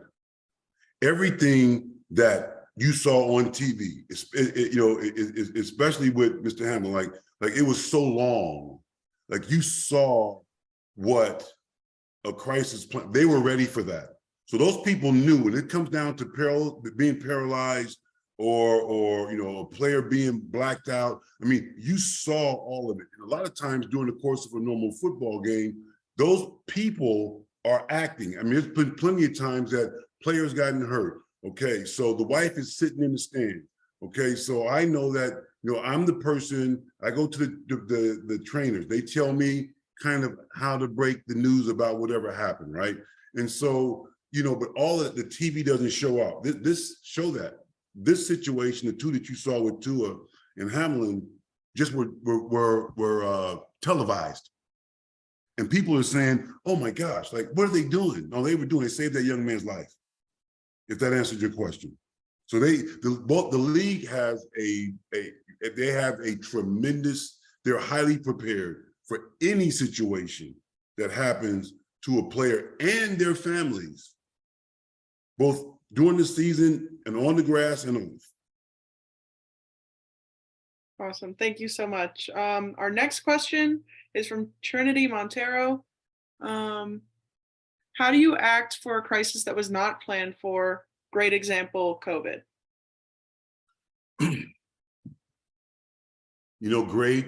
Great question.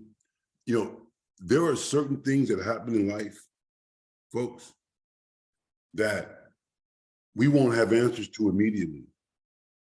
This was not just the US. This was a global happening. And they've had a couple of these during history of our being before we were even here. And so we had to what it did is what you saw, we had to get together and we had to work together on all many fronts to move ourselves into a space where we can begin to understand what was happening to us and how this was getting ready to change our whole lives forever. So, COVID, no one can prepare. Like, I think medical people were prepared for it a little bit, but we're talking about a mass epidemic, a global mass epidemic. That's a tough. There is no. You have to sometimes work yourself through that. I hope that answered your question, but that's just the reality of it. Yeah, definitely. There's a lot of flexibility. Like Ed has mentioned before, one of the biggest factors you need to be in player development is the flexibility, because there are so many things that people don't think about on a regular basis that are going to happen. And especially something like COVID. No, that's the last thing that anybody is going to think to happen. Right. We have a few more questions if we have the time for it. We've got time for at least one more. This one comes from Keena Hoyle. Can you ask for me about having a preventative plan for the people that surround the athlete who are the ones more times than not actions that affect the athlete's professional and personal life? Great question. Anytime, and I'm a huge proponent of this. Selena has been part of this. She's seen it. It's never about just educating the player. When you get a player in whatever sport that it is, when you draft them, sign them, however you get them, right? Walk on, doesn't matter. You are bringing their families into your circle.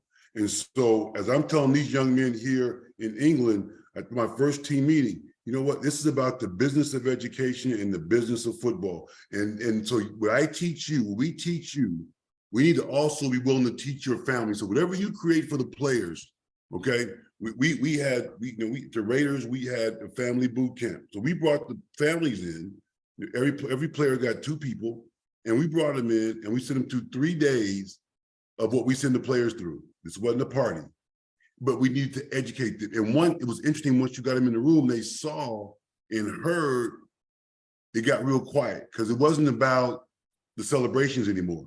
They saw that what they did, some of the stuff that families do create, and they can create chaos, right? They realized that it wasn't the player, and they weren't helping the player, they were hurting the player and their ability to have this great life that they think they want to have. And so, as you educate your athletes,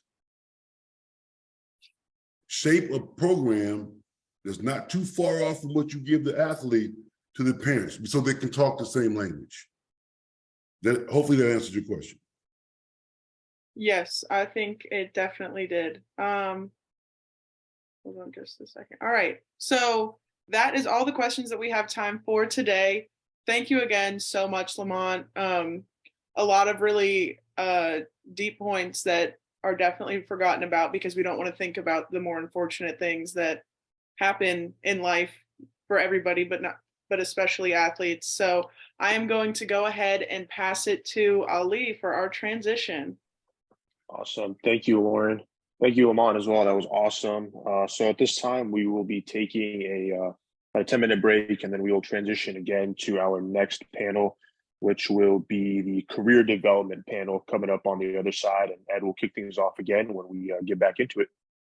Awesome. Thank you, Ali. Thank you so much, Lamont. We made it happen. Yes, international. We made it happen. As they say in the UK, cheers, Mike. Yes. Cheers. That was not good. All right. All right, everybody, we're back. I know some of you all are eating. That's fine. We wanted that break in between for people to get. I'm back. Now this time, I want you to do something for me. I've shared this with you. I want you to pause and share this with someone who needs to hear this player development message. Share it now. Now get back to the first conference. And I hope to see you in person at the 2025 Player Development Summit here in Kansas City, May 29th. Get their grub on. But we have our career development panel. So excited for this panel. And shout out once again to all our panelists. It has been incredible. Like, this is far exceeded. Like, the smile I have might be on my face permanent for the next month and a half. So just really, really excited for panelists. Career development panel we have, and they're getting on right now. We have Savannah Bayless. Savannah, good to see you again. And we have Candace Johnson. Candace, how are you? I am doing well. How are you doing? Good, good. And then we have a few more jumping on, but in this panel, we're going to talk about career development. There he is, Mr. Rashard Hall. How are you? I'm blessed. Thank you for having me, Sam. Great to see you. Good to see you too, man. Every time GQ, man, it's just whenever they whatever extras they give you that could fit me, man, just send it my way. And then we have Kev Washington, my guy.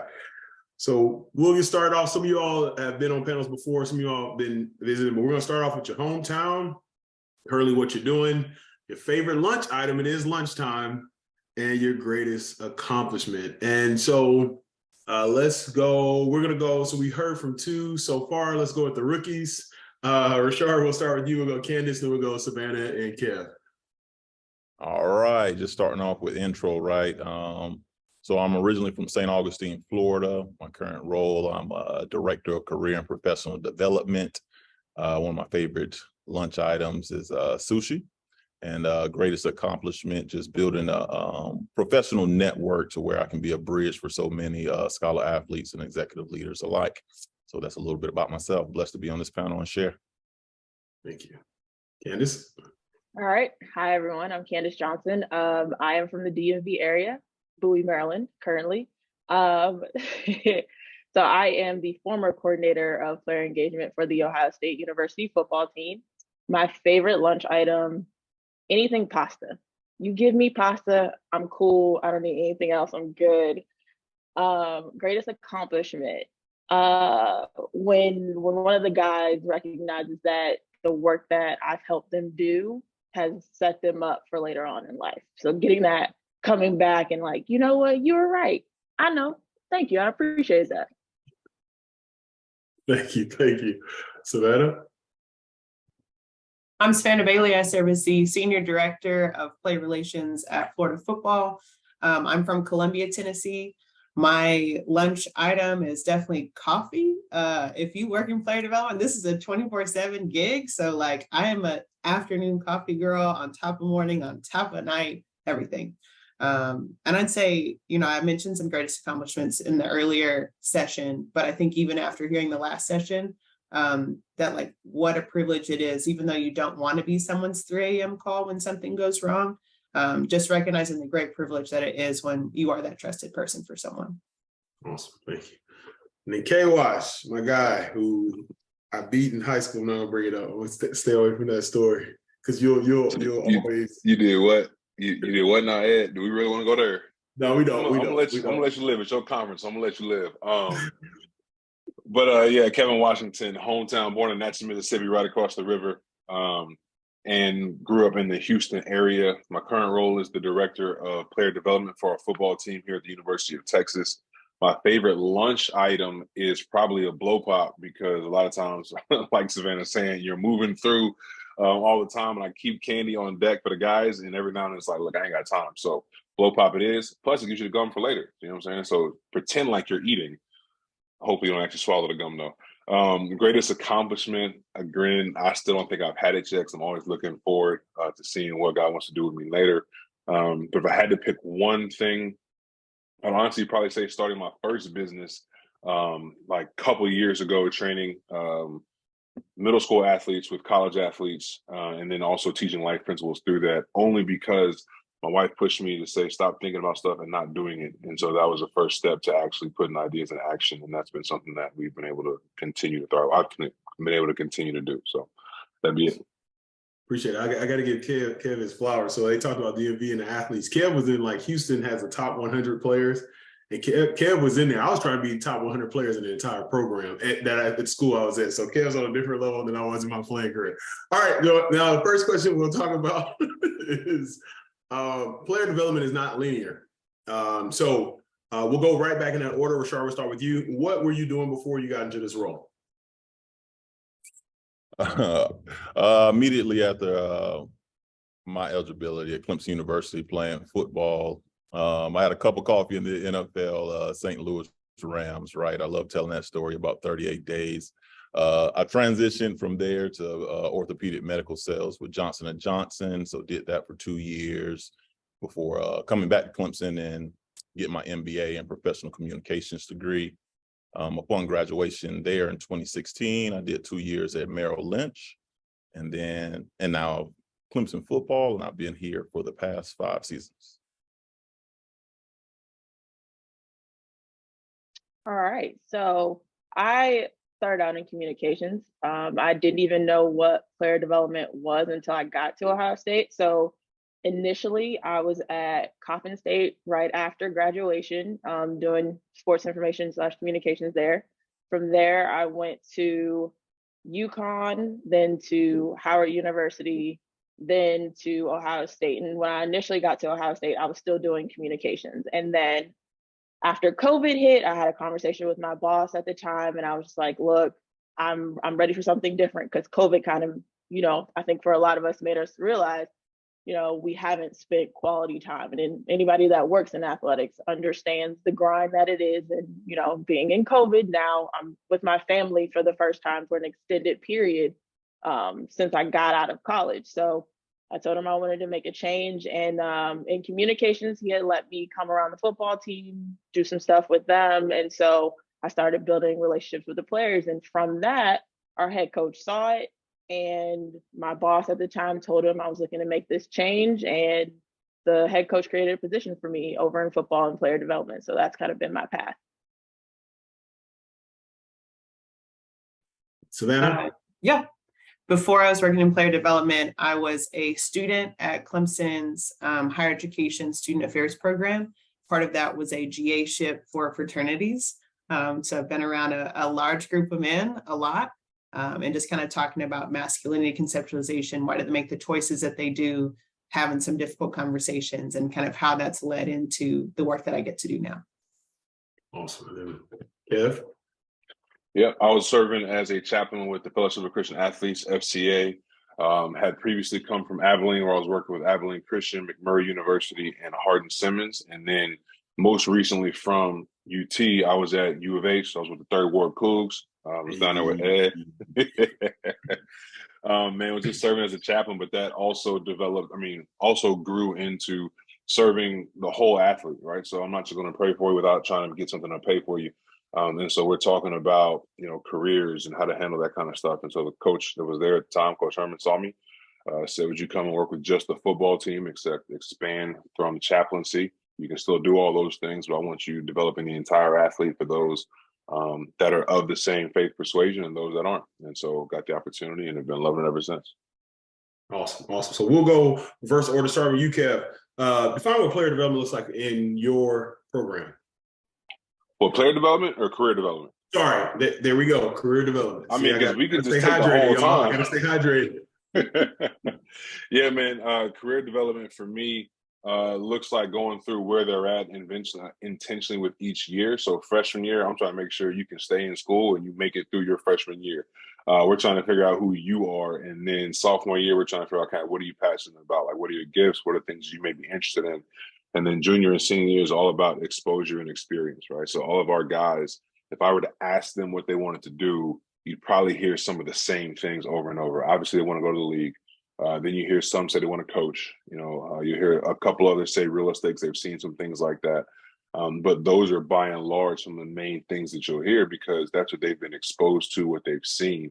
And so my big thing is, how do I expose them to different career opportunities and career vocations and with people, and how do I give them the experience to go do that? And so we spend a lot of time trying to get them out into Austin, into companies, getting them to go do things that they've got no clue about, so they can get a little uncomfortable, but then also broaden their horizons to understand there's way more out there than just what you've seen, which is one of the reasons you come to a university like Texas, or actually any university. So Texas or not, it's why you go to any university, is to expand your horizons and create more opportunities. But that's what it looks like for us, figuring out who you are, what you're passionate about, and then from there, giving you experience and exposure so you can actually have something to pick from. Awesome. Thank you. Savannah? Yeah, I think it looks like the readiness part. So those are your life skills pieces of the professional development side. So, can you interview? Do you have the materials that you need? Do you have the skill portion down? but then also the relevant experience and exposure. What can we show you? What can we put you in front of so that you can implement those skills that you've learned?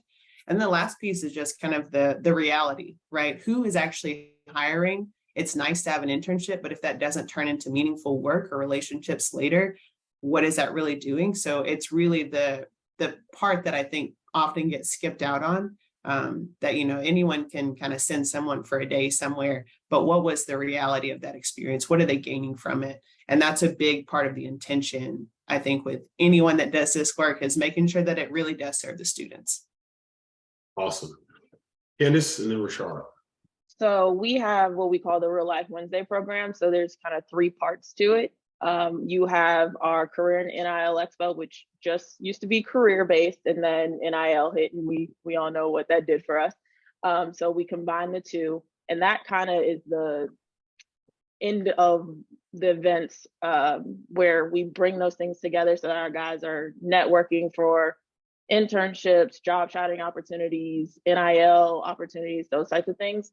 We also have our speaker portion. So that is me getting together with our staff, getting together with the guys. What do you want to hear? Who do you want to have? What does it look like for you guys? What are your interests? What do we feel as a staff that our guys needs to hear, needs to be touched on? And then getting the speakers to come in for that.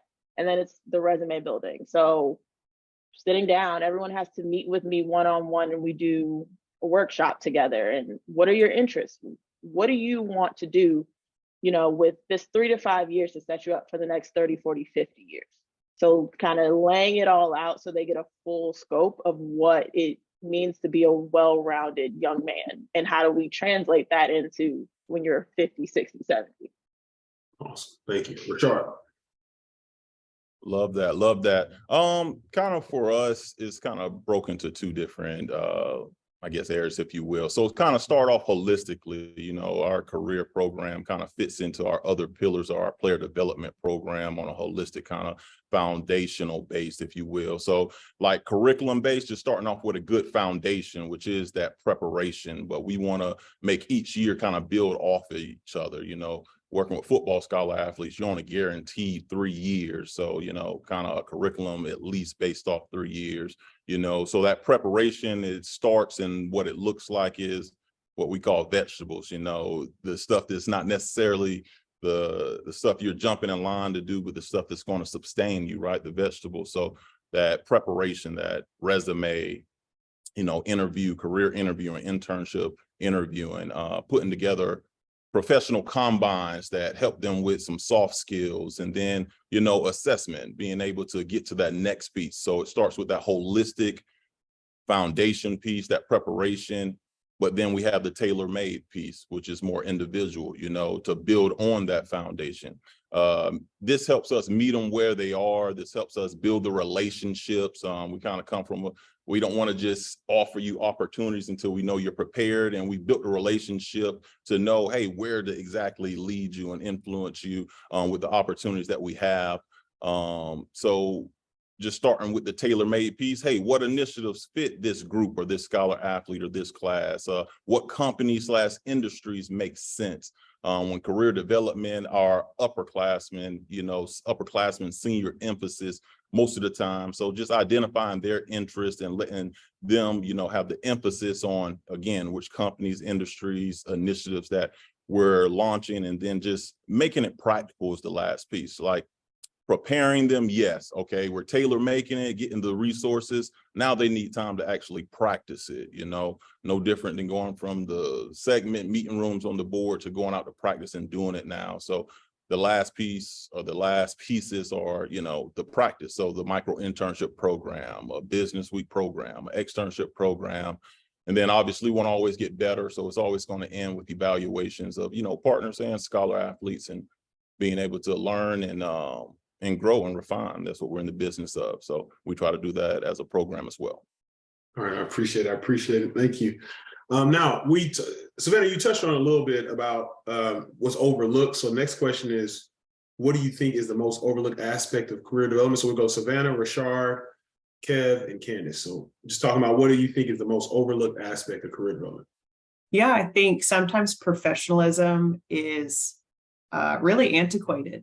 right? That there's certain systems and things like that that really don't match with professionalism. So instead of preparing them for one specific thing, you really want to empower them to be able to do anything, right? And I think that that's a key portion of it. To what Rashard said, like the holistic development side is where you're going to get the most out of anything. If you prepare them for one specific job, then what happens when they don't want to do that job anymore a year after they've done it, right? It's those kind of building things. You have to know them, and you have to know the political systems and structures in place and kind of teach them how to get over those things. How can they best put themselves in a position to talk about their experience and who they are? Because professionalism is pretty much a construct at this point.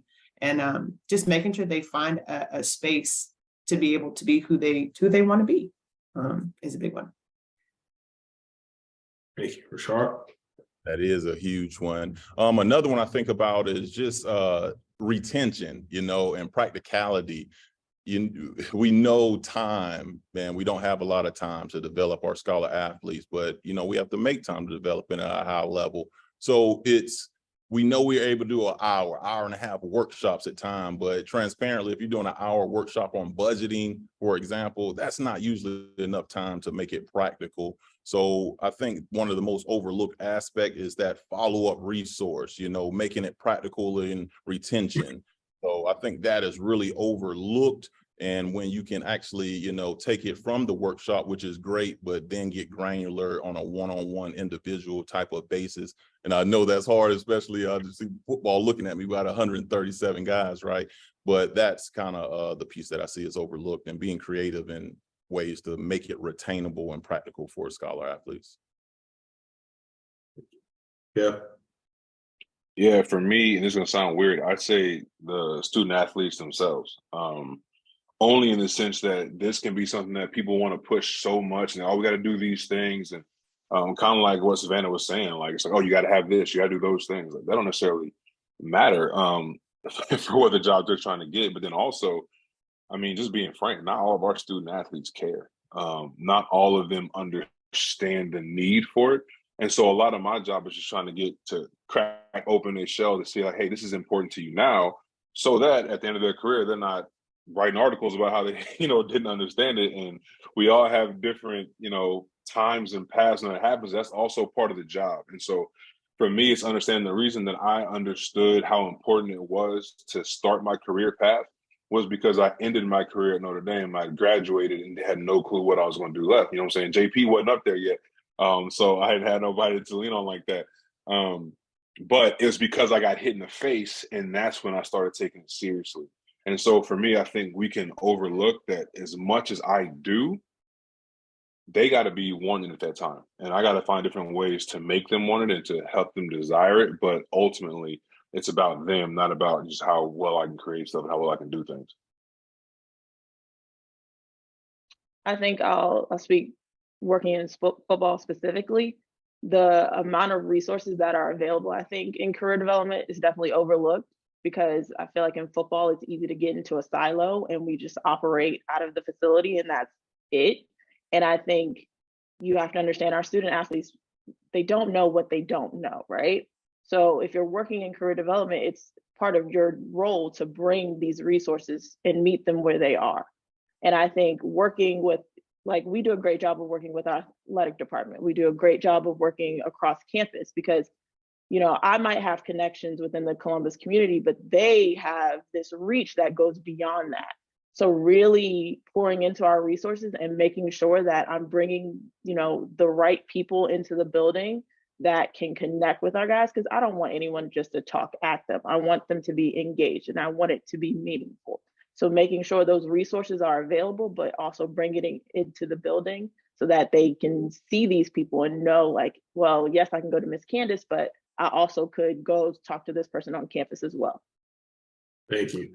Yeah, you brought up something. The second time you brought it up, because it's so real. And I think everybody on this panel has probably had this experience. The player who goes out and says, man, nobody was doing anything while I was there. I had one player, he's really doing good at business. And he has this video. He's like, man, when I was in school, I was like, man, you lying. I literally came to your locker every single time. Stop it. So that's just, I had to say that because it does happen. But we still meet them where we are. We still love them. We still walk them to where they need to go. All right. So before we started this, I didn't realize this till I saw this panel. So when I first started my first year, Real Life Wednesdays, you brought it up. My head coach came from Ohio State, so he's like, do Real Life Wednesdays. So I'm still trying to figure out, go look at what Clemson's doing. And then while I'm still figuring out, he's like, go talk to Kev over there in FCA. So all you all are connected to like my first couple of years of player development. So that's pretty cool when I thought about it. So speaking of connections, hey, this transition stuff is great right here. Speaking of connections, Rashard and Savannah, y'all work together at Clemson, building out, which is, I mean, that y'all's program that's built out, it's elite. Rashard, question you, career development is big at Clemson. You all have spearheaded a lot of programming seen around college football now. How do you continue to be impactful, to build impactful initiatives?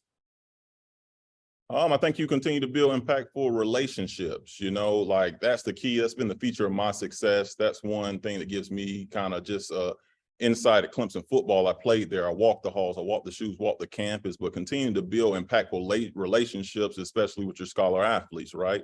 Being able to listen to them. It's no different than being on the field and being a player's coach and like, hey, coach, I'm playing the game. You may want to listen to me on this, even though you have a great game plan. So try to just always be that humble to make sure I listen to my scholar athletes. And it's helped, you know, my scholar athletes, they graduate, now they come back and become my partners and they're employing their younger teammates. So, you know, secondly, it's the partners, continue to build impactful relationships with your partners, you know, stewarding them well, being able to learn from them. They're in the industries that you want to push your scholar athletes into. So listening to them on best practices. And when you get that feedback from a business week or a micro internship and, you know, how we can enhance and get better. And then that relationship with your administration and coaches, I think we all can agree, you know, we can have the best ideas in the world, but if we don't have that backing and support or funding, you know, we're not going to be able to get far. And lastly, I would say just continued education, you know, of you as a director. You know, that's what I probably learned the most from Savannah. You know, she reads like crazy. She invests in a lot of stuff, but continue educating yourself so that you can produce those innovative and creative solutions so that we can cut into the time we don't have, but still develop our scholar athletes at a high level. Awesome, thank you. And since you mentioned former teammate, Savannah, how important was it for you when you left Clemson to go to Florida? You talked about it in a previous panel, but continue to harp on it if you don't mind, to see a commitment towards career development. You talked about player development overall, but the quick commitment towards career development as you spoke with Coach Napier. One, I would say, like, if you don't have a framework or a basis of what you're doing, it's going to be a lot harder to do it. And like, that's where I give props to Rashard all day, every day. Like, I'm able to do what I get to do right now because of working with him. I get to create those experiences and offer those things and provide a framework for how it works because of what we were able to do together there. So like, all the thanks in the world to that. But I think also just from a leveraging standpoint, when I talk to anyone and everyone, I'm looking at them of like, okay, how could this person be connected to our students? So when I talk to alum that are upset that I never went to Florida and they're like, oh, how are you going to run GatorMade when you aren't GatorMade? And I go, what's great. How about you be a mentor and you provide them an internship experience? Or when I talk to the donor that says, I hate NIL, and I go, you know what? I totally get that. Give them some real world work experience. Would you like to host an internship at your company? Right? Like, always spinning that and leveraging them in a way that serves our athletes, right? And from a professional development lens, that's what you're asking yourself to do, but that's what I ask the coach to do too. He has a sphere of influence that goes a lot further than mine. People aren't really supposed to know who I am, but people will know who he is. So as he's meeting with execs, I'm asking to go with him. I'm asking to be at donor dinners. I'm asking to do all these other spaces, because if these people have influence, they can become more than just a fan, right? And if they're engaged as a fan, then they can be engaged as an employer or as anything else. Thank you. Thank you. Kev, we talked about Forever Texas a little bit earlier, the baby that you birthed. And, we talked about that a little earlier. How has being located in Austin helped with the initiative you created around career development? Mm-hmm. That baby that went and got adopted, right? That's what you're saying. That baby. Man, being in Austin has just been a huge blessing. I mean, you got so many different entrepreneurial veins that are starting up in the city. And it's just about connecting with those entrepreneurs. And so even though Savannah touches on, like, if people aren't alumni, you can still have connections because they're in the city and they want to get talent. They want to get involved. And so being in Austin with the different types of careers, right? All the different occupations that you have in the different fields. There's the word I'm looking for. All the different types of fields you have there. It's just great because you can be innovative. You can go get a guy to work for Lamborghini, which is really cool, and actually get something out of it. And then another guy comes in and is like, I want to work for Lamborghini too. And it's like, nah, bro, like that's not even your major. You need to be looking over here, but I got somebody for that. And so instead of just telling them no, it's being able to have other people and other places in the city that you can connect with. And so I know Austin is a little bit of a unique place, but I know that each one of our panelists right here could talk about the different unique things they have in each one of their cities. And I think that's what makes a person in this role valuable, is being able to accentuate the different uniqueness that you have, right? So accentuate the alumni you have around you or different things you got going on. And so even with being in Austin, one of my favorite things to do is find alumni that aren't in Austin, that are in the hometowns of our guys, and say, hey, when you go home, this is where Forever Texas also goes with you. Go connect with your alumni that's at home. And so now they're at home and working on their time off. You get to do all those things. But I just think the depth and variety in Austin has been really helpful in being able to find just about anything. One story I tell, one of our guys was very confident. Like he was extremely confident to the point he's like, I'm gonna go be a model.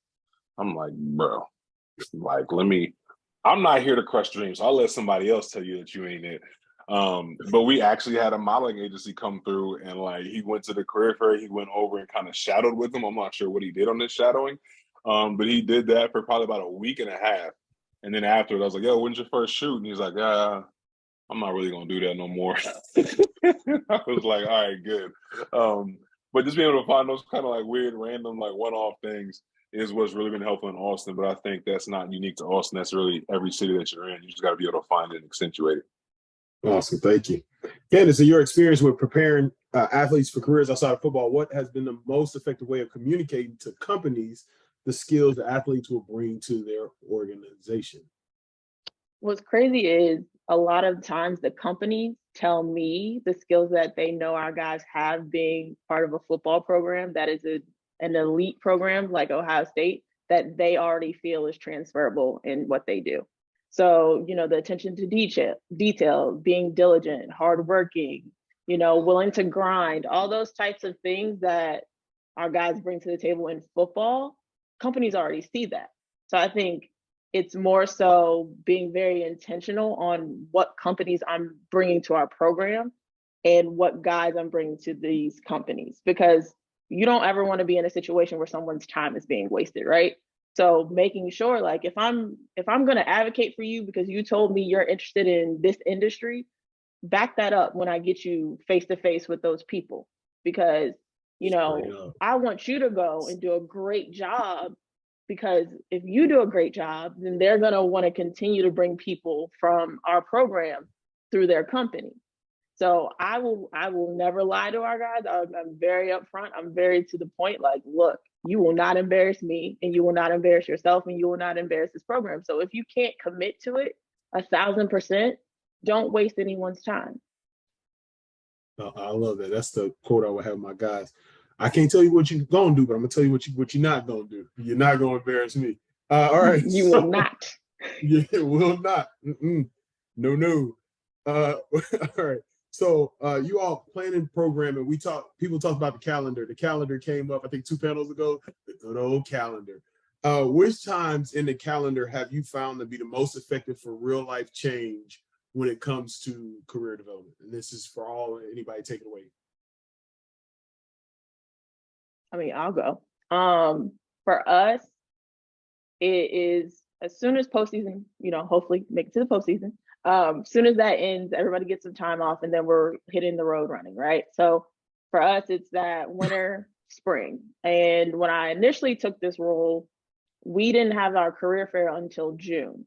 And so I started in maybe March. So like the ball already had to be rolling. I just had to put this one together and go. And so my first full year in it, I moved it to March, because I was like, I want us to be in line with when the companies are actually hiring. It doesn't, do us much good if we're getting into the internship market in June. So for me, it was making sure that if we're going to have this time frame from winter to spring to really implement things, let's make sure it's very purposeful and intentional to make sure that our guys can fully take advantage of it. One thing that I would add is it almost is much more on the impact and intention of your partners, right? Can you make a day's shadow worth something? Can you make a week-long internship experience meaningful? Because if they can't do that, then the time that you try to puzzle piece it together doesn't really matter. Because we all have, there's actual ball, there's spring ball, summer workouts, everything else. Like that's always the stress of the calendar. But I think it is paramount between the conversation of the program and its partners of, well, what do we do together to make it the most meaningful experience regardless of time?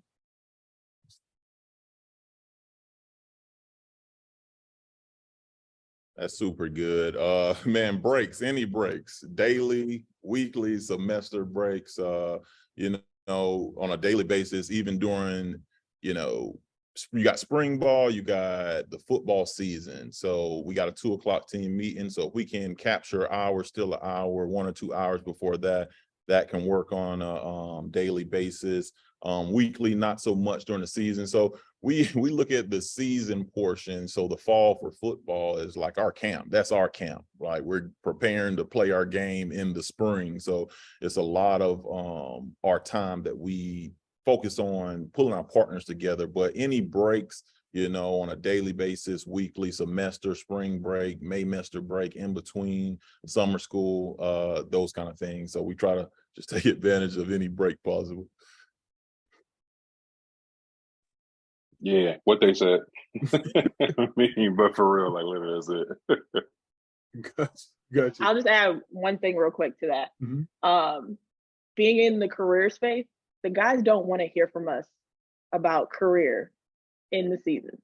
That is the last thing they want to hear. They are focused on ball, right? So making sure that if you're going to be in the career space, be intentional with that time where it's not solely your season to shine, that you're building the relationships on the back end so that when it is your season to really engage with them on the career side, you've already established that relationship so they want to hear what you have to say.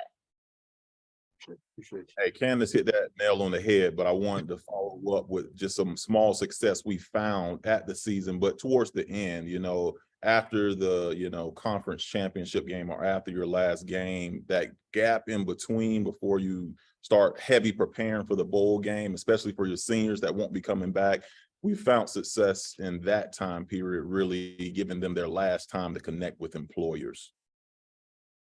Man, if I could just add one thing, I know I just hit retweet on everybody.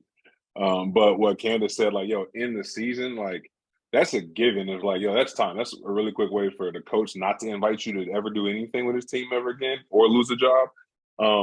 But one of the things that I find, I'd love to get anybody's feedback on this too, but I've told people I've never seen someone going to medical school being told, hey, you got to have a plan B.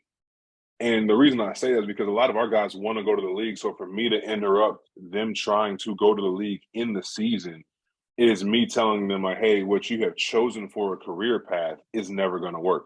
Now, granted, there's some athletes that we know, like, that's probably not going to be your path, partner. But we need to make sure we help them in that aspect of it, because I think it's rude for people to say you should always have a plan B. It's like, this is something he's wanted to do since he could play football. Let him chase that path. And then this is another opportunity we bring once the season's over to say, all right, bet you can have multiple things going. There's a reason the most successful athletes in the league usually have 2, 3, 4 different things going on at the same time. So I appreciate that. I appreciate that. They definitely, you said some of the coaches let players know it probably won't be it. All my coaches let me know that early on in my career. All right, so let's sorry, y'all. Let's skip ahead. You all have done, and correct me if I'm wrong, I know for sure Clemson and Florida, and Kev, I know you too, Candace, correct me if I'm wrong. You all have done off-campus engagement. We're talking about micro internships, business tours, and such. How do you prepare for that? I mean, logistically, that's a lot. And then who helps you with it, and how are the athletes selected for those career development trips that you all had? Rashard, we'll start with you. All right, I'll pop us off. Cliche, right? But it's kind of just that you prepare, like, but you identify what to prepare for. So like, what skills are needed, what materials are needed, what resources are needed for our students to be and feel confident and empowered, and what does our staff need for them to feel confident. So for example, you know, if we're going on a business week to Los Angeles, to make them feel confident, they probably need some networking practice. They probably need business cards or icebreakers, or elevator pitch, and they need to do some diligence and research on the companies we're visiting. On the staff part, you know, it's the partners, securing the partners, the funds, the transportation, the logistics, you know, and just backing that up with diligence meetings, just being able to sit the group down that's going on those initiatives and make them do their diligence. So again, just like Candace talked about and everybody else, man, representing not just you, but your university and your family the best way you can. Man, our head coach always likes to say, you never get a second chance or once in a lifetime opportunity. Well, we take that mentality and approach with this opportunity, regardless. And then, you know, who helps you with it? You know, our team is holistic. So, you know, my team helps us, you know, but that emphasis groups, as far as who selected, you know, I may have an emphasis group, maybe seniors, maybe freshmen. And then with limited numbers, you know, we do applications because we want it to be meaningful as well. So selection, emphasis groups, and applications as well help. And something that I was able to use at Clemson and both here at Florida is really kind of that last part of the selection piece. Tell me that you want it. Like apply yourself, give me every reason to say yes to the reason that you're going on to something. And that's what we look at it as. It's not going to be a GPA requirement. It's very rarely like a major requirement. When I think about it, I have educational degrees in microbiology and I work in football. Like those two things are not together, but I can make them be together if you let me tell the story about it.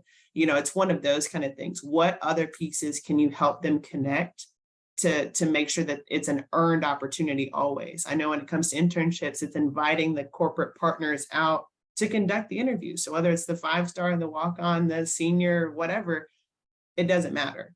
The best man wins, just like it would in a marketplace setting. And I tell them all the time, if you think that you can out interview me for a position, you don't have to go to interview prep, but let's see if you can.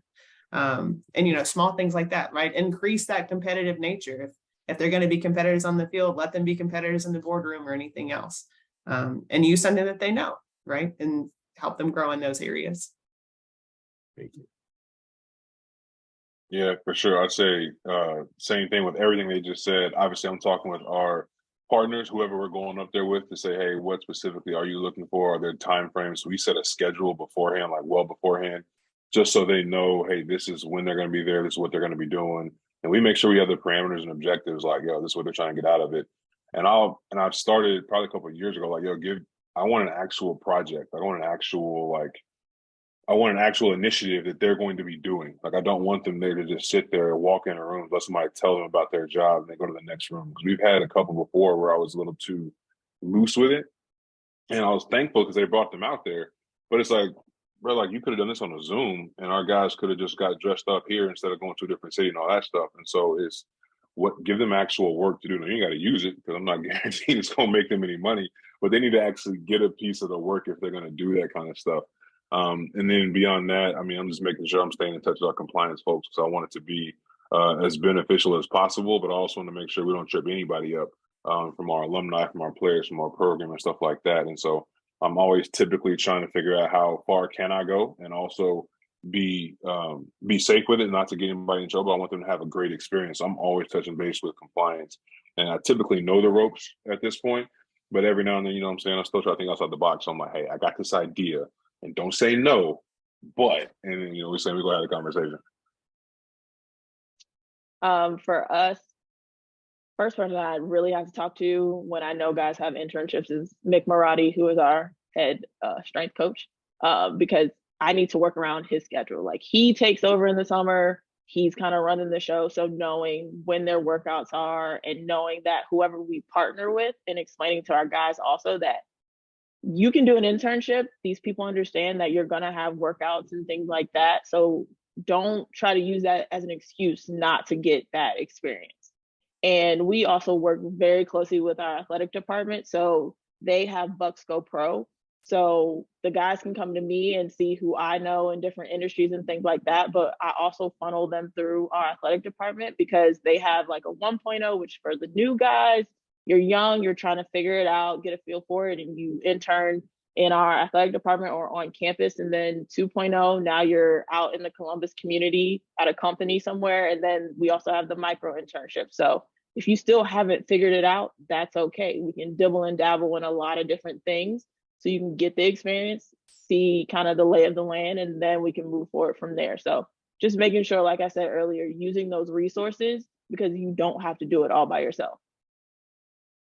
Awesome. Appreciate it. And then this last question we'll combine two before we get to the question session. Thank y'all so much. Y'all, man, if I had listened to this panel year two, I would have saved a lot of time and possibly money. All right. It's 2-question part. So we'll do, how has NIL affected your career development programming? And then after that, you're going to give a 15-second encouragement elevator pitch to those who are looking to get in this space, or even those who are like, I want to add career development to my program. So how has NIL affected career development programming and encouragement for our attendees? Ken, we'll go with you and your deep thoughts. Wow, so kind of you, Ed. You usually put me at the back end. NIL has affected my career program just because it's sped up the process and say, hey, what you're doing now has already started your career, right? It's already started the things that you say you want to do. And so don't come out here with a resume that has nothing on it when you got NIL stuff on it. And if you know what direction you want to go, you can make your NIL pivot in some of those directions as well. But it's also made sure my stuff has to be on point because we got cats that are signing deals, getting collectors, all that kind of stuff. And I'm coming up here with hey, we want to help you write your resume.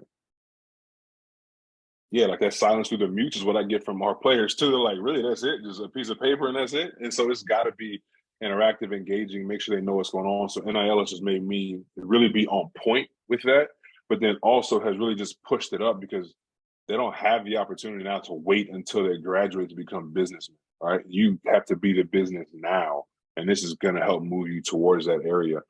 This is what NIL has really done for me. And my 15-second encouragement, I'm sorry, I'm gonna have to steal this just like I've done with everybody else on the program on here. So I appreciate y'all too, because I was learning from all y'all as we started this thing going.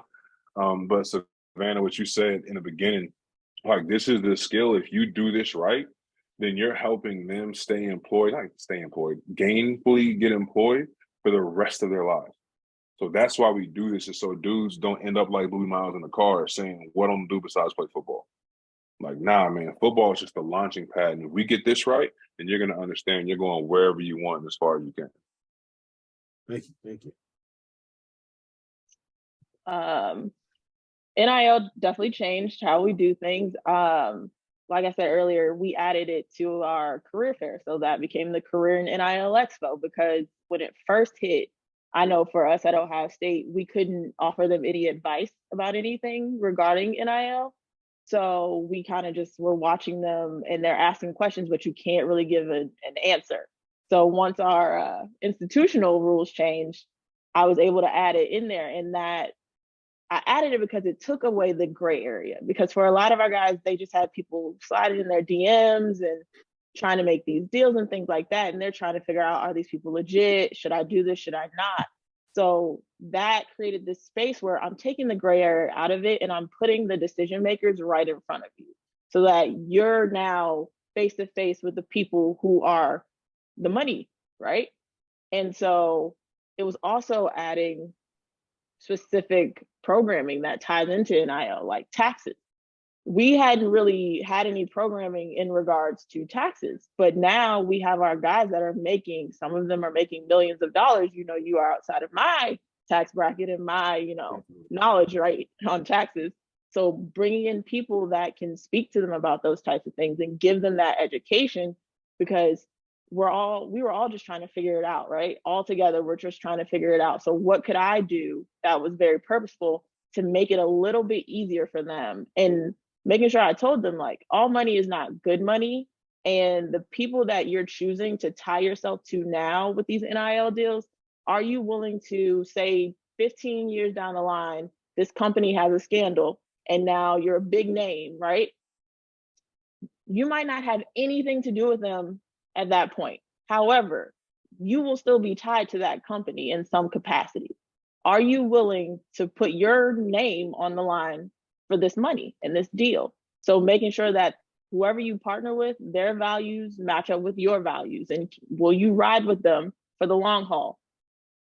And I think a piece of advice, I'll speak for as a woman in this industry. It can be hard because a lot of times you see in player development positions, they want a former player. And so it can be hard to even get your foot in the door just to get started in this, but understanding you deserve a seat at the table. And if someone's not going to, pull a seat out for you, you walk up to that table and you pull the seat out yourself. And you sit down at that table and know you deserve to be there and build your network. A lot of the opportunities that come in player development is through networking. People know each other, people talk. So just be very intentional with your networking. Don't just hit somebody up and then never follow through, those types of things. Be very intentional with it and, follow through and know that you deserve the opportunity to be in this space if this is what you really want to do.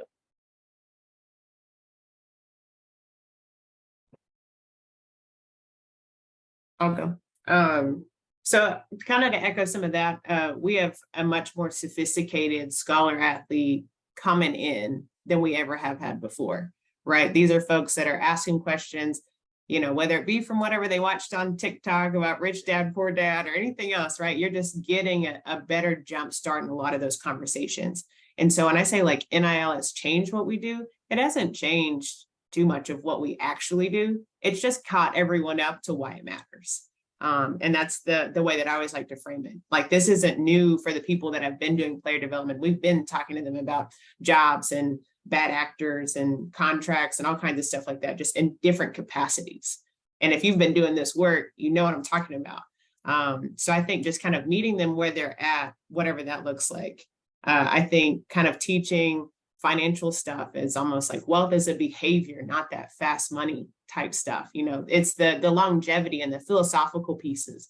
It's going to get to a point where they're going to hire whoever they want to control those parts. Great. Then your role is to, how do you build the team around yourself, right? And what do you impart that wisdom on? I think more and more things will kind of get dispersed out.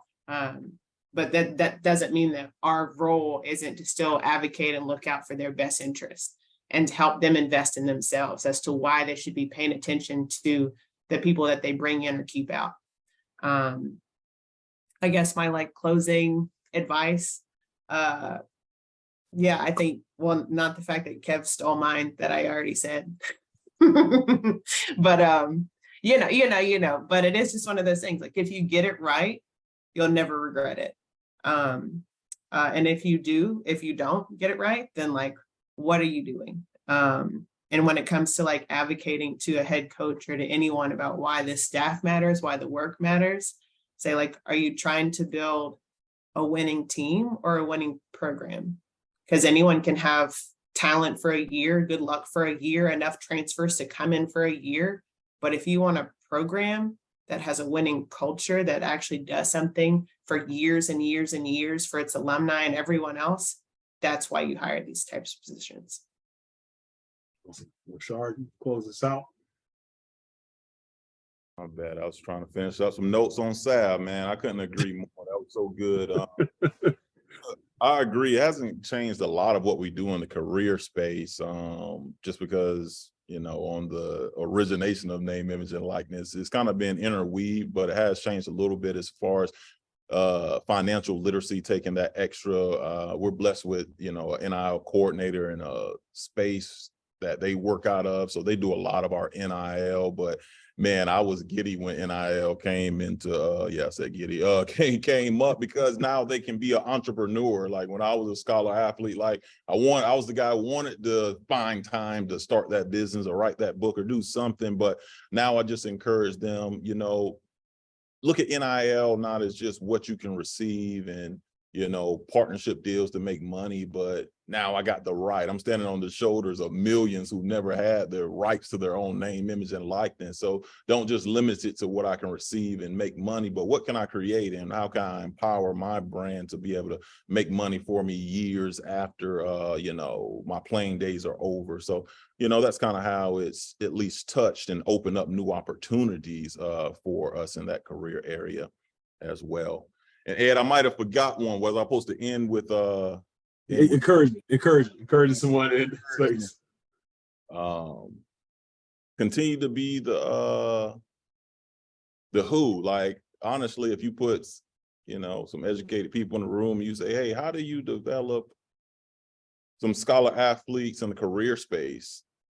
80% of what they say is probably what you're already doing, but it's just you who makes the difference, and then just, hey, being bold and courageous for your scholar athletes. Some college head coach can be intimidating, but I think I found out they actually respect when you push the line for your student athletes. So if it's lobbying for more time with them, if it's lobbying for more resources, you may not get it in year one, but you definitely ain't going to get it. You won't get it by not asking. So just encouragement to, be bold and courageous as you're leading these young leaders and professionals. Awesome. Appreciate you. All right, Lauren King, if you come take it away for Q&A. We got a couple questions here for the panel. Give it up for our panelists, you all. Give it before they answer the Q&A. All right, thank you so much, Ed. Our first question comes from Antonio Boone. How do you think that AI technology will alter your approach when it comes to career development in terms of elements such as resume writing, cover letters, or even career opportunities? It's already played a factor for us. It's a resource out there called My Perfect Resume, and we don't use it to create our full resumes, but we do use their algorithms and things like that to be able to help our scholar athletes express exactly what they did in an internship or in an opportunity that puts it in a way that one educates them, but it's a little bit more friendly to employers reading it in that context. So that kind of software really helps our scholar athletes and help us, expand their vocabulary, and especially on a resume type. That's where I've seen it help the most. Florida is a big AI school. I mean, top 5 institution for a reason, like it's a thing. But I do think there is nothing that will ever replace human connection. And so those are always the soft skills that you want to continue to incorporate. I think there's always ways to use softwares and tools and educate them on anything and everything they've got. But at the end of the day, we're in player development for the people, right? And so making sure that we develop the person inside and out, because those other things, there's always going to be something that they can utilize, but it's empowering them to be able to utilize it, to have the confidence to say, oh, I can make that thing, or I can use that program because of what I know and who I am. Yeah, I would backdoor that with just saying the same thing. It's like, it's about the people, but this is an opportunity for us to show them how to use a tool, not just to try to get papers out, but also how do I learn to use this for the careers that are upcoming? Because it's going to be really, really helpful, but it's only if it's used the right way. So this is just another horizon that we get to develop our student athletes in. So it's been fun trying to figure out just a few pieces here and there where it's been helpful and where it's like, let's back up and see if we can find somebody to help us with some of those things. I'm just going to say yes to everything that everybody else said. And then also just making sure you're introducing it, but don't let them use it as a crutch. Because we work in football, so we know like time is very precious and limited, and our guys want to be able to do things very quickly and get it done. So just making sure like, yes, we could introduce these things that help, but don't lean on it too much. Don't take out the human interaction of things. Definitely. Like you all said, these are tools. They are not meant to replace anything. And human connection is definitely the biggest thing, especially in this field. So you don't have to fight the technology, but use it where you can. All right. Our second and final question is from Dominic Ferrucci. Yes, thank you once again for a phenomenal panel. I think that one of the biggest reasons why I'm even on this Zoom call and pursuing a career potentially in player development was after taking one of those Gallup Clifton Goals assessments and seeing that I was very relationship oriented. So at your institutions, do you have something similar? And have you found them to be effective? I can go there. So I'd say that again, all of these things are just tools, right? In the assessment piece. I think if anything, it just adds vocabulary to what they either already know about themselves and have never found the way to express that, in the same way that any Myers-Briggs, Clifton Strengths, Riser assessment, whatever those things are, it's really just looking for, hey, what are the things that you agree with that it told about yourself, or what are the things you disagree with and why? So that's how I always use that data. So like right now with our transitioning freshmen and transfers, I have them do the Riser assessment, right? Because it is sports language. But then just kind of adjusting that into bigger and better things of like, great, that might be your personality type, but what parts of that did it get wrong, right? And letting them kind of argue that and tell me who they are instead of assuming who they are, what they're good at based on a tool. That's what I do. All right. Yeah, I think it. Sorry, go ahead. I was gonna say, I think it helps start the conversation. It just helps get the conversation going for them. But then it's also important because people can latch on the labels really quick. And so it's like, oh, that's who I am. You saw the assessment, bro. That's who I am. It's like, yeah, bro, but you didn't come here to stay the same. Otherwise, you just stayed in high school and we'll be having this conversation. That is why it's called player development. Developing is key in everything. Any last points from Rashard or Candace you guys wanted to add in? I'll just say being in this space, and I know a lot of us focus on the career side of things, but it's really about the relationships. And there's days where I have to show up as Mama Candace, Auntie Candace, Sister Candace, Cousin Candace.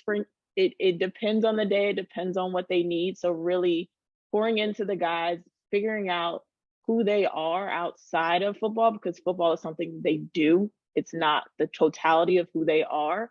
And really giving them the space to be vulnerable, because I'm one of the few people in the building that has nothing to do with their playing time. So giving them that space and a safe space that they can come to and just be who they are and feel like, you know what, I can tell her anything and she'll figure it out or she'll point me in the right direction. But I know it's a safe space for me to just be me. All right, thank you all so much from our wonderful panelists. You guys did an amazing job. So many more great gems from you all. And thanks again to our audience members who are participating. We are going to Ali for our transition. Sorry, Lauren, just because I don't want to forget, before we go to Ali, I want to say there's just two people on here. If you were on the last panel, you heard me talk about like, in it, I just write like, hey, if I gave awards, this is what I give awards. I watch award shows. And so I would like to say, Rashard, what you all have done in Clemson, I can't call it a Lifetime Achievement Award, but definitely the pioneering excellence for this space. Since we have sponsors, we have money to buy awards. So that's coming your way for you all, what you all built there, just pioneering this space. And then Savannah, 2022, Director of Player Development of the Year. So got awards coming you all's way. I'm thankful to my sponsors who have allowed to do this. I used to just write it on my own tablet. Now I got my own company, so I can send awards where I want to, dog. So, all right, Ali, take it away. Thank y'all so much. Hey, thank you, Ed, man. Love what you're doing, man. Thank y'all. Awesome. Appreciate it. And great job, Savannah, Candace, Rashard, and Kevin. That was awesome. We again are going to be transitioning. It's going to be just a quick transition again, guys, going into our alumni relations panel. That's what's coming up next. So we will see you guys there. Perfect. Yeah, we're going to work right into that. Thank you, Ali. This one is huge. Alumni relations. Somebody said in the last panel. Now, you gotten a ton of value from what you got from this conference. I already talked to you about the summit, which will be in person. I want to talk to you about something that will provide immediate value to you right now as you wait until the in-person event. And that is the player development course. Yes, I have a player development course that helps you create a plan. It guides you from step one to from A to Z. Yes, I have a course that guides you from A to Z. It guides you all the way through so that you can create the player development plan and impact that you want to create. This is an investment into you. The conference is going to help you in person if you come. I hope you come. Will help you, overall your career with networking, growing, partnering, different things like that. But once you're in a role, you need something for you when you're there. And so this course, this self-paced course, is for you. Now, don't just take my word from it. I'm going to read a testimonial from someone who took the course. The freedom to navigate this course on my own allowed me to go back and reassess a bunch of ideas I had. It helped me narrow down my previous framework, and now I can begin to build on programming. Every video was enlightening, engaging, and opened a new window of thinking for me. Going through the worksheets helped me follow along with my ideas as well as the examples. That's someone who took the course. Now you can have that same exact experience for yourself. So that link's in the show notes. The course is $97 and this course will help you. This course has helped, this $97 investment that people have made has helped them get into the role. Hello, CJ Scribb at Coastal Carolina. Hello, Rashawn Bell with the San Francisco 49ers. So there are people who have purchased this course, this $97 investment, and it has helped them get roles in player development. So I want you to check it out. I want you to invest in yourself. I want you to get a plan ready for the impact that you can make in the role. All right, now back to the conference. I've heard it before, but from a couple of as we get our panelists on the main stage, Zoom main stage, this is probably I tell people all the time, what's one of the biggest areas you need. Alumni relations is huge in player development because you have people who have played there. You have people who are excited about the program. And if anything's going wrong in the program, most likely they come into the program and tell you and keep it off of social media. So you have that group of people who are really, really excited about what's going on. So this is a huge, huge area here. I'm so excited to have these great panelists here. We have one more jumping on. Perfect. There we go. All right. So here we go. We'll get to it. Antoine, I appreciate you being here, man. I know y'all got a lot of things going, so I'm gonna make sure I get some stuff to you. It's player development, happy transitions, how people have to get things going. So Antoine, once we get everything going, we'll get going there. But let me introduce. We have Antoine McClain, who this Clemson thing keeps going. He worked with Rashard. He works with Rashard now. Worked with Savannah before. We have BJ Stabler, who has been in the NFL space and now is at the University of Alabama. Darian Harris, Michigan State, once again, the mayor of East Lansing. And then James Sherman, the mayor of San Marcos, who's at Texas State football. All right, we can start in that order.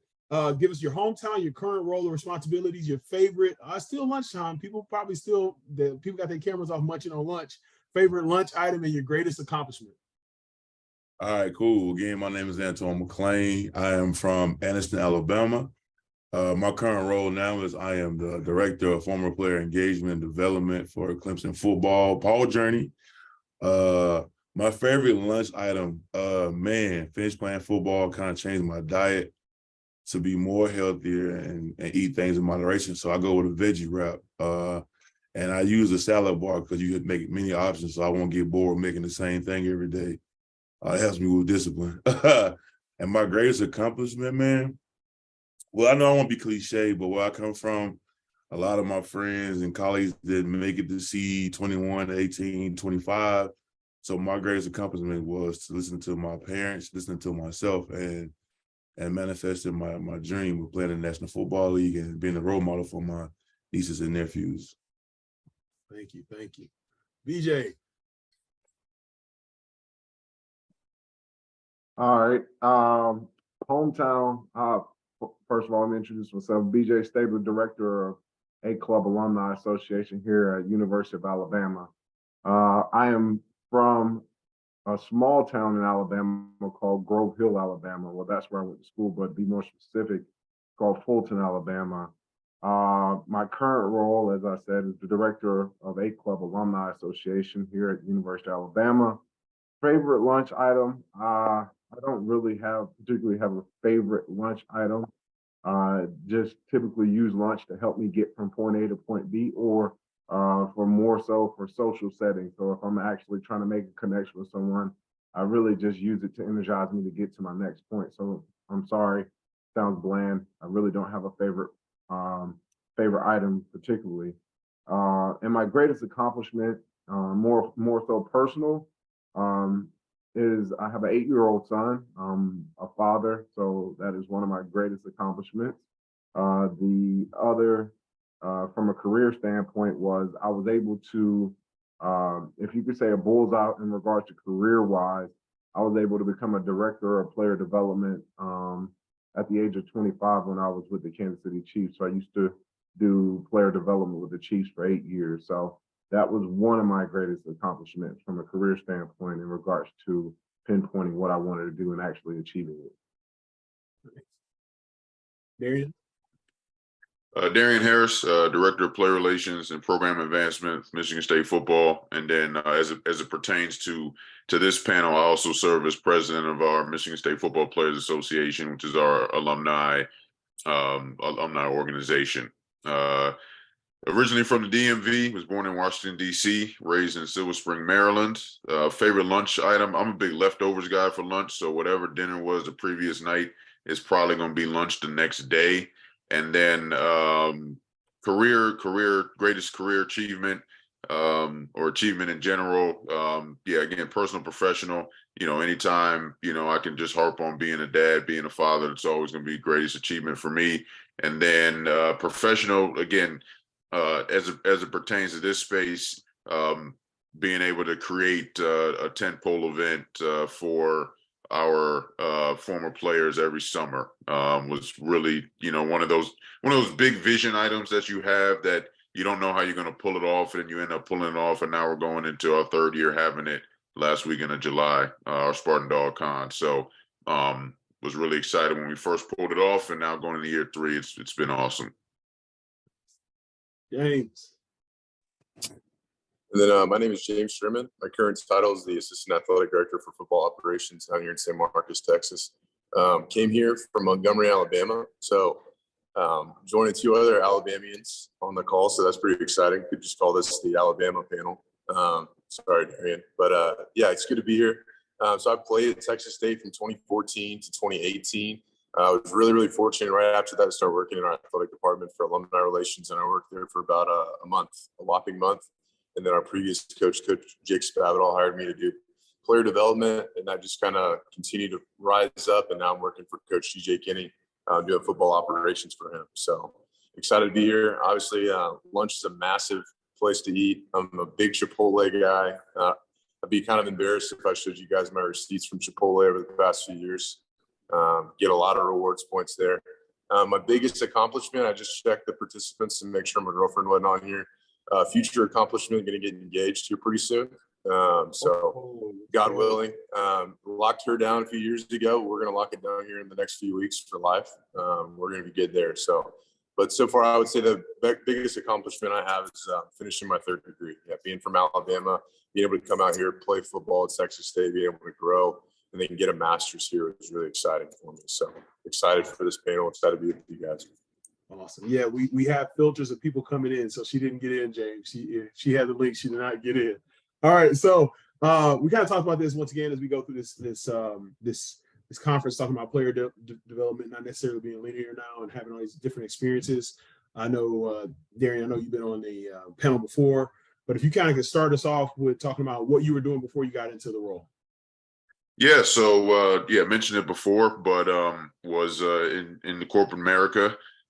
Because there's not always the spots open in sports that you want. as soon as you want them. So GA'd in academics once I got done playing, once I retired from playing, and was building actually some alumni programs and was hoping to transition into an alumni role at Michigan State. And we had a change of scenery in our entire athletic department, where our athletic director at the time had to step down, took another opportunity. And since I was trying to go the route of being with the athletic department versus just being with one program, that opportunity was no longer there. So I went to work for Big B Coffee, did marketing for them, then got a job with Rocket Mortgage, previously Quicken Loans in the marketing department. And a month into that, Coach D'Antonio retired. Coach Mel Tucker took the job and needed somebody for his off the field programming and just timing, also reaching out. You know, I called our now AD at the time, who was our deputy AD, Alan Haller, and said, I'm ready to come home. And it worked out. So just, you know, outreach, you know, putting yourself out there, not being afraid to pick up the phone, make a cold call, can turn into an opportunity. Awesome. James? Yeah, can you ask that question one more time? Yeah, so what were you doing before? No, you're good. You're thinking about Chipotle. What were you doing before you got into this role? You kind of mentioned yes. Before you got into this role. So I was really fortunate. I mean, I finished playing here in 2018. I had 2 degrees that I finished already before then. And while I was in my undergrad, I was really involved on campus, whether that was student government, Fellowship of Christian Athletes, student athlete advisory committee. I got to represent our conference a couple different times. So just being involved in that, just being around everything that our athletic department was doing, they just saw something in me, and they allowed me to take a shot on next steps. So when I finished playing in 2018, we had a ring ceremony for our T Association, which are athletic alumni. Our wide receivers coach came up to me and was like, "Hey man, I heard you wanted to work in athletics. You think about going and talking to Don Coryell, who was at the time our T Association leader, athletic alumni?" And I was like, "No, I haven't." So I went in his office. He said, "Sure, James, come back in January. Like, no questions asked, come work for me." Ended up working an event with him back in January alongside of Travis Comer, our development office guy, and Coach Jake Spavital hired me right then and there on the spot. So I was really fortunate, really blessed. I mean, those doors opened wide for me, and that happened while I was playing for those doors to open. It wasn't anything that happened after I finished playing. It was something that people saw in me while I was a student athlete here at Texas State, and it's afforded me a lot of opportunities ever since then. Awesome. Antoine? So yes, so I retired from football in 2017. Had a chance to intern at the National Football League in player engagement for 2 years. Ended up getting a postgraduate position with the University of Tennessee post-pandemic era, and just got a chance to work with our many athletes, not just football. I had rowing, I had baseball, and I had a few track athletes that I was mentoring, and also too the strategic tutor. Ended up after that 9 months ended, I ended up getting hired as a director of student athlete development at UNC Charlotte. And 2 days into that role, Coach Sweeney called me to come back home, and I'm going into my 3rd year now as a director of former player engagement and development. Thank you. That's a whole nother panel right there. When you get the gear from the equipment room and then somebody calls you immediately right after that. BJ, if you can finish out, what were you doing before you got in your current role? Yeah, as I alluded to earlier, I was the director of player development, player engagement, whatever we phrase it as, with the Kansas City Chiefs for 8 years. And so I did that deal, and I'll let you guys know I'm pretty transparent in my approach. So I'll tell you guys directly exactly what happened. Well, not the details of it, but, you know, in all actuality, a lot of people come on and talk about the highs, but I actually got fired, you know, and you work in sports long enough, people always ask you, have you been fired yet? And there was somebody asked me that at one point in time and said, have you been fired yet? And I was like, no. They said, well, you haven't been working in sports long enough. So the truth of the matter was, I got fired from the Chiefs, and truth to no fault of his own, had to find a different alternative route, figure out what was next for me. Went back while I was there with the Chiefs. I was actually working on getting my MBA. So I finished my MBA while I was working there with the Chiefs, and then transitioned here, Alabama. And in that transition, to be more specific about it, it was about a 6-month period. of not knowing what direction. In all actuality, I had to shift my focus and figure out what I was going to do next. And what I wanted to do next was get it more into the developmental space. Understood that player development is more of a soft skill type of deal to some extent. And so I wanted to make sure I extend my abilities of being able to contribute in a different area. And so hence the reason I wanted to get more into the developmental space and one to work with our fundraisers and things along those lines. And so here I am as a director of player development going to my 4th season here at Alabama. Nice. And then since I'm in KC right now, I gotta ask. So I always ask people, KC, where's your favorite place to go eat? Jack Stack. Hey, let's go. Top to bottom, best menu in KC. Yeah. You got some hit or miss there. Yeah. I mean, in regards to food, you can get to Q39 and Joe's KC, which was formerly Oklahoma Joe's. Yeah. But if you really want to get more bang for your buck, you can go to Jack Stack. I haven't had one thing on their menu I've been like, yeah, I regret that. All right, let's get to the alumni portion. Now, you all played for the university you serve at. How does it feel to give back to your alma mater, a place, you hear it, you've heard it playing blood, sweat, and tears, but actual places you actually gave blood, sweat, and tears. How does it feel to go back? Antoine, we'll go Antoine, Darian, BJ, James. Okay, cool. Well, man, it's an interesting story because college journey is such a significant thing at Clemson, and coming back to actually work there, doing player development and former player engagement, I think is for me it's great to have a former player in the building and by way of giving back. So helping like mentor our younger brothers, man, and help them along their path. We always talk about Jeff Davis, the founder of College Journey, how whenever we had an issue or had need some understanding with something outside of football, we always go to him. And we didn't have the resources that we have now. So to have 22 former players in the building, not just myself and Rashard, but 20 other guys that can give guys that light. But we also understand too that, you can tell a guy how to do something, but they still want to touch that stove, see if it's hot. But that's cool. So knowing they're going to do that, we still can be there for them to say, all right, so now you understand what I was talking about. So now let's figure out how to move forward. So I think besides serving our former athletes and our former scholar athletes, having the chance to be in these spaces to serve our current guys and serving them now, not after football is over with. So that's been my biggest contribution back to giving to Clemson and being back. And it's different being on the other side of football, with being a colleague versus a player now. So I'm pretty sure some of y'all on this panel have experienced that dynamic having to have those tough conversations with coaches or in administration, like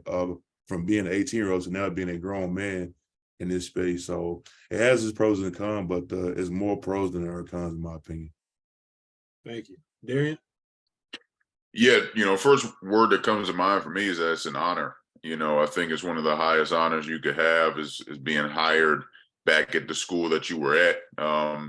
Because, as a former player, if you had a good experience or what you felt was a good experience and you want to be in sports, generally you want to start off at the place that's most familiar to you, which is the place that you played at and graduated from. So, and again, as we know, like you can't have an entire staff of former players, at the school. So just to be one of the few, though, like Antoine said, though, it's not just myself. We do have several other former players on staff in various capacities. It still is few, if you do the math on the totality of all of our staff. So to be one of the few is an honor. And it's great to be of service to not only our current student athletes, but to our former student athletes, football players specifically, because you have to have somebody that's that bridge, because staffs change, coaches change, coaches retire, coaches move on.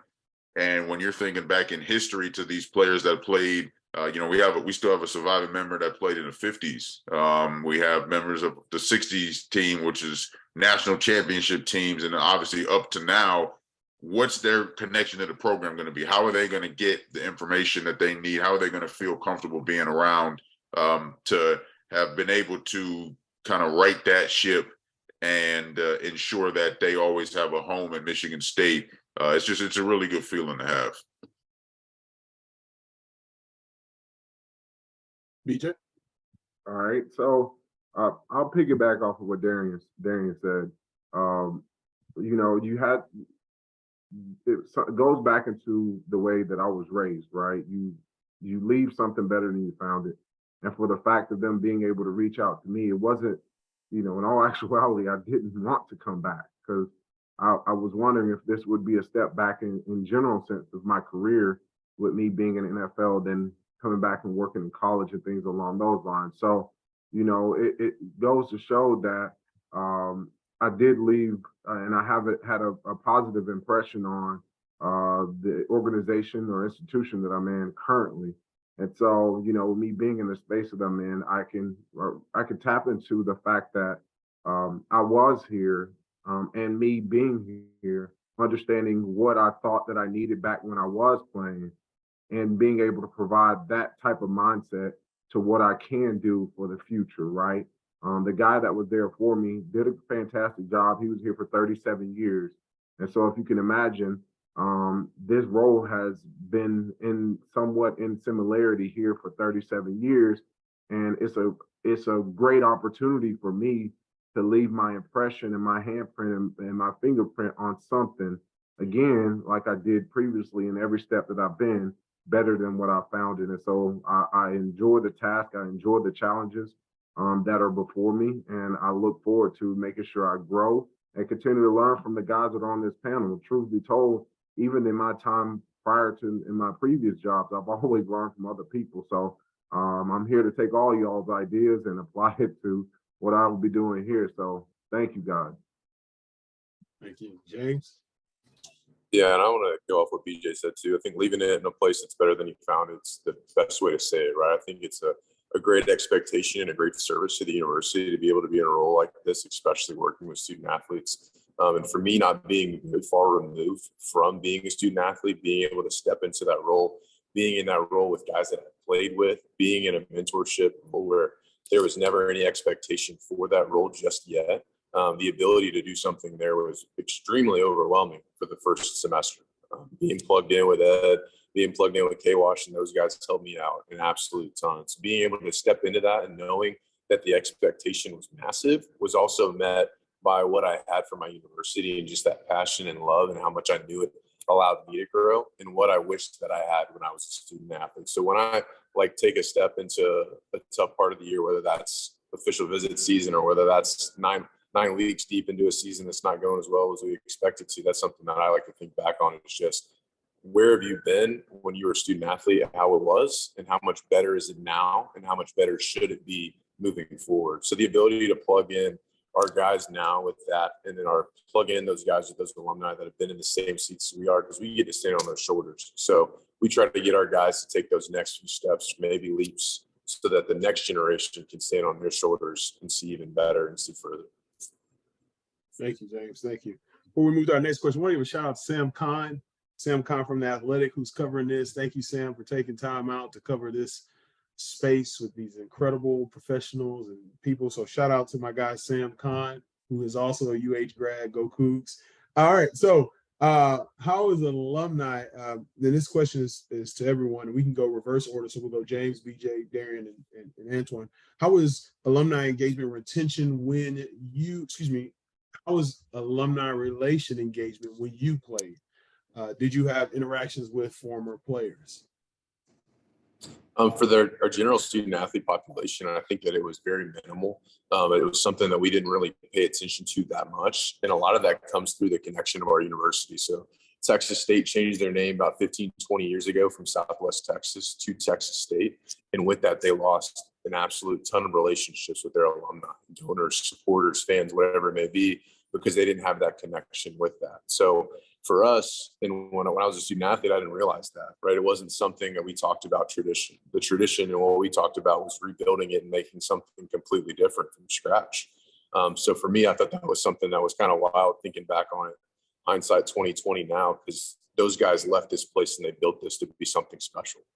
So recognizing that, being able to step into the role that I did in 2019, being able to connect back with guys from the 70s, 80s, 90s, people that recruited me, stuff like that, being able to connect, that was really, really important for me. And it was really important for previous head coach and our current head coach to make sure that that's something that was going on, right? If you don't have that alignment from the top down, it can be really, really difficult. Really fortunate to hear that our president, Dr. Dan Fiss, our athletic director, Don Coryell, and our head coach, Coach Kinney, absolutely love our alumni. Most people don't know that we have 400,000 living alumni, 200,000 of which that are living on I-35 between Austin and San Antonio. So, I mean, that's just untapped everything. That's untapped internships, jobs, support on Saturdays, support on Monday through Friday, whatever that may be. So recognizing that and being able to connect our student athletes with that was something that was absolutely primary. And it's something that has been a blessing for us the past few years.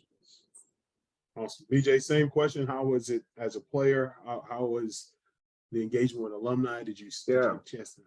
So the engagement was same and minimum, or it may have been going on a lot in regards to, but you know, in general sense, in a lot of cases, in a lot of other institutions, football is treated different. A lot of groups may be doing different things with their alumni, maybe engaging with their alumni, but at that time for us currently, me specifically, I'm not going to say it was on an organization or institution. BJ personally was solely just focused on himself. I was trying to get to the league, trying to do what was best for me. And you know, a lot of times you look at those former guys that are hanging around and that were just hanging on. They couldn't really make that transition to that next step for themselves. And so maybe it was just my own mindset of not really thinking that I needed to engage, but you know, it's like an insurance policy. You don't need it until you need it. And so the unfortunate part was, unfortunate part was I got injured during my college career, which allowed me a little bit of lengthier of time to help me understand, one, you're not going pro. Professional football is out of so I had to come to grips with that. And then begin to understand that transition. Okay, I need to go back to school, get me another degree. And so it prolonged the time a little bit longer for me because of the medical hardship. I took advantage of that. But in all actuality, the only reason I did that was because I wasn't ready to step into the real world. I wasn't ready to begin to do those things. I was more so pushing the ball down the road until I actually was able to see the life of a real student and begin to make those connections, create those networks, and really begin to take it serious as I had not been prior to in the previous 4 years, because you know, first year was a redshirt year. So in general sense, it was one of those deals where I didn't engage initially, but then I started trying to make those connections on the back end, in which that would be one of the things I would definitely say to the player development people that are on here is early and often create the spaces and the time and avenues for our current student athletes to begin to engage with our former student athletes. And that is across the board, not just football, that's softball, soccer, all the other sports that is involved with it. And not just within the sport to sport, it can go across each sport because opportunities are opportunities, doesn't matter which sport it was actually based on. So thank you. Darian? Yeah, I would say pretty similar. You know, I think that as you kind of started to look around during like homecoming weekends and things of that nature, you would see different groups on campus that would have their stuff together. Whether it was a college, you know, I'm a comm arts and sci grad, and so they have their big event every homecoming, and you would see how they were functioning. And even within athletics, basketball under Tom Izzo, they have alumni relations down pat. I mean, the way that they do it, they have their grind week, all their guys come back, they actually go through practice. They have it figured out. Basketball obviously is a little, I guess, on paper easier because it's less guys. But the other thing with basketball, again, specifically at Michigan State, because that's what I was focused on, is pretty much all those guys got an opportunity to play professionally, whether it was in the NBA or overseas. Because of that, they felt comfortable coming back. With football, we hit a level of success that we had not seen as a program since the 1960s. But a lot of the guys that contributed to that success didn't really get an opportunity in the NFL for one reason or the other. So they felt embarrassed to come back around. So a lot of the guys from my era did not want to be around the program. And so it was very difficult to kind of invite guys back or lure them back. And the way that Coach D'Antonio worked, for better or for worse, is he only wanted the guys that he coached to be around. So anybody prior to 08 didn't really have a leg to stand on to be around, and anybody after 08 but that didn't really play in the NFL didn't want to be around. So because of that, you didn't really have any type of alumni engagement on campus during games, unless you were just getting with your boys, you know, for a game or something like that, on your own. Appreciate it. Antoine. Man, dog, Darian, bro, That's a great. That's a lot of the stuff that we deal with. I'm pretty sure that's a lot of Power Fives deal with. Being one myself who did play in the league, a lot of guys that let me backtrack. So when Coach Swinney got the job, the official job title was a head coach in 09. He started the Former Players Barbecue, which our department has taken over, our police department taken over. And over the years, it was very minimal before Coach Swinney became in, but the only interaction for real, though, that we had with our former players, or football alumni, as I call them, was when guys came back to train for the league in the weight room. And when some guys would come back to be on the sideline. But other than that, we didn't really interact with our former players. Nowadays, we do a great job with, even with my program that I do for our current guys, I've always had former players speaking on their experiences or whatever it is. We always have, even Rashard, we have a bunch of former players that own companies, entrepreneurs, played in the league, didn't play in the league, that come back post Coach Swinney and pre-Coach Swinney. So now, because I feel like in our space, Jeff played football, Rashard played football, I played football, and I'm pretty sure all our interns, their dads or their brothers play football. So we understand that from that aspect. But I would say before Paul Jordan became a thing, we was probably very minimal. And even now, it's still what Darren deals with, guys feeling embarrassed not to come around, or guys don't feel like, well, I didn't go to the league. They only care about the league guys. So I'm blessed to be in my role because I get it. I understand. I've been on both sides of playing in the league and not playing in the league, and feeling shunned and winning the Super Bowl and coming back feeling like the man. But I get all aspects of that. So I try to create an environment to where it's welcoming to all, and just create an equal environment. So now we're moving forward. They understanding that now. But to Darian's point, man, I know a lot of schools deal with that. A lot of guys feel embarrassed because the NFL guys get all the hype and accolades. And even with me being in fundraising as well too, they always want to go after the guy from the league. But as I'm learning, I learned that all those names on those buildings, a lot of those guys that donated bunches of money to help, even our pillar dons with Paul Journey, those guys didn't play in the league. A lot of those guys were walk-ons.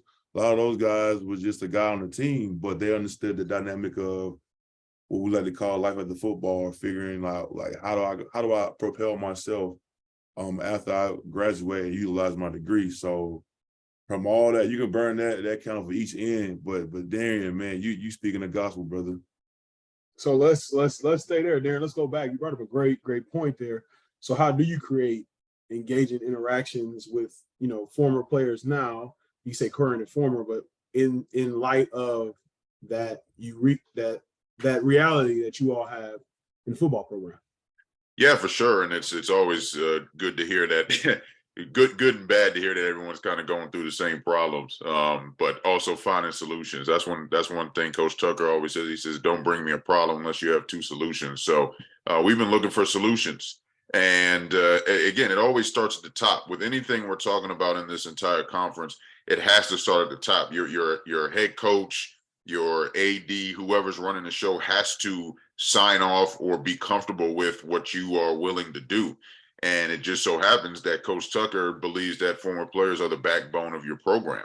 And because of that, I'm able to create events that allow for guys to come back and feel connected with the blessing of Coach Tucker for us to go ahead and do it. So it's still I would say a challenge to get the recent grads around. I'd say that the guys from the last, honestly, probably 7-8 years. My last year playing was 15. So even the guys that I played with, unless they're like my roommates, my best friends, getting those guys around is difficult. I think because of the embarrassment a little bit, but also it's just because they're young. They're young and fleeting, and so they're like, I'm not gonna spend a weekend in East Lansing when I can spend a weekend in Vegas, or why would I come back to my alma mater to kick it with some old guys when I can go do this? So I understand that, but it really was targeting and I say older, don't want to offend anybody on the call, but the generations that are older than the 2010s, pretty much, because those are the guys that want to be around a lot. And so creating events and just making sure that they know that they can come back around all the time and being inviting to them and making it a big deal when they're around. Because that's the other thing also, everybody doesn't win. I know we got, obviously Clemson and Bama on here. You all's resume speaks for itself, but it's still not a championship every year. And so, we only have, 3 conference titles in the last 20 years. So the guys that weren't, the other 17 teams, they're like, well, am I allowed to be around? I didn't win, all that other stuff. And the way, again, that Coach Tucker puts it, and that it kind of goes throughout the program, is I don't care whether you played, didn't play, started, didn't start, walk on, not a walk on, won every game, lost every game. You have as much, access to what we're doing now currently as somebody that won a national title. Appreciate it. And Antoine, I'm gonna come back to you before I get to BJ and James, because I know you are traveling for your position and you got a hard stop for your position of going out and meeting former players. So let's talk about that. You're about to travel out. Tell us more about your responsibilities and benefits. Your role in football was specifically to alumni. Can you tell us more about your responsibilities and benefits you've seen by traveling and engaging with former players around the country?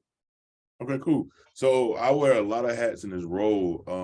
Again, like I engage our former players. I'm in development, and I also do player development for our current guys for our programming.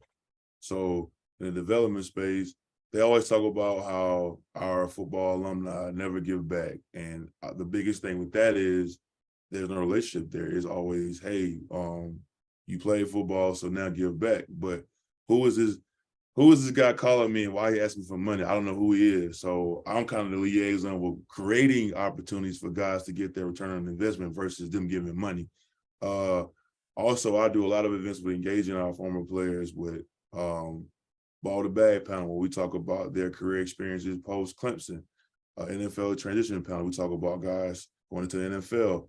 I have our agent education, where we have our former players come and talk about their experience with hiring an agent.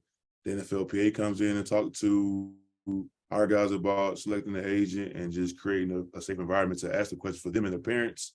And our football alumni barbecue, I have a football alumni retreat similar to how the NFLPA does with the getaway. When we have networking events and we are bigging up our donors and our sponsors, we have our guys there and our former players there. So that's kind of how we intermingle the current and our former guys, and also serving our donors, and for one, bigging up our football alumni. And when I travel to a lot of our NFL teams granted, I played football in the league, so I know a lot of scouts. I know a lot of GMs. I know a lot of my buddies are coaching now. So I go out and I go to training camp. I'll catch up with these guys. I'll talk about, for one, how I can better serve them in this space, and how we can create something to where we are getting these guys to give back. And we talk about giving back. It's not about just money. It's about time, your resources, your treasures. We all about being a resource in overtime in my actual department, which is former players. And we do a great event every year. It's our 3rd year going to be doing it. Is our elevated tailgate that we do every year. It's a very classy event. It's hosted by our former player, Cody Sensabaugh, played 9 years in the league. He's a major gift donor, but they come back. He is mimicking what he did in the league as well. So having that event every year is getting bigger and bigger and bigger. So we have a lot more of our guys that haven't been back in a while come back and they experience that. We make it a very, very upscale college event, and it's all our guys that I played with, guys before and guys after, and we all mingle with each other, mingle with donors, which is our IPTEC, which is our A club. Just kind of create opportunities for us to how we can network and collide and make the brand of Clemson bigger, and also too how we can serve each other and our current players. And as far as traveling as well, again, it's connecting, it's networking, it's golfing.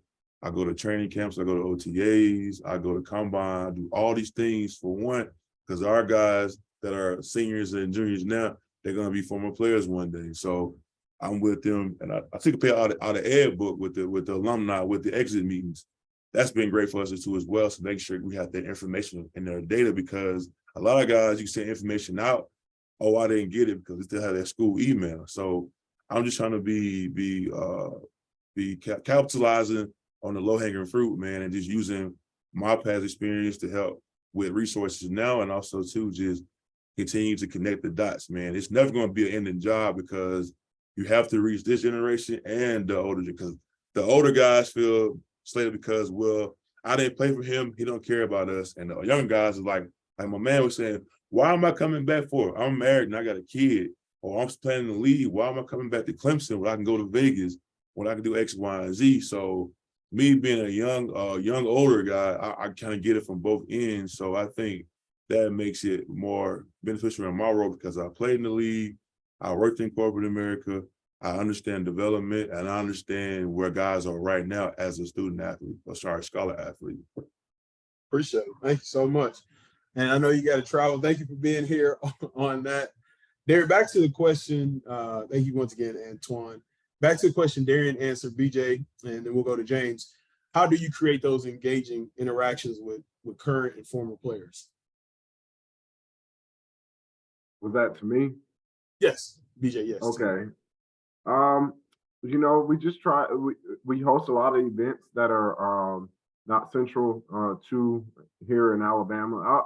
First things first, when I got here, as soon as I got here in August of 2019. And the thing that I did was I just kept the wheels moving, right? And as soon as I got that break, what I did was I sent out a survey to all of our members. We have a group of approximately 6,000 to 7,000 of our A Club members that's active now. And so what I did was I sent an email out. I got about 500 to 600 responses back in that survey. And so that allowed me to understand what, instead of just throwing darts at the wall blindly, I needed to know what targets I need to hit, right? And so in basic understanding in that survey, I was able to get a better idea of how I need to serve my members, instead of me serving my members based off of what I think I needed to provide to them. And so those are some of the ways that we do it with our former student athletes, with our A Club members. We host golf tournaments. We recently understood after the survey, they said, hey, we can't take time off during golf tournaments, because typically when you do a golf tournament, the course only allows you to do it via a Monday or Thursday, or you're paying a hefty amount for Saturday or weekend, whatever time like that. So we normally do something like on a Monday or Thursday. We host 3 of them throughout the state of Alabama. We do a top golf event. We also bring back the national championship teams. Fortunate enough, we have had a lot of successes in those particular areas.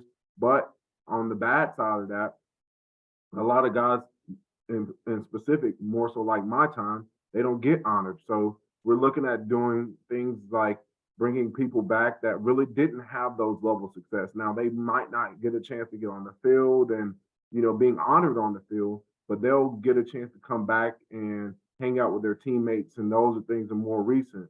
We also do it for softball, and we do it for baseball. We do reunions for all these different teams. And this past year, one of the things we did, we held a big reunion for track and field. And so one of the things I try to do is, well, we had a big reunion with track and field around A-Day, which is a big time, our spring football game. So we had large numbers in general sense. And I try to make sure that we got those numbers, engagement points, that we're able to provide that information back. So I have an annual meeting at the end of the year with our board and the rest of our members. So whenever I am able to take those numbers and show, hey, these are the things that our members are saying, they want us to become more engaging in other areas and other sports, instead of not really being centralized to Alabama. We need to pick up and move around. I'm out, like the guy that was on here earlier, I'm sorry, I forget his name, but I'm planning on, now that I just hired a new person in my department, I'll get a chance to be freed up a little bit more that I can go and travel to NFL teams.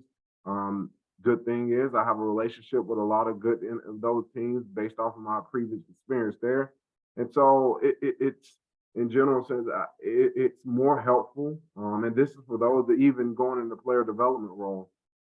You have to go and meet them. You can't just stay stagnant behind your desk. You can't just stay still where you are. You have to get up and you have to get out. You have to do things that are a little bit unorthodox. You have to be seen. You have to be present, and you have to just be engaging. And the engagement portion is before they actually come to you. You got to kind of go to them because based off of the relationship previously we've had, even sometimes Coach Saban guys feel like they don't want to come back because they got a lot going on themselves, or it's not really of worth to them. But and the other guys feel the same exact way because hey, Saban guys get treated different and blah blah blah. When in all actuality, it ain't true, or it might be true. But these guys have won championships. But we got to make sure that we figure out ways of engaging with the people that have not won, or it's just continuously evolving over time instead of staying still. And that's how we've been able to come to grips. Now, in regards to the current student athletes, I go to the coaches myself, right? I go to the coaches and say, hey, can I present to your team and make sure that I'm able to let them know while they're freshmen, while they're sophomores, to know who I am. So instead of them waiting upon graduation or upon that time when they get their letterman jacket, which is too late, from my standpoint, it's better for us to get in front of them earlier to let them know, hey, we have resources, we have availability, we have so many people that have been successful in that particular field that you're in. We got doctors and former track and field members. We got athletic directors who are former football players. We got, everything under the sun, but we can't be able to make that match. My biggest goal is to build a bridge between the two. And that's what we're working on currently. Awesome. Thank you. James, same question. How do you create engaging interactions with current and former players? Yeah, absolutely. I think one of the biggest things with this, again, like I touched on in the last question, was just that alignment from the top down. I think if you're connected with your president, your athletic director, and your head coach on those things, then everything else is going to follow suit. And I'm really, really fortunate to be in a situation at Texas State where we have that, and we have that through and through, and they always make time for something like that. So for us, it's just making sure that we're open in our communication, we're authentic, and we're honest with people. That can be in any correspondence that we start, like taking the page out of the playbook from the Beyond the Field book, the alumni newsletter. Like that was an absolute game changer for us, right? We're just putting information in a way that's consumable for people that are alumni, and it's coming right to their inbox, right? No one wants to read another email, but for some reason, everyone wants to relive their days, right? Everybody wants to look back and see what they're doing at their previous school, at their alma mater, where they graduated, where they spent those 4 to 5 years. And from that, the communication that comes from that's been produced tenfold what we would have ever expected it to be. So just being open and available to have conversations with those alumni, and then recognizing them, allowing them to come back, and then connecting with them when they're on campus. So for us, that's been something that's, honestly, I didn't expect too much out of it when we first started it, but it continued to blossom and continue to grow. So from that, we have guys that come back to campus, they come to practice, they come to events, whether that's a golf tournament, kind of what BJ was talking about, or whether it's something really, really small, just to have those guys come back and be able to speak to the team, right? Or come into a practice, being able to connect with those guys, because all those guys want to share their stories. All those guys want to tell our guys on our team right now, oh, when I was in your shoes, oh, when I sat in that seat, oh, when I wore that helmet, all that stuff, right? And that's something that's really special, especially for us at the Group 5 level. Man, we haven't had too much success in the last 10 years playing on the field, but those guys off the field that graduated from here in the last 10 years have so much to offer from their skills that they have in their jobs, in their relationships, in their marriages, how their fathers, all that kind of stuff. So being able to connect those guys with their current staff and their current players has been, that's a game changer for us. We have a guy that meets financially for our guys one-on-one. Like he'll literally have to come to their office, Edward Jones, and just sit there and talk to them about their finances, get them set up with their Roth IRA and all that kind of stuff. And that's no cost to us. And I know Antoine talked about this earlier, the reality that your time and your talents is just as much as your treasure can possibly be. That's something that our alumni, especially our young ones, have been able to get back to us, because there's a lot that live around this area, right? We're not in East Lansing, like we're not in the middle of Michigan and we're in San Marcos, like people come vacation here. So guys are coming back on purpose. You know, that's something that we get to take advantage of and we get to capitalize. So one thing for us that's been really big for that is our special assistant head coach, Dave Bailiff, just came back. He was the head coach at Rice for about 10 years. And he was at Texas A&M Commerce. He used to be the head coach here, and he is absolutely Texas State through and through. So him being back for the last 4 or 5 months has really changed what that's looked like for us from an alumni standpoint. We had more alumni back at our spring game than I think we've ever had back. So it's a really, really good time to be in San Marcos for a lot of reasons. It's a really good time for our alumni to come back, and they're wanting to come back. They're flocking back, and they're just having just real relationships with us. So for us at Texas State, it's really cool because, I mean, we're more of like the feel of like a Texas high school football program than we are the Alabamas or the Michigan States, which some people can look at that and be like, that kind of stinks. That's not really exactly what you want college football to be like, but it keeps the true traditions and the roots connected with those alumni and gives us a chance to kind of expand our staff through those alumni as well. So it's good for us. I appreciate it. As we close this panel, I'm gonna give you all 2 questions. So you all finish with 2 questions. First question, James. So going back to you, Pat here, how have you kept the former players connected to the changes? But talk about that, and then you talked a little bit about Coach Bailiff, but talk about how you've been through multiple coaching changes. And this is very familiar. When I was at U of H, it was just a lot of changes because of if you have success at Texas State, you're going to your next job, or if you don't, they get you out of there. So how have you kind of navigated that? And then give us one piece for one of your most important pieces of alumni relations. Yeah, absolutely. So the first question from a coaching change standpoint, I believe like thoroughly, if you're like present and you're like exactly where your feet are at all times and you're giving everything that you have in every single moment, I think that changes the way that people perceive you as a person. And I think that people buy onto that, especially when you're real and you're authentic and not on a day-to-day basis, people latch onto that. So I've been really, really fortunate. Coach Spav was phenomenal, man. He's a good person. He loves relating to people, loves communicating. So that alumni relation aspect was massive for him. And I'm really, really fortunate that Coach Kenny came in, and Coach Kenny is very, very similar to that. He wants to be involved. He wants those people back on campus. So for me, I'm extremely blessed, right? It's not like somebody came in and was trying to have a clean house with nobody around, start this over from scratch. This is terrible. This is how we should do it. No, he was like, let's do this the way it's supposed to be done, right? And let's show the value that this university has. So for me, it's really just showing what this university has to offer, showing that there's a lot of stuff going on here. There's a lot of resources that are untapped. There's a lot of people that want to come back. There's a lot of things that we can do. And then from there, it's just an effort standpoint. So again, it's not really like a convincing thing. It's more of just a revealing and showing, hey, there's a lot of good stuff going on, and we're on the precipice of something great. So for me, I've been really fortunate to be involved with that. And then having Coach Bailiff back, I mean, he's a catalyst of the utmost regime. I mean, he's got more experience than anybody on our staff and then some. And he just loves people, man. He just loves serving, loves giving back. And I think that's what a lot of people can take away from being a player development role, being a coach, being a staff, is just being that example for other people to serve. And then what was the other question? Most important piece of alumni relations, real quick. I think that's it. I think it's a service, right? I think we serve our current student athletes first, right? Obviously, we serve in the university, serving our staff, being able to serve our student athletes because they're only here for so many years, especially with the transfer portal coming in. That window to be able to relate to those guys has gotten a lot smaller than it used to be. Usually, you could transition those guys in from high school, be able to be organic and traditional with everything, but now you got to hit the ground running. You got to be able to be invested in their lives. You got to be open to whatever they have. You got to serve them. And I think, again, we've talked about this a million times before on the podcast and conversations just with each other, but being able to have your cup filled so that you can give that to other people is something that we can't talk about enough, especially in the player development space. I think understanding that if our cup's full, we can give that back to our alumni, we can give that back to our student athletes, we can give that back to our coaches, to making sure that we're taking care of ourselves so that we can take care of others is really, really important. But keeping an authentic, real attitude for everything you do is perfect. Because nobody wants to smell phony. Nobody wants to smell fake. Nobody wants to hang around.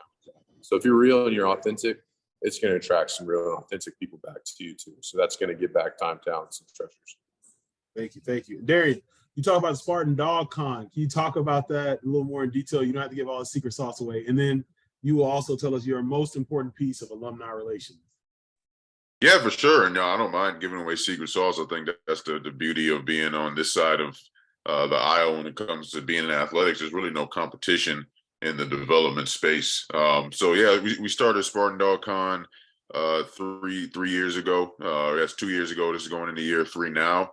It's a conference convention for former players, and the idea behind it was to have a event that actually gives programming back to your alumni. We talk so much about the 4-year decision for the 40 years of your life. That's something that's pretty universal across the country. I felt like we needed to actually mean it. We needed to actually have something in place to where when former players are back around, when they do come back around, what are we providing them that's going to be beneficial to their life? So in its inception, that was the premise behind it, was to run it similar to this conference we're on right now, have the former players back on campus and actually have presenters, have speakers, have people that are providing information for them, for their lives, where they're at now. So in the past couple years, we've done mental health and wellness, we've done diet, we've done strength and conditioning, we've done sleep, and last year we did faith, family, and fatherhood. And whether it's a guy that's, graduated, last year or graduated 40 years ago, there's something that they can take from that back home with them that's going to better their life. We also pair it with recruiting. So it's the only weekend in July that's open from a recruiting standpoint. That's why we have it that final weekend of July. And we host a big unofficial visit in conjunction with Spartan Dog Con. So you're getting that interaction between not just former players and current players, but also former players, current players, and hopefully future players as well. And then we cap it off with a big old barbecue party at Coach Tucker's house. So last year we had 200 former players back in town for it. And you're just thinking about a head coach that's opening up his home to guys that, let alone he never coached, he's never met, but that he invites over to his house. We cover it. We pay for everything. We pay for the transportation once they're on campus. All we ask is that they get here. So it's a 2-day event. This year, we're actually pairing our golf outing with it. So we'll do golf outing Friday. We have a little special event Friday evening. Saturday will be the day of programming, like the conference part. And then Saturday night, we'll go to Coach Tucker's house for a big party. So something that I'm really proud of, and something that's a lot of fun. And it's now gotten guys to come back around and realize that we actually do care about them as former players. And that kind of leads into the second question, which is, best piece of advice to get into this side of it on the alumni relations side. Definitely being of service, but being a good listener, having a listening ear to the former players. There's a lot of, I'm sure, former players, former student athletes on this call right now. I think, selfishly, we all think that the programs we play for owes us something. We try to not feel that way. Because we try to go in, get out of it what we wanted to, lifelong relationships, degree, hopefully championships and things of that nature. But there is that kind of piece in the back of your head that's like, I went out there, I gave my blood, sweat, and tears. What am I getting out of it from them? And so being a listening ear to that, and then trying to meet them where they are, within reason. Obviously we can't do everything, but at least for us, we can do things like supply all former players with as many tickets as they want to games. That's something that we were able to change and get done.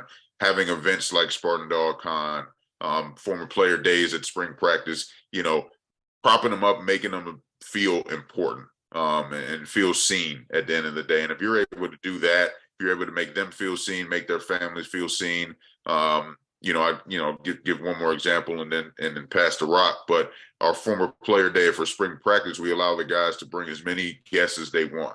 So they can bring 20 guests if they want to practice, and it makes them feel important because they're bringing these people and they're going to say, I can get you access to football. I can get you access to a practice. Hey, I really did actually play here. I know you don't believe me, and it doesn't cost us anything, except space, which we have. So just things like that are very easy to do on our end. They don't cost us a dime, but they make the former players feel really valuable and important. So we can continue to do that. We'll continue to make an impact. Thank you. This reference, I'm a hee to BJ. So last two questions. So how do you engage all former players? Correct me if I'm wrong, your position is more than just the football players. How do you engage all the former players And then what's the most important piece of alumni relations to close us out? Yeah, I back to what I alluded to earlier. I just go to the coaches. I go to the matches. I go to the meets, and I'm just there being present. I meet with the coaches and share with them, hey, I'm introduce myself, let them know what the vision is for the A Club and how we can actually service them overall. I got to think about in my mind is making sure that I understand from a coach's perspective what they're trying to achieve and what their success. And if you can understand that person foremost, their overall success, we all know recruiting is the lifeblood of every single program. And so how can I basically take what I'm doing and enhance recruiting to any aspect at all? And so that's basically what I do. And a lot of things I ask myself with each sport, how can we actually enhance recruiting? And the only way that we can make our former student athletes, our A Club members, how can we make them proud is for their current program to be doing well. And the only way that we can do well is for them to come back, to introduce themselves, talk about what it is they do, and engage with the current group. And not only that, we built this website that is solely for our former players, like a LinkedIn for our A Club members, right? And one of the biggest things that I've done, and I'll tell you guys this, I went to Greece last summer, and one of the things I did was I clicked on the website and found out from an international standpoint who was in Greece. And we have a few of our former student athletes, majority were swimmers and international athletes. We're just trying to engage with people no matter where they are. And so using this actually database, I was able to engage with a few of them and being able to let people see that. I'll post about it on the website and make people almost feel like that they missed out to a particular extent. And so that's the biggest thing that I've been able to do in order to engage with our former student athletes in sort of way. Awesome. And to close us out before we transition to a break, what do you think is the most important piece of alumni relations? The most important piece is the relationship. And that's not just with our alumni, but with our current staff, the executive staff, the athletic director, the facilities crew. That everything that we're doing, it falls into other people's department. And if the bad relationship is built off of that, then we can't really do what we need to do at a very high level. And that's my goal. That's my job, is to do whatever I touch or whatever I do is to do it at a very high level. And so, it's been working for me, the relationship piece, and I continue to work towards it. But I'll also say with that is 1A, 1B is to have metrics. If you don't have metrics, if you don't have anything that you can contribute to and show your organization that, hey, we're growing in numbers in this particular department. We're growing in numbers in terms of engagement. We're growing in numbers in regards to involvement. You got to be able to have those metrics to be able to take it back to your organization and show them that you are growing. Or what I heard somebody say this one time, if people don't know what you're doing, then they'll assume you're doing nothing.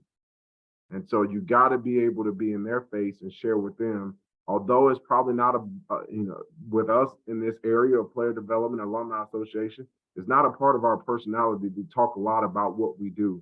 But the unfortunate part is, we have to do that.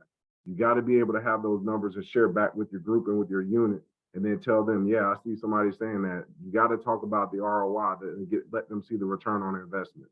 And so that's one of the biggest attributes that we have here in order to be successful in what we do. Awesome. Thank y'all so much for being on the panel. We're gonna looks like we might have went a little over, which is fine. We wanted to get all that knowledge from you all. So if you have any questions, reach out to our panelists. They are all active on LinkedIn.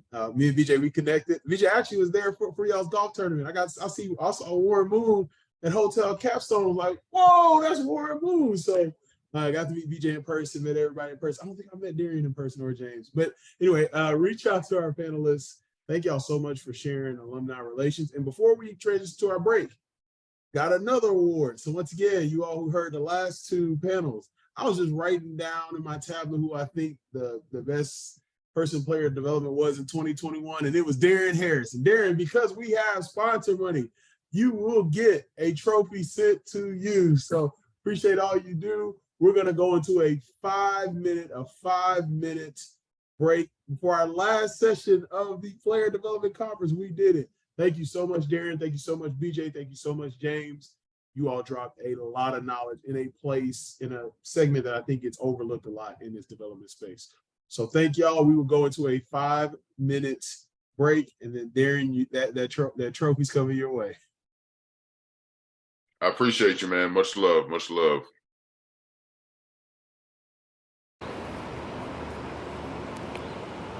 The 2025 Player Development Summit will be in.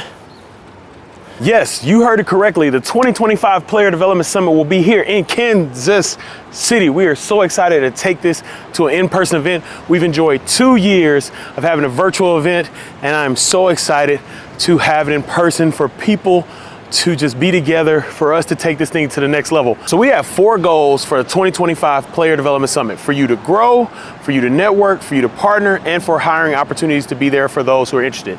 If you want more information about the 2025 Player Development Summit, click the link in the show notes and join the mailing list. We can't wait to see y'all. I will continue to create more videos talking more about our time here in Kansas City, but be on the lookout. I'm so excited to announce it, and we will see y'all in May here in Kansas City. Let's go. And if you're excited about this, please hit the like, subscribe, and share. We'll see y'all here in 2025 for the Player Development Summit.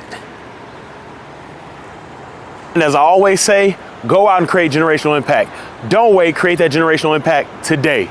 Yeah, we really in person, y'all. We really in person, y'all. We really in person, y'all. Player Development Summit.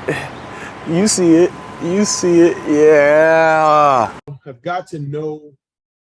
Thank you. My team is crushing it with the recording, y'all. If it was me on recording, it would be nothing would have got recorded. So I got to know everybody here that's on this panel when they were in the league, and we're going to talk about NFL player engagement to NCAA player development. I'm really, really excited about this because I learn every time I talk to someone in this role. So I'll start with what my screen shows. So we got Justice Jones. We are not related, but hey, everybody's trying to keep up with us. Justice Jones is here. He's at Iowa State. I met Justice when he was with Tampa Bay Buccaneers. We have Ashley Goodman with KU. Ashley's here, second panel. I met her when she was at Green Bay with the Packers. They probably said it up there. And then we have Gus Felder. I met Gus last year at the Combine. I got to know Gus real well. Gus is with the Carolina Panthers, and he's with the Nebraska Huskers now. So you all, thank y'all so much for being here. Thank y'all so much for jumping on with this topic. I think this is a very engaging and interesting panel. So if you all could tell, we'll go Gus, Ashley, Justice. You can say your hometown, your current role, your favorite lunch item or pre-dinner item, and your greatest accomplishment. Good afternoon, everybody. What's up, man? Good to see everybody. A lot of familiar faces, man. I appreciate you doing this, Ed. This is a little thought in your head, man. Now we're actually doing it. Yeah, I'm from Philly, born and raised in North Philly. Atlanta's my home. I currently live in Lincoln, Nebraska. Never thought that would happen. Food items? I don't know. Big dude, man. I don't know. Pizza. We'll go with pizza. Biggest accomplishment though is my family. Been married for 23 years. I got 6 children. My oldest is 26, youngest is 12, 5 girls, 1 boy. And being the first in my family to do anything academically outside of past 10th grade, 2 master's degrees, working my PhD currently right now. So those are my accomplishments. Let's go future Dr. Gus. Ashley. Hey everyone, good to be back. I am originally from Crescent City, California, which is a Bay Area. I am currently Director of Player Development for KU football. And my favorite lunch item, I am a pescatarian. If you don't know what that means, I eat fish, no meat, but I typically would go with either a power bar or perfect bar, or I will go with the veggie wrap. And then my biggest accomplishment, I said this last time, I don't think I've reached it quite yet. I've done a lot of amazing things, and I've had a lot of amazing opportunities. But I would say, again, probably just not quitting. I've heard a lot of no's. I've heard a lot of, no, you can't do this. No, you can't do that. No, don't even think about this. And just not quitting, just still believing in what you're trying to do. Not everyone's going to see your vision, but just continually connecting with like-minded people to help the mission. So I would say not quitting. Awesome. Thank you. Justice, my cousin. Big Ed, what's going on, brother? So yeah, I'm Justice Jones. I used to say I'm from LA, but since the Ball brothers put us on the map, I'm from Chino Hills, California, and out here in Iowa. So I'm the director of student athlete development for the Iowa State football team. I just finished up my first year here, and before that, like Ed said, I was in Tampa Bay. My favorite lunch item would probably have to be a chicken Caesar wrap on spinach flatbread, fire, with the croutons in it. So good, so good. And my biggest accomplishment besides marrying my wife and having 2 kids is probably, sorry Ash, sorry Gus, this guy right here, 2020. You know what I'm saying? That's probably my biggest accomplishment thus far. But Ash and Gus gave really heartfelt answers, so I'm just gonna have to lighten it up with that. But that's probably my biggest accomplishment thus far, besides my wife and 2 kids. Awesome. So this, like, looking at these questions, there's a mix of 2 questions. So let's do this. You'll talk about, let's do it this way. Before you got to the NFL, what'd you do? Or let's do this. Before you got in player development, what role were you in? All right. I've done everything in athletics, man. I started off as an undergrad working to be an athletic director. I've been a head football coach at the high school level, AD at the high school level, assistant head coach at Division II level, played football, both pro and in college. I don't know, I did everything in athletics to get to this point, but it all involves developing people though. So that's where I'm at right now. Awesome. Ashley? I spent over 10 years as a strength and conditioning coach working at the college and pro level. And then in 2018, made the decision to transition into player engagement, player development. And that's really where I'd gone previously as a strength coach to the combine, but 2018, I went to the combine strictly to just pick DPE's brains, where they were at with programs, and just trying to really investigate what I was potentially wanting to get into. And I would say to encourage you guys, really invest in knowing what you're getting into. Justice.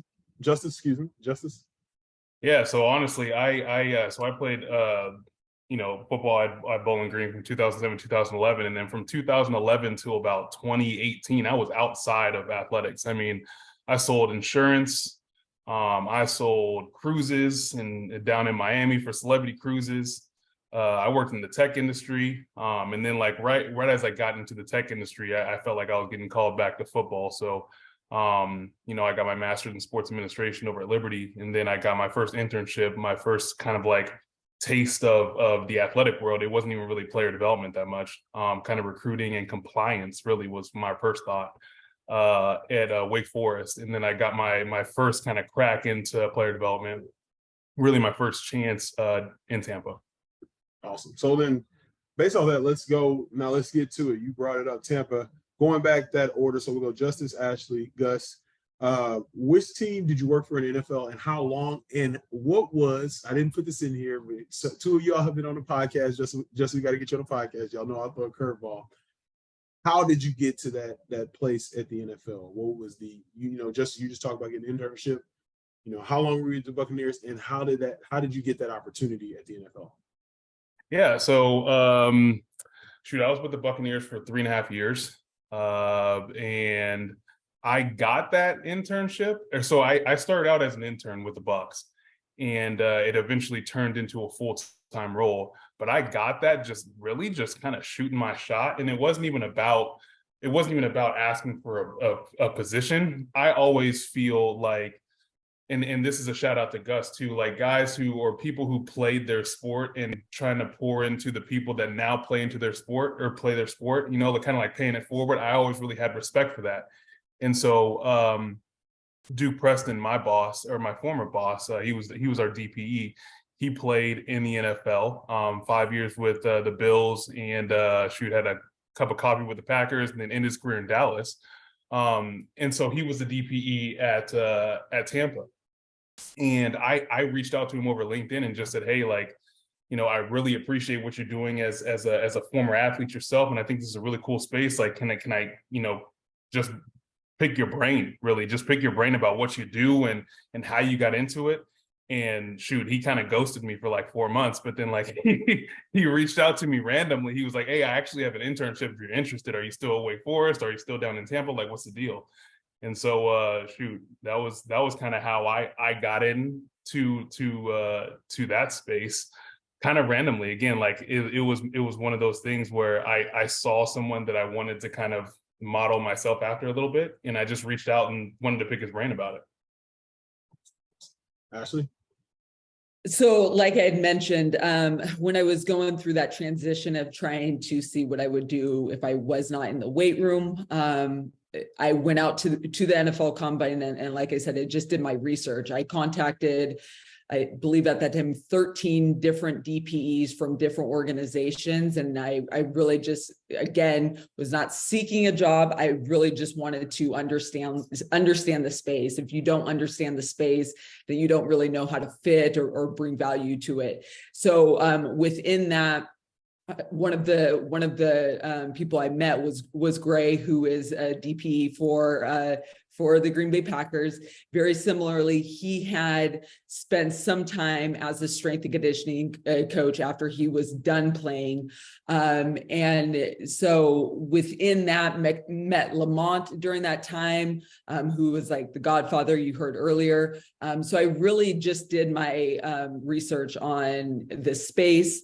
And then funny enough, one of the questions I will just add is that, you know, when you're having these dialogues and you're having these interactions with directors, they may throw out a random question to you on like, hey, if a player comes in, this person's married, and it comes out that their other significant person is pregnant, what do you do in that case? So you have to be ready to like answer, to know, and really in that regard, you just got to be ready, because at any point you could be on your game if you get that question, that opportunity. So I just really say, when you get those times to speaking with directors, make sure you're bringing your A game, because you may not get a second opportunity. And when I said, well, how do we know if that individual was only sleeping with that player?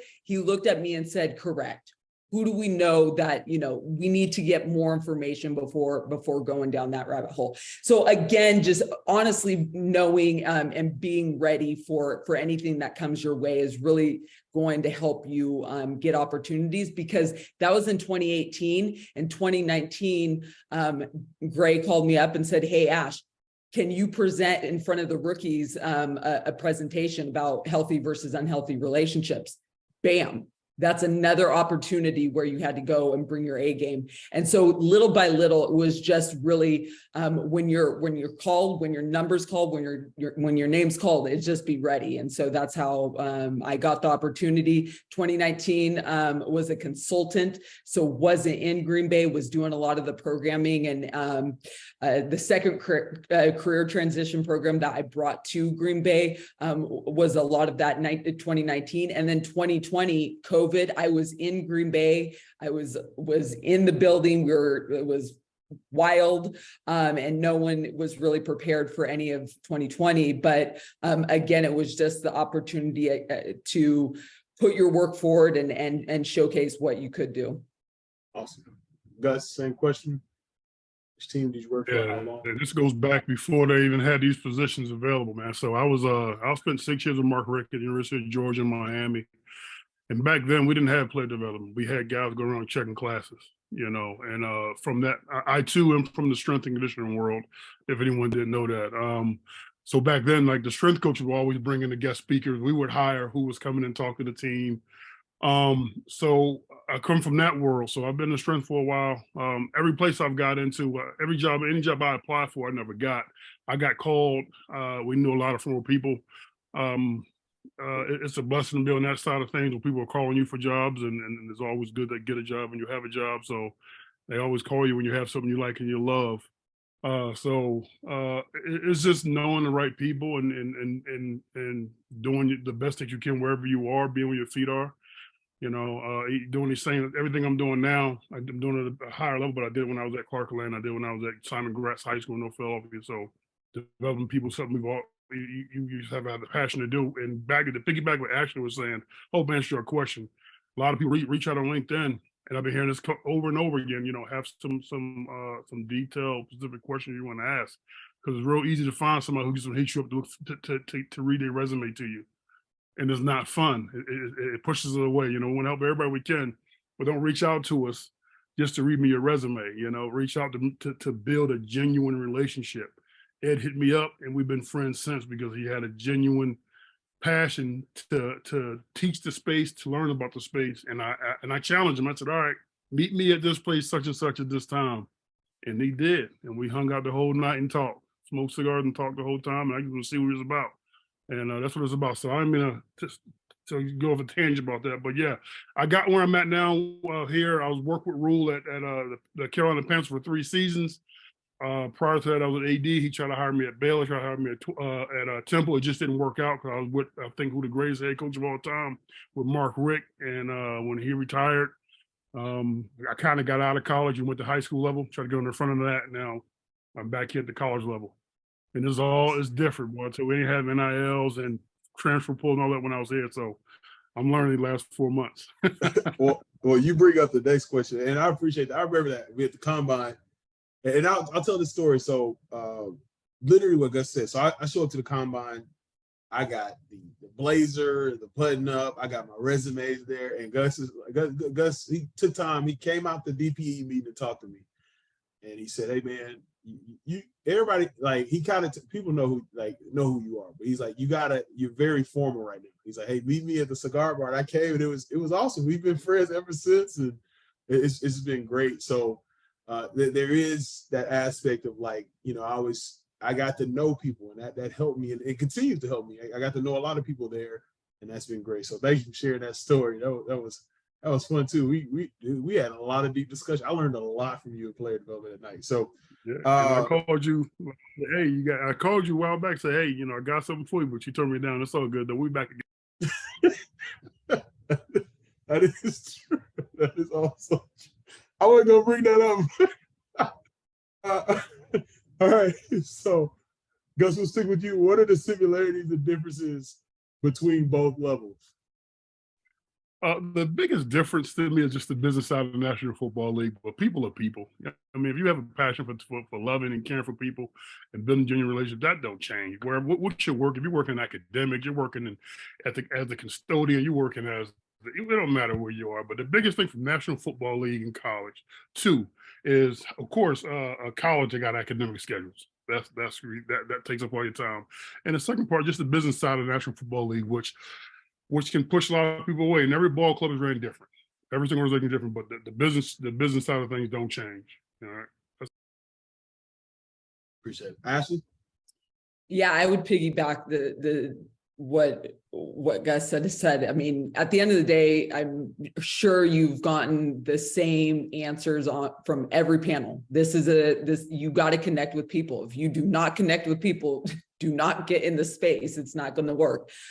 So yes, that is always the first and first priority to be in this space. But I just would also say besides, yes, the NFL being a total business, I felt like for me personally, I will say college is much more challenging for me than working in the pros. I will say that until I am dead. But that's how I feel, in the sense that the responsibilities on the college end, it's never ending with the recruiting, the academics, just that these are young individuals. They are still growing, in the sense that, by the time you maybe get to the NFL, you may have guys that are in there for 6, 7, 8, plus years.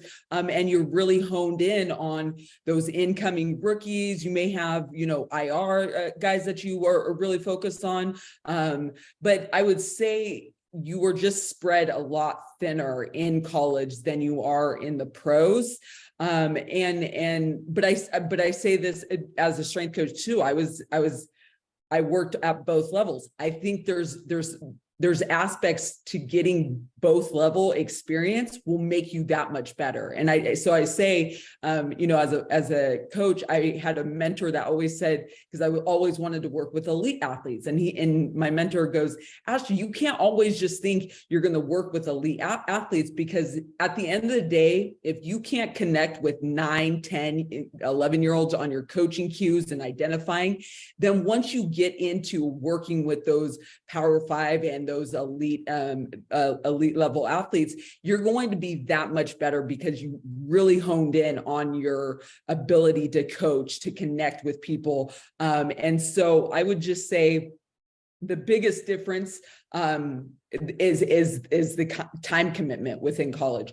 I will also say, because I was on yesterday's call with the professional side.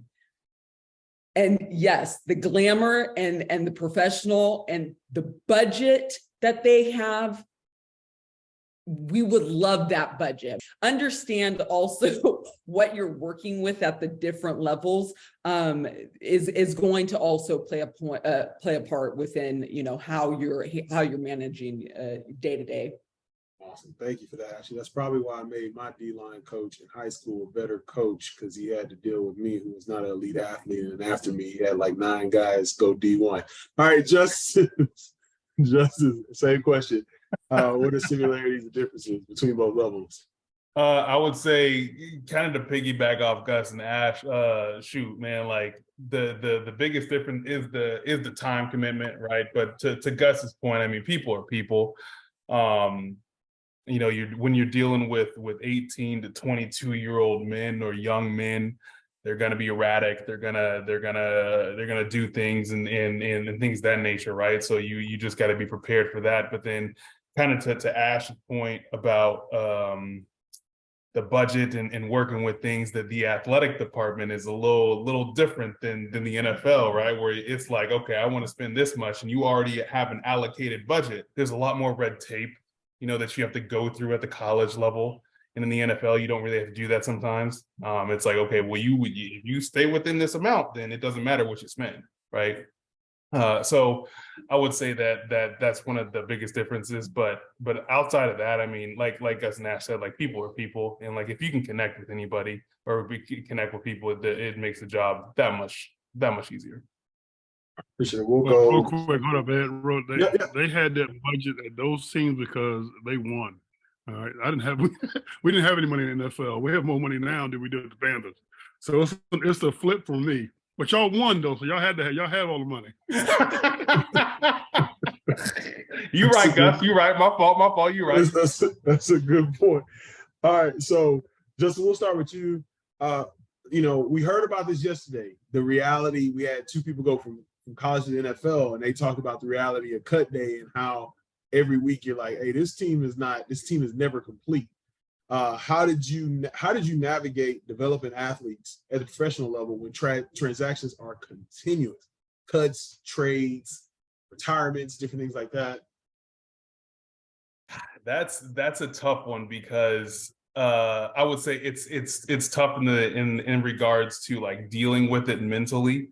For me, especially for me, because when I was with Tampa, I did a lot, or all of our practice squad player development, right? And so like, it was like shuffling cards, right? It's like you have a set 15 one week, Next week, it's you're missing 5 guys. So like I made the mistake of going through a book my first year when I was doing practice squad development. And like by week 4, I mean, I had all new guys and we were on chapter 7. And it's like, well, they don't even know what chapter 1 through 6 is, right? And so when we're talking about developing, you know, with like cut days and current turnover of roster, I think you just got to keep it the same, right? I mean, you have to develop them all kind of the same, like they have maybe 3 or 4 years, right? And so like for me, my philosophy was like, doesn't matter where you are, you're going to get the same type of development. I don't care if you're Mike Evans or if you're the 9th guy on the practice squad roster, right? Like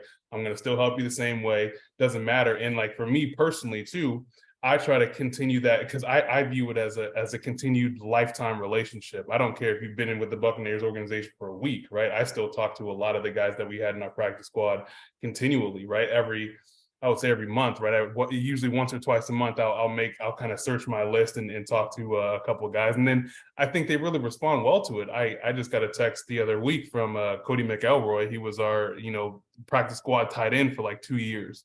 And he's talking about getting married and he had questions. So like, if you view it as if it's a lifetime, relationship or partnership, with these people, with the players, then I think it doesn't matter if it's a cut day or not. Right. So like for me, like I said, for me, it's like, shoot, that once you sign with the Buccaneers or once you sign with Iowa State, like it's bigger than just Iowa State in football for me. Right. This is a lifetime commitment, a lifetime relationship with these guys. Awesome. Gus? Great answer, Justin. And you're absolutely right about being a lifetime, but a lifetime relationship is also about being intentional and how you attack each cut and each individual. Each situation is different. Each relationship is different. So I try to be very, very intentional how we communicate and talk to each person as they were, being released. And it goes, you don't really find how strong your relationship is until they call you and need you for something when they're done, when they're ready to turn it over, when they're ready to be done, and that's impactful when they call you. Of course, they go from team to team. And just like Justin, we got people to this day, I still work with guys, even some through contract, that I work with guys in the National Football League nonstop. And that's based off of what they want, and just being intentional about the relationships that you have. Like even after that first day, they got a lot coming at them. So we were intentional about the next day texting them. All right, then the following week calling them. And then, the following week after that, meeting with them outside. They haven't get picked up with the team yet. Even if they got on the team, calling and check on them and just trying to connect with people they have. So just being really intentional with that cut day. It's tough, it's hard, especially if you're in this thing about really, really loving people and building the kingdom and loving God. It's hard. It is, even as big guys, what I'm saying? It's tough to see somebody have to go through that. And that's why I always say football is their plan B. And we got in the NFL, you got a short period of time with some of these rookies. They try to get them to understand and find their plan A. And that's what they're going to do in life. So now in the front of a college, I get 4 or 5 years to get a guy ready with to go through, without scaring them away and help them have a plan A and let football or athletics be their plan B. But go ahead, that's all I have. Appreciate it. Ashley, same question. Yeah, I would reiterate what Gus and Justice says. Getting fired, turnover, it's never pleasant. No one wants to handle it, but we know it's part of it. But again, being intentional, be authentic. At the end of the day, I still have relationships with guys that were on teams with no longer with the Packers, still hitting me up because I always told them that anything you need, despite you being on this roster or any roster, if you need something, let me know. If I don't know, then I can't help. And so that's really where I guess this lifetime relationship building comes into play. Is just because you're on a specific organization, you're on a roster, whatnot. But at the end of the day, it is about the relationships, and we're there for them on and off the field. And so it doesn't stop our relationship or how we can make an impact on their life, on their families' lives thereafter. So I always tell them, you have my cell, you have my personal cell. use it if if you need. And I would piggyback off of Gus's, oftentimes we forget that, and I tell players this now. What's the sad part of it is the minute you're no longer a part of a team or a part of the NFL or part of a 32 teams within the NFL, you may not get calls back. They may have only picked up the call or wanted to be associated with you because of what you were doing. And now that you're not on a roster, it may go silent. You may be getting voice. So I want to be that person that no matter what, they know that if they're calling me, I'll pick up the phone. I know that I'm going to reach out to them. Hey, how are you doing? Checking in, making sure that they know that we ultimately care about them, not just as again, an athlete, but as an individual. Awesome. Actually, I'll stick with you real quick. If you could tell us quickly, what was the biggest thing you learned during your time in the NFL? Is again just honing in on building those relationships. I would say the NFL really it's a speed up process, so you really got to be intentional and authentic when you're connecting with players. And it may just be that Mercedes Lewis, when I went there, our tight end, he's a UCLA, he's Southern California. I know people. If you have the connections and you have like connecting points, lifelines between, that will kind of help break down barriers too. I think also just being that I was also it's never, I don't get starstruck. It's just treating them like people. That's at the end of the day. They just want to be treated and know that people actually care authentically about it. And so I would say the speed up process is just really hone in on the connections that you have, and every interaction that you have with them. Make some type of impact. If it's a suggestion, if it's asking how their wife is, how their child is, just again having those intentional interactions with them will allow them to be, when they do need you, or they when they are needing that assistance, they're not going to hesitate to walk down the hall and ask for help. Awesome, thank you. Justice, now, how did your time as an assistant for 3 years, you said, prepare you for a role where you're leading, you're a director? How did you, in that time, learn from Duke, learn from others? Just talk about that development of yourself as a professional. Yeah, so I think that what's not really talked about a lot is kind of how to survive a building, and like what that means.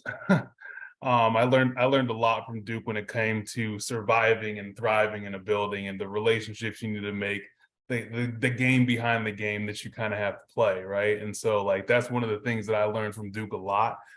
He plays it very, very well. I'll give him a lot of credit for that. He does it well, but he's doing it because he's one of the most authentic people when it comes to touching the players, right? He knows the impact that he can make on the players. So I would say that that's one. And then the other thing, Duke was notoriously kind of just asking me to pull up randomly.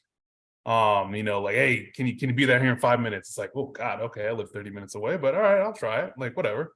So it's one of those things where like now dealing with a coach that kind of does that, it was funny. Me and our director of recruiting went to this kind of student housing where our players are held. Ashley, thank you, by the way. I'm kind of taking care of that now, but so we were there and we had a meeting set up, and our head coach just randomly said like, hey, can you meet us? Can you meet in 5 minutes? Me and him both. And we were like 15 minutes away. We're like, well, I guess we have to cancel the meeting and like go, be prepared for that. And so that was one of the things that I kind of learned, just like be prepared for anything that can happen with the head coach. Like he can ask you, boom, I need you in 2 seconds. Like I need something right now.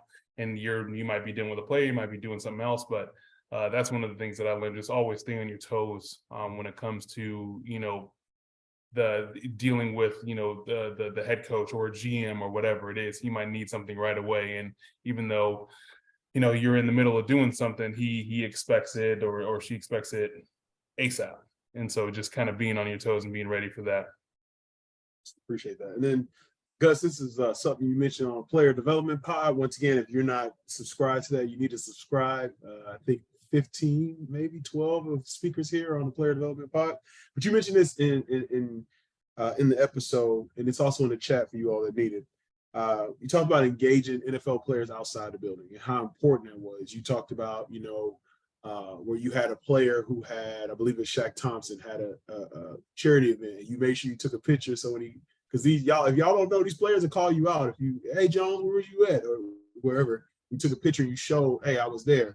How do you do that in college football? I know you're new, you just got to Nebraska, but I've been following you on, I follow you on Instagram. I see you playing chess with guys, different things in your office. But how different is it engaging the players outside of the building from the NFL and college football? It's only difference is that I got more people I got to try to get around for myself than with the players.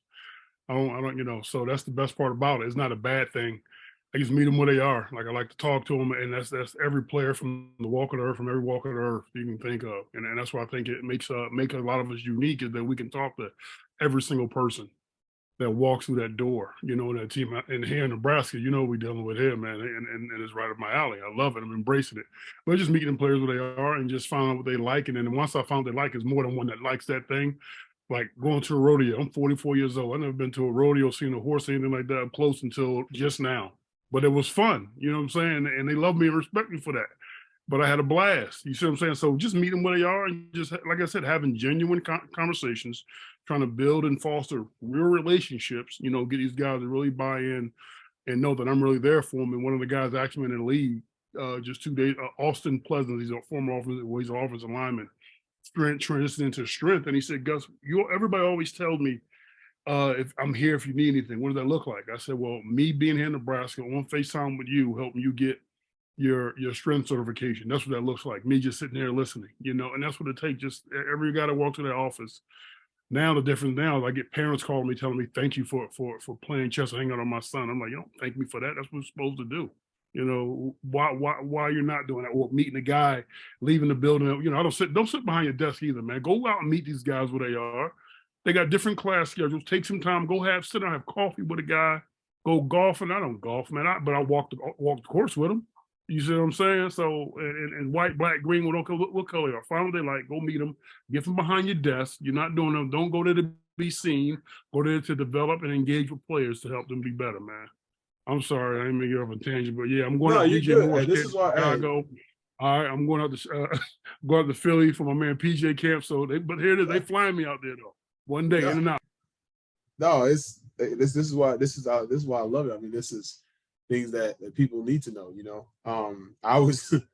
That desk can be, because you've said it, it's been said multiple times. And if anybody listening, I think if the biggest thing if you circled everything from the notes, the most congruent word, you know how you had that like word populator deal where you put all the words in there and it showed you the biggest word in the middle of is relationships and being relatable.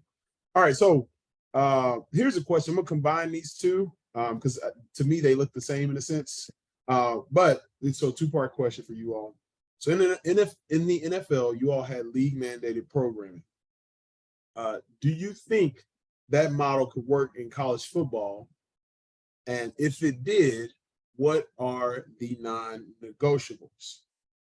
And the questions are separate, so we'll say that one. So you had mandated programming. Do you think that model could work to some extent in college football? And then what areas are non-negotiables? So we'll go Gus, Ashley, Justice. I say 100% yes.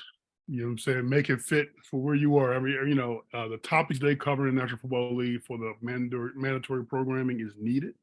I support it. Now, it takes you, the director or working in player engagement, to be creative in how you deliver it.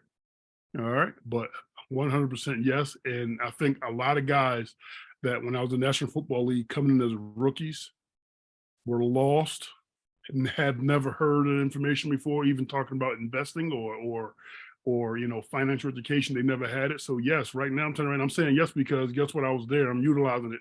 I'm tweaking it. I'm making it work where I'm going right now. We had rookie program. We just got freshmen. We got the freshman program. We already rolling in it. So yes, it does need to happen because, and you guys are great shaking your head because you see a lot of these guys come in, they're lost. And that was a big push for me when they get back to college because I got to get on the front end of this to help these guys be better for life because they're not. They get to us and we're trying to force it all into them at one time for a short rookie readiness program that takes over the summer, a little 5-week, maybe that 5-week program. They could have been getting this for the last 5 years. So I'm letting these guys jump in on this too, but 100% yes, and it will work if you make it work. Awesome, thank you, Ashley. You already know how I feel. This is. We've had multiple conversations. I don't believe any one of us would say, no, I don't think that's really crucial. Yes, I think we need to get all on the same page. Now, again, you heard yesterday, 32 teams may attack it very differently, but they got some structure. They got some identity on what we need to cover. And to Gus's point, 100%, I tell guys, I'm preparing them for 4 or 5 years to hopefully, right? Everyone wants to get to the next level, to maybe get that opportunity to go play in the NFL. But we all know what those numbers look like and what the average looks like. You don't have time to be a knucklehead and to screw shit up. No GM, no head coach, no person on my level on the NFL. So I'm straight up with these guys. I say, you may have just, had me running around, calling the hospitals, calling the jail to see where you were. But if you go to the next level and you have the DPE doing that, head coach and GM's going to say, forget it. You're all like, you're too much of a hassle if you're not bringing the juice on the field. So I think for us, all three of us say, yeah, we have ample time for 4 or 5 years to get those mandatory topics within the NFL ingrained in these guys. Now, I say there is never a one and done where you okay, you got one workshop of financial literacy and now I think my 18, 19-year-old is the guru of budgeting and taxes. I'm like, no one is thinking. They need all of that. They need all years. They need all of that multiple times. This is not just like one rep and you're good to go. So that's why, yes, we are all on the same. I'm already speaking for Justice. He doesn't even need to say. We are all there. Mandatory programs must be essential for college football. Yeah, I agree. But yeah, I do think it's necessary. It is necessary. I think and if it were for me, like the non-negotiables obviously would be financial literacy, but I think one non-negotiable for me personally would be healthy relationships. That has to be a huge one, right? Like I think that, and I think what was the other one I was thinking? Mental health. Yeah, mental health. That's what I was gonna say. Mental health, like some type of mental health. Like we do it differently at Iowa State. Like we kind of handle it internally. But like something around mental health, something around financial literacy, and something around healthy relationships, man. Like these guys, and maybe I'm old school, man, but it's different out here these days. I don't know what's going on, but like it's just different, man. It's just different, And I think in order to help these young men out, you got to tackle it. We actually, I mean, I'm not gonna lie to you, we do it twice. Like, so we do it freshman year, and then we do it junior year. Actually, 3 times. We do it freshman year, junior year, and senior year. And it's hitting a kind of a different topic about each or different topic about healthy relationships. But we hit it 3 times. Like we have to, right? Like kind of the Ashley's point, like you can't just hit something once and be done. Like it don't work that way. It's not. So same thing with financial literacy. Same thing with healthy relationships. Like you got to hit it a couple times. But yes, I am a big advocate for mandatory programming. Those are my non-negotiables: healthy relationships and finances, and mental health. But yeah, I'm big for it. I'm big on it. Thank you. Now, so you all said yes to that. So what does that model look like? I know, we had some really good talks yesterday. Roman Oven talked about what they've done, and I've been on the college football and NFL college football administrator process, but we all know, everybody talked about it's got to be above us in a sense, and truly honest, it's got to be above the head coach. Like, it has to be your commissioners of leagues coming to do this. But what do you all think? Who do you think helps get this rolling at the NCAA level? It's a complete buy-in from the top down, from the athletic department or your athletic directors to your head coach. And I have a head coach who absolutely loves and comes from player development, and the support. I'm coming to Nebraska that has something called life skills for every athlete. So what I'm bringing to this thing is completely new. They didn't have player development to this extent that we're doing it right now. And my talks with my head football coach coming in when they called me is, come do what you do. And that's all that's the green light that I have, and I know, and he understands what we got going on. So we're programming right now. He's texting. I'll show you some stuff with you, Ed. We got everybody, like, he's constantly texting ideas and stuff for player development. How can we incorporate it, even for this summer? Talking about Monday. So it starts from the athletic department, athletic director having buy-in what we got going on. It goes down to everybody else, and it doesn't just stop with me, but it branches out to all the coaches and staff as well. And what that looks like. So nobody should should walk around and wonder what you do there and what you're doing, and also it comes with educating them, not just, and your head coach. Like I said, the biggest thing is support from your head coach and educating everybody in the building. So when we have something for our freshmen, the coaches are required to be there. When we have something for our seniors, the coaches are required to be there. And it works. It helps build a culture at the same time too. So that long story, I want to keep talking because I'll talk. Ashley? Yeah, again, I think we're all in agreement that this needs to be above the head coach.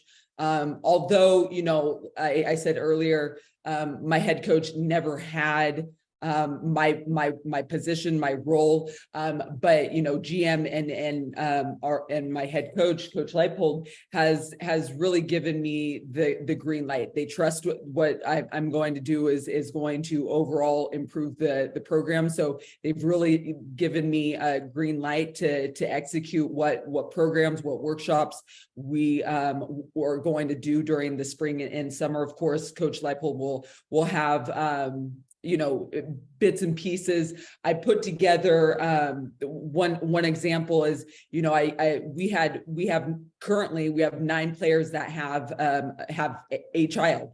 And so for me, already being at the pro level, I understood kind of like that we had fatherhood programs for our guys. And so I brought that to KU to make sure that they understood the development of children, co-parenting tactics and skills, making sure that these type of programs are what the AD, what administration, what head coach is seeing and they're supporting. But I would also piggyback that. Having those conversations. I've already been in the associate AD's office for football, encouraging and asking them to, this week they'll have their Big 12 meeting. I've asked them to support me in what I'm trying to do on creating mandatory programs for at least a conference.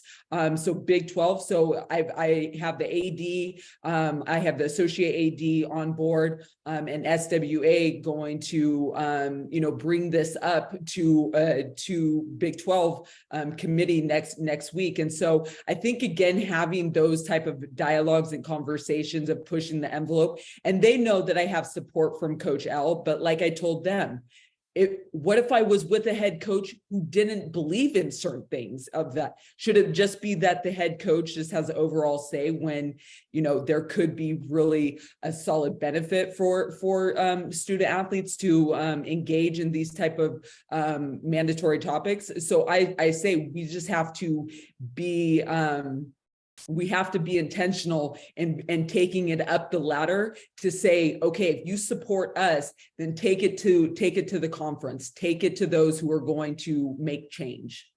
Awesome. And Justice?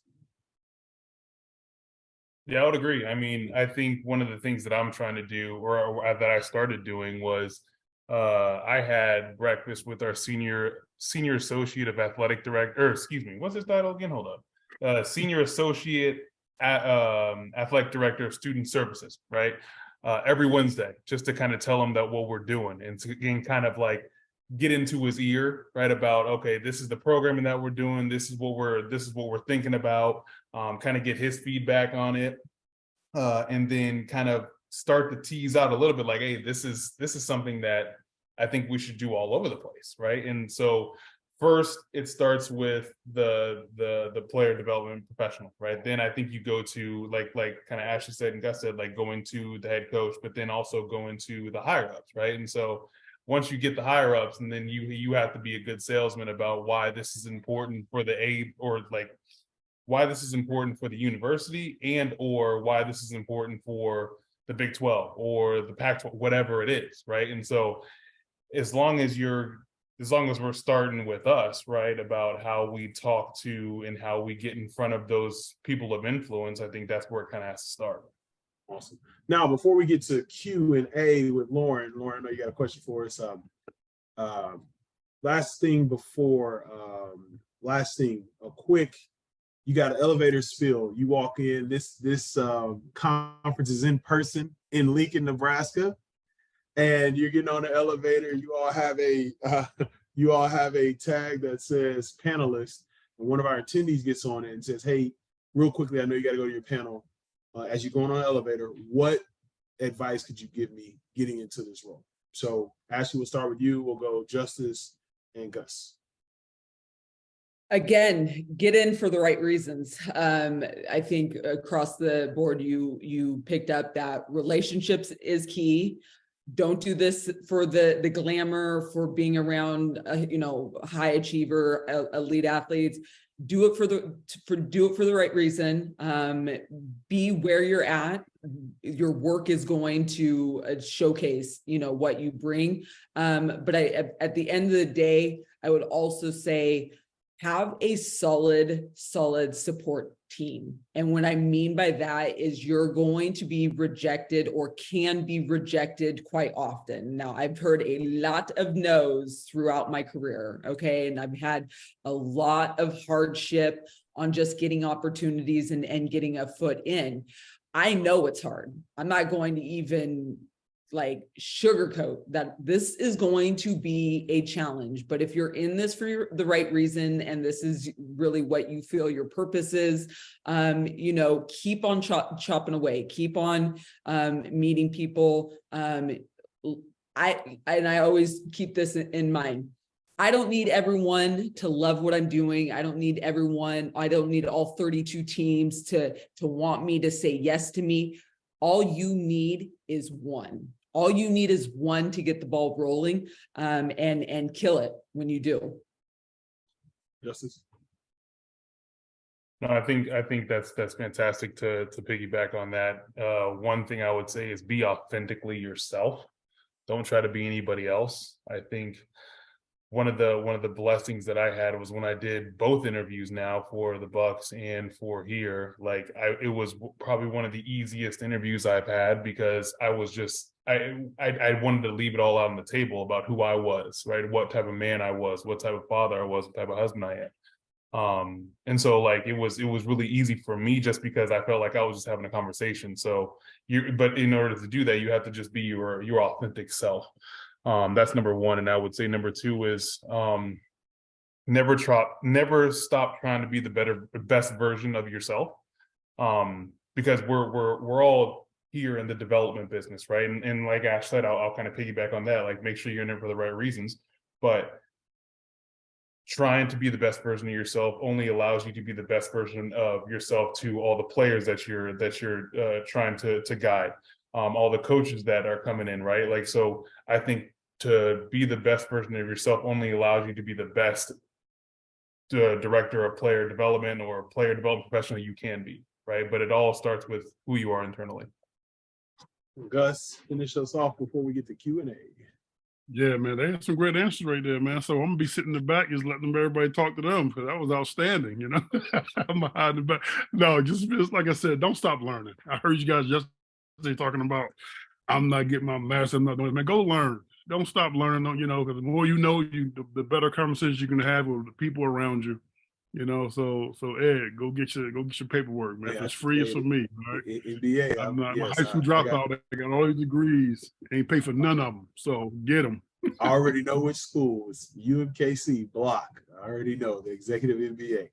So appreciate that, Lauren. If you could jump on, we got Q&A, and while Lauren's jumping on, Gus, Justin, and Ashley. I know we'll be doing as we conclude the conference. We'll kind of do. Some of you all may have saw what networking looked like. Were y'all open to have your own room?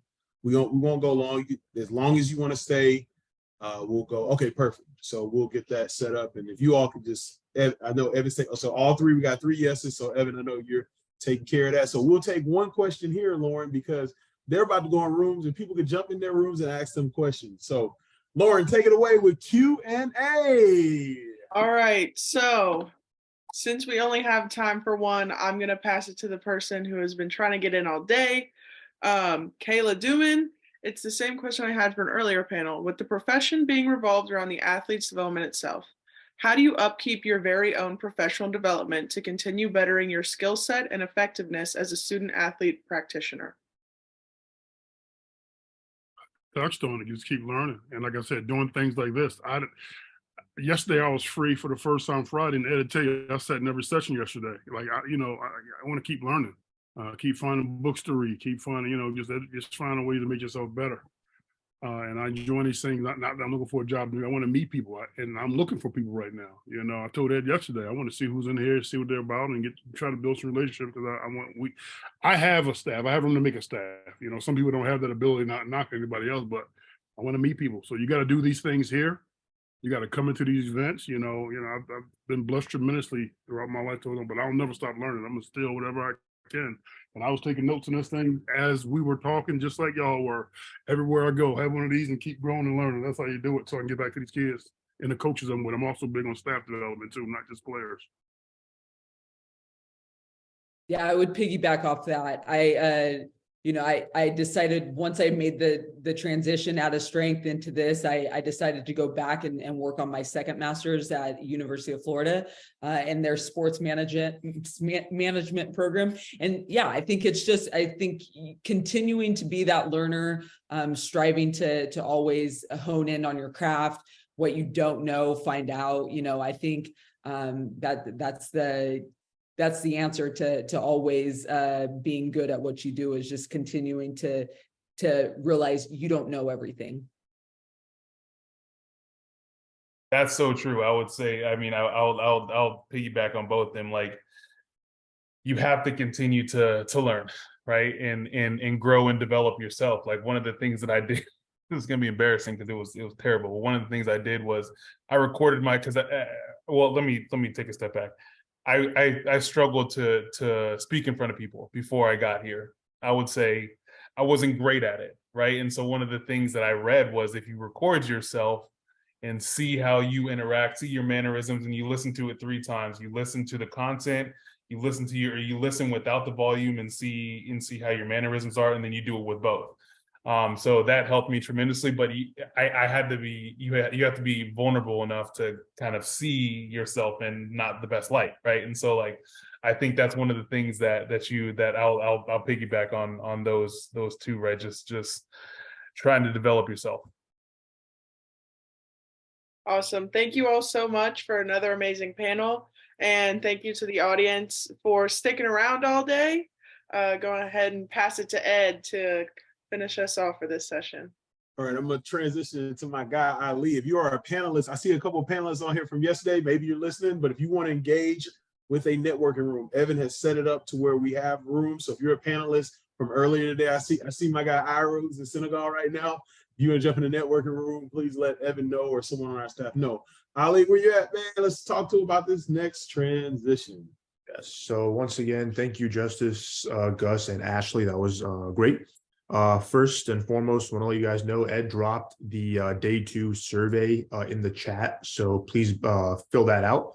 And then as just mentioned, we will have breakout rooms, the opportunity for you guys to network, ask more questions with the panelists individually. So please take advantage of that opportunity. Yesterday went great, and yeah, take advantage of it, and you guys will definitely get a lot of good things out of that. So go for it. Thank you, Ali. Before we leave, this is why I'm so thankful for my team behind the team. Can we give a shout out to my team behind the can we give a shout? We have Evan, who she won't show her face because she's behind the scene, but y'all saw Evan. Evan, shout out to Ali, shout out to Lauren. Y'all, if it wasn't for them, we wouldn't have recorded any session. Look, Evan just hit me. She's like, you got to close out the conference. I'm sitting there like, I didn't even think about that. So shout out to my team. Like, y'all, this is, man, I've talked to plenty of people on this space, Ashley, Gus, other people about, hey, maybe we should do something, Justice, Mike Hall. And they're just kind of doing it. I ain't gonna lie, I was scared. I was like, I just don't know if it's gonna happen. How do we do this? And they literally kicked me past the line. Like, a shout out to Lauren and Ali and Evan came on to help when we posted it. Like, we didn't know what we were doing. I was like, hey, I'm gonna put this graphic out on LinkedIn and we'll figure it out as it goes. So shout out to my team. I just want to say thank you to everybody who showed up. I mean, this is y'all, like some of y'all know our first Zoom, like we did this player development thing during COVID, there's like 9 people on here. And to have, you know, this incredible expanse of people, a consistent group of people throughout an entire conference, people making time throughout their day. I'm thankful for that. You all know that I've transitioned into supporting player development from the space I'm in, and we build player development professionals and programs. So if you need any player development help, you need evaluations. I had an opportunity to evaluate the Oklahoma player development program, which is incredible. But if you need any help, we're here. I have a podcast. We got blogs. We're about to take it to the next level with Beyond the Field, so be on the lookout. But I don't want to talk about me and what I'm doing. I want to be thankful for our panelists who made time. We got, like, once again, we got Dr. Lacey's in Canada, Ira's in Senegal, Lamont's in the city he said above London. I don't want to butcher it. We got people on the West Coast, East Coast. We got people that got official visits, recruiting. I'm so thankful to the panelists. This cannot happen without the panelists who came and shared. My goal was for this conference not to be a philosophical conference where it's like, hey, this is what player development was. They dove deep in there.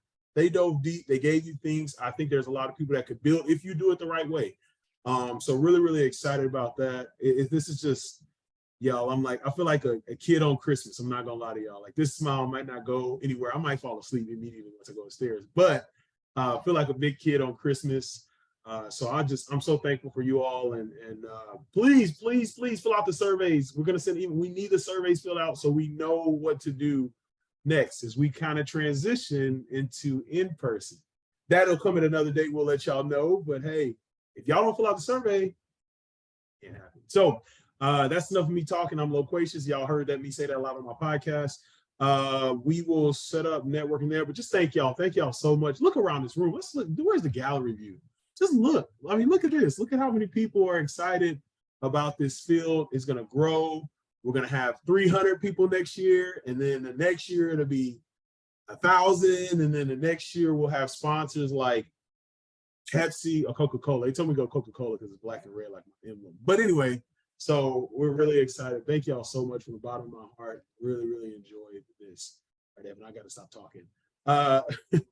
The networking room should come up. And the way it'll work is it'll be in the middle of your screen, and then you could pick which room you want to go to. So if I want to go in and talk to Gus Felder about when he called me right after we purchased his home and gave me the opportunity, I can go in there and talk to him about that. So that's all coming. But once again, thank you all so much. And as that's coming, if you all need to take a quick break, that's coming.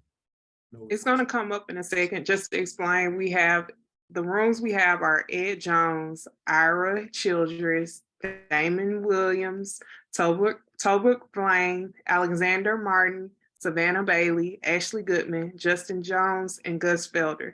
Speakers, you will automatically get assigned to your room. Everybody else, you have the option to choose and jump from room to room.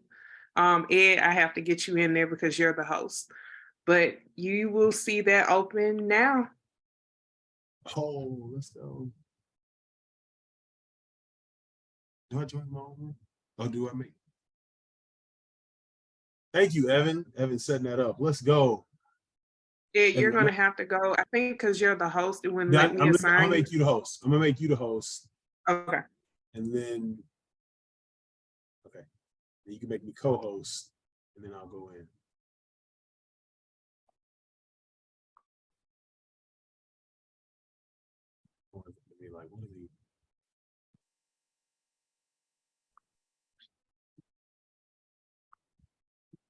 Here we go.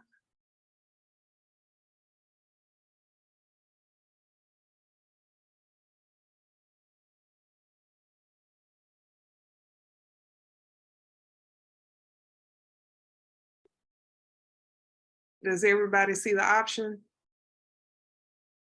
And you may have to scroll down because as they start filling, they end up actually taking.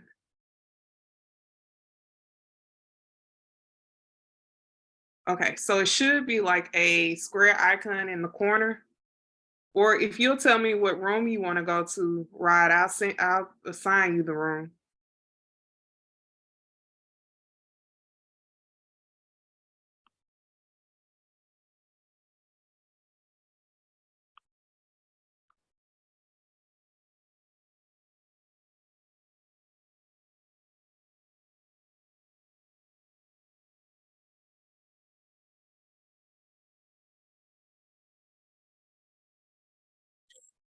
All right, anybody?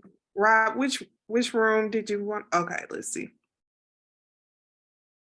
Anybody unable to get into a room that would like to go into a room?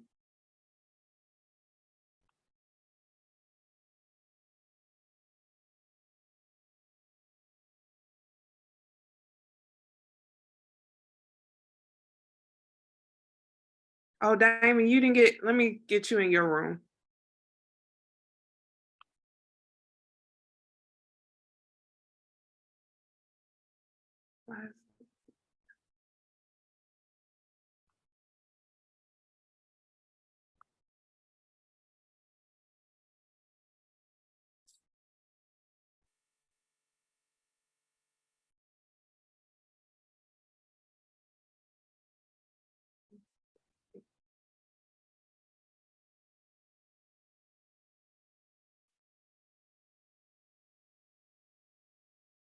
It should ask you to join. Damon, it should give you an option where you can hit join.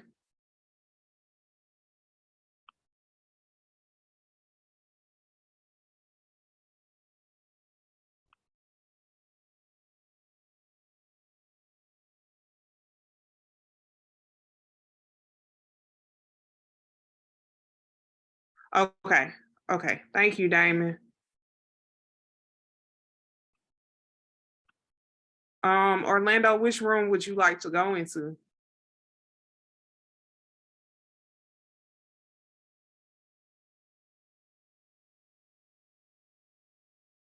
Is Orlando gone? Okay. 1 second.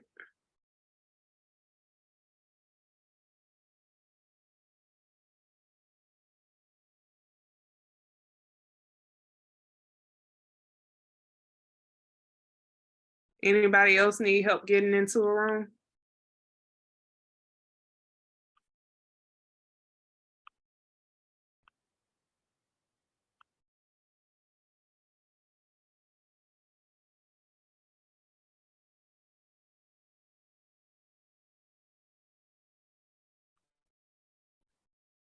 All right, that's it. I hope you enjoyed it. All right, that's it. I hope you enjoyed it. I hope you had an incredible time watching the videos, all the videos, whatever you watch from the 2023 Player Development Conference. I hope you enjoyed it. Once again, if you got any gem, press the like button. Let me know in the comments what you learned. And this is the last time I'm gonna say it. I look forward to seeing you at the 2025 Player Development Summit here in Kansas City, May 29th through the 31st. Enjoy the rest of the year. If you're watching this in 2024, enjoy the rest of the year. If you're watching this in 2025, Happy New Year. But either way, this is for you, my gift to you. I am so thankful for your support of this channel, of the resources I'm able to provide. I am very, very thankful for you. And so with that, take this, learn. I'll see you later. And as I always say, go out and create generational impact. Don't wait, create that generational impact today.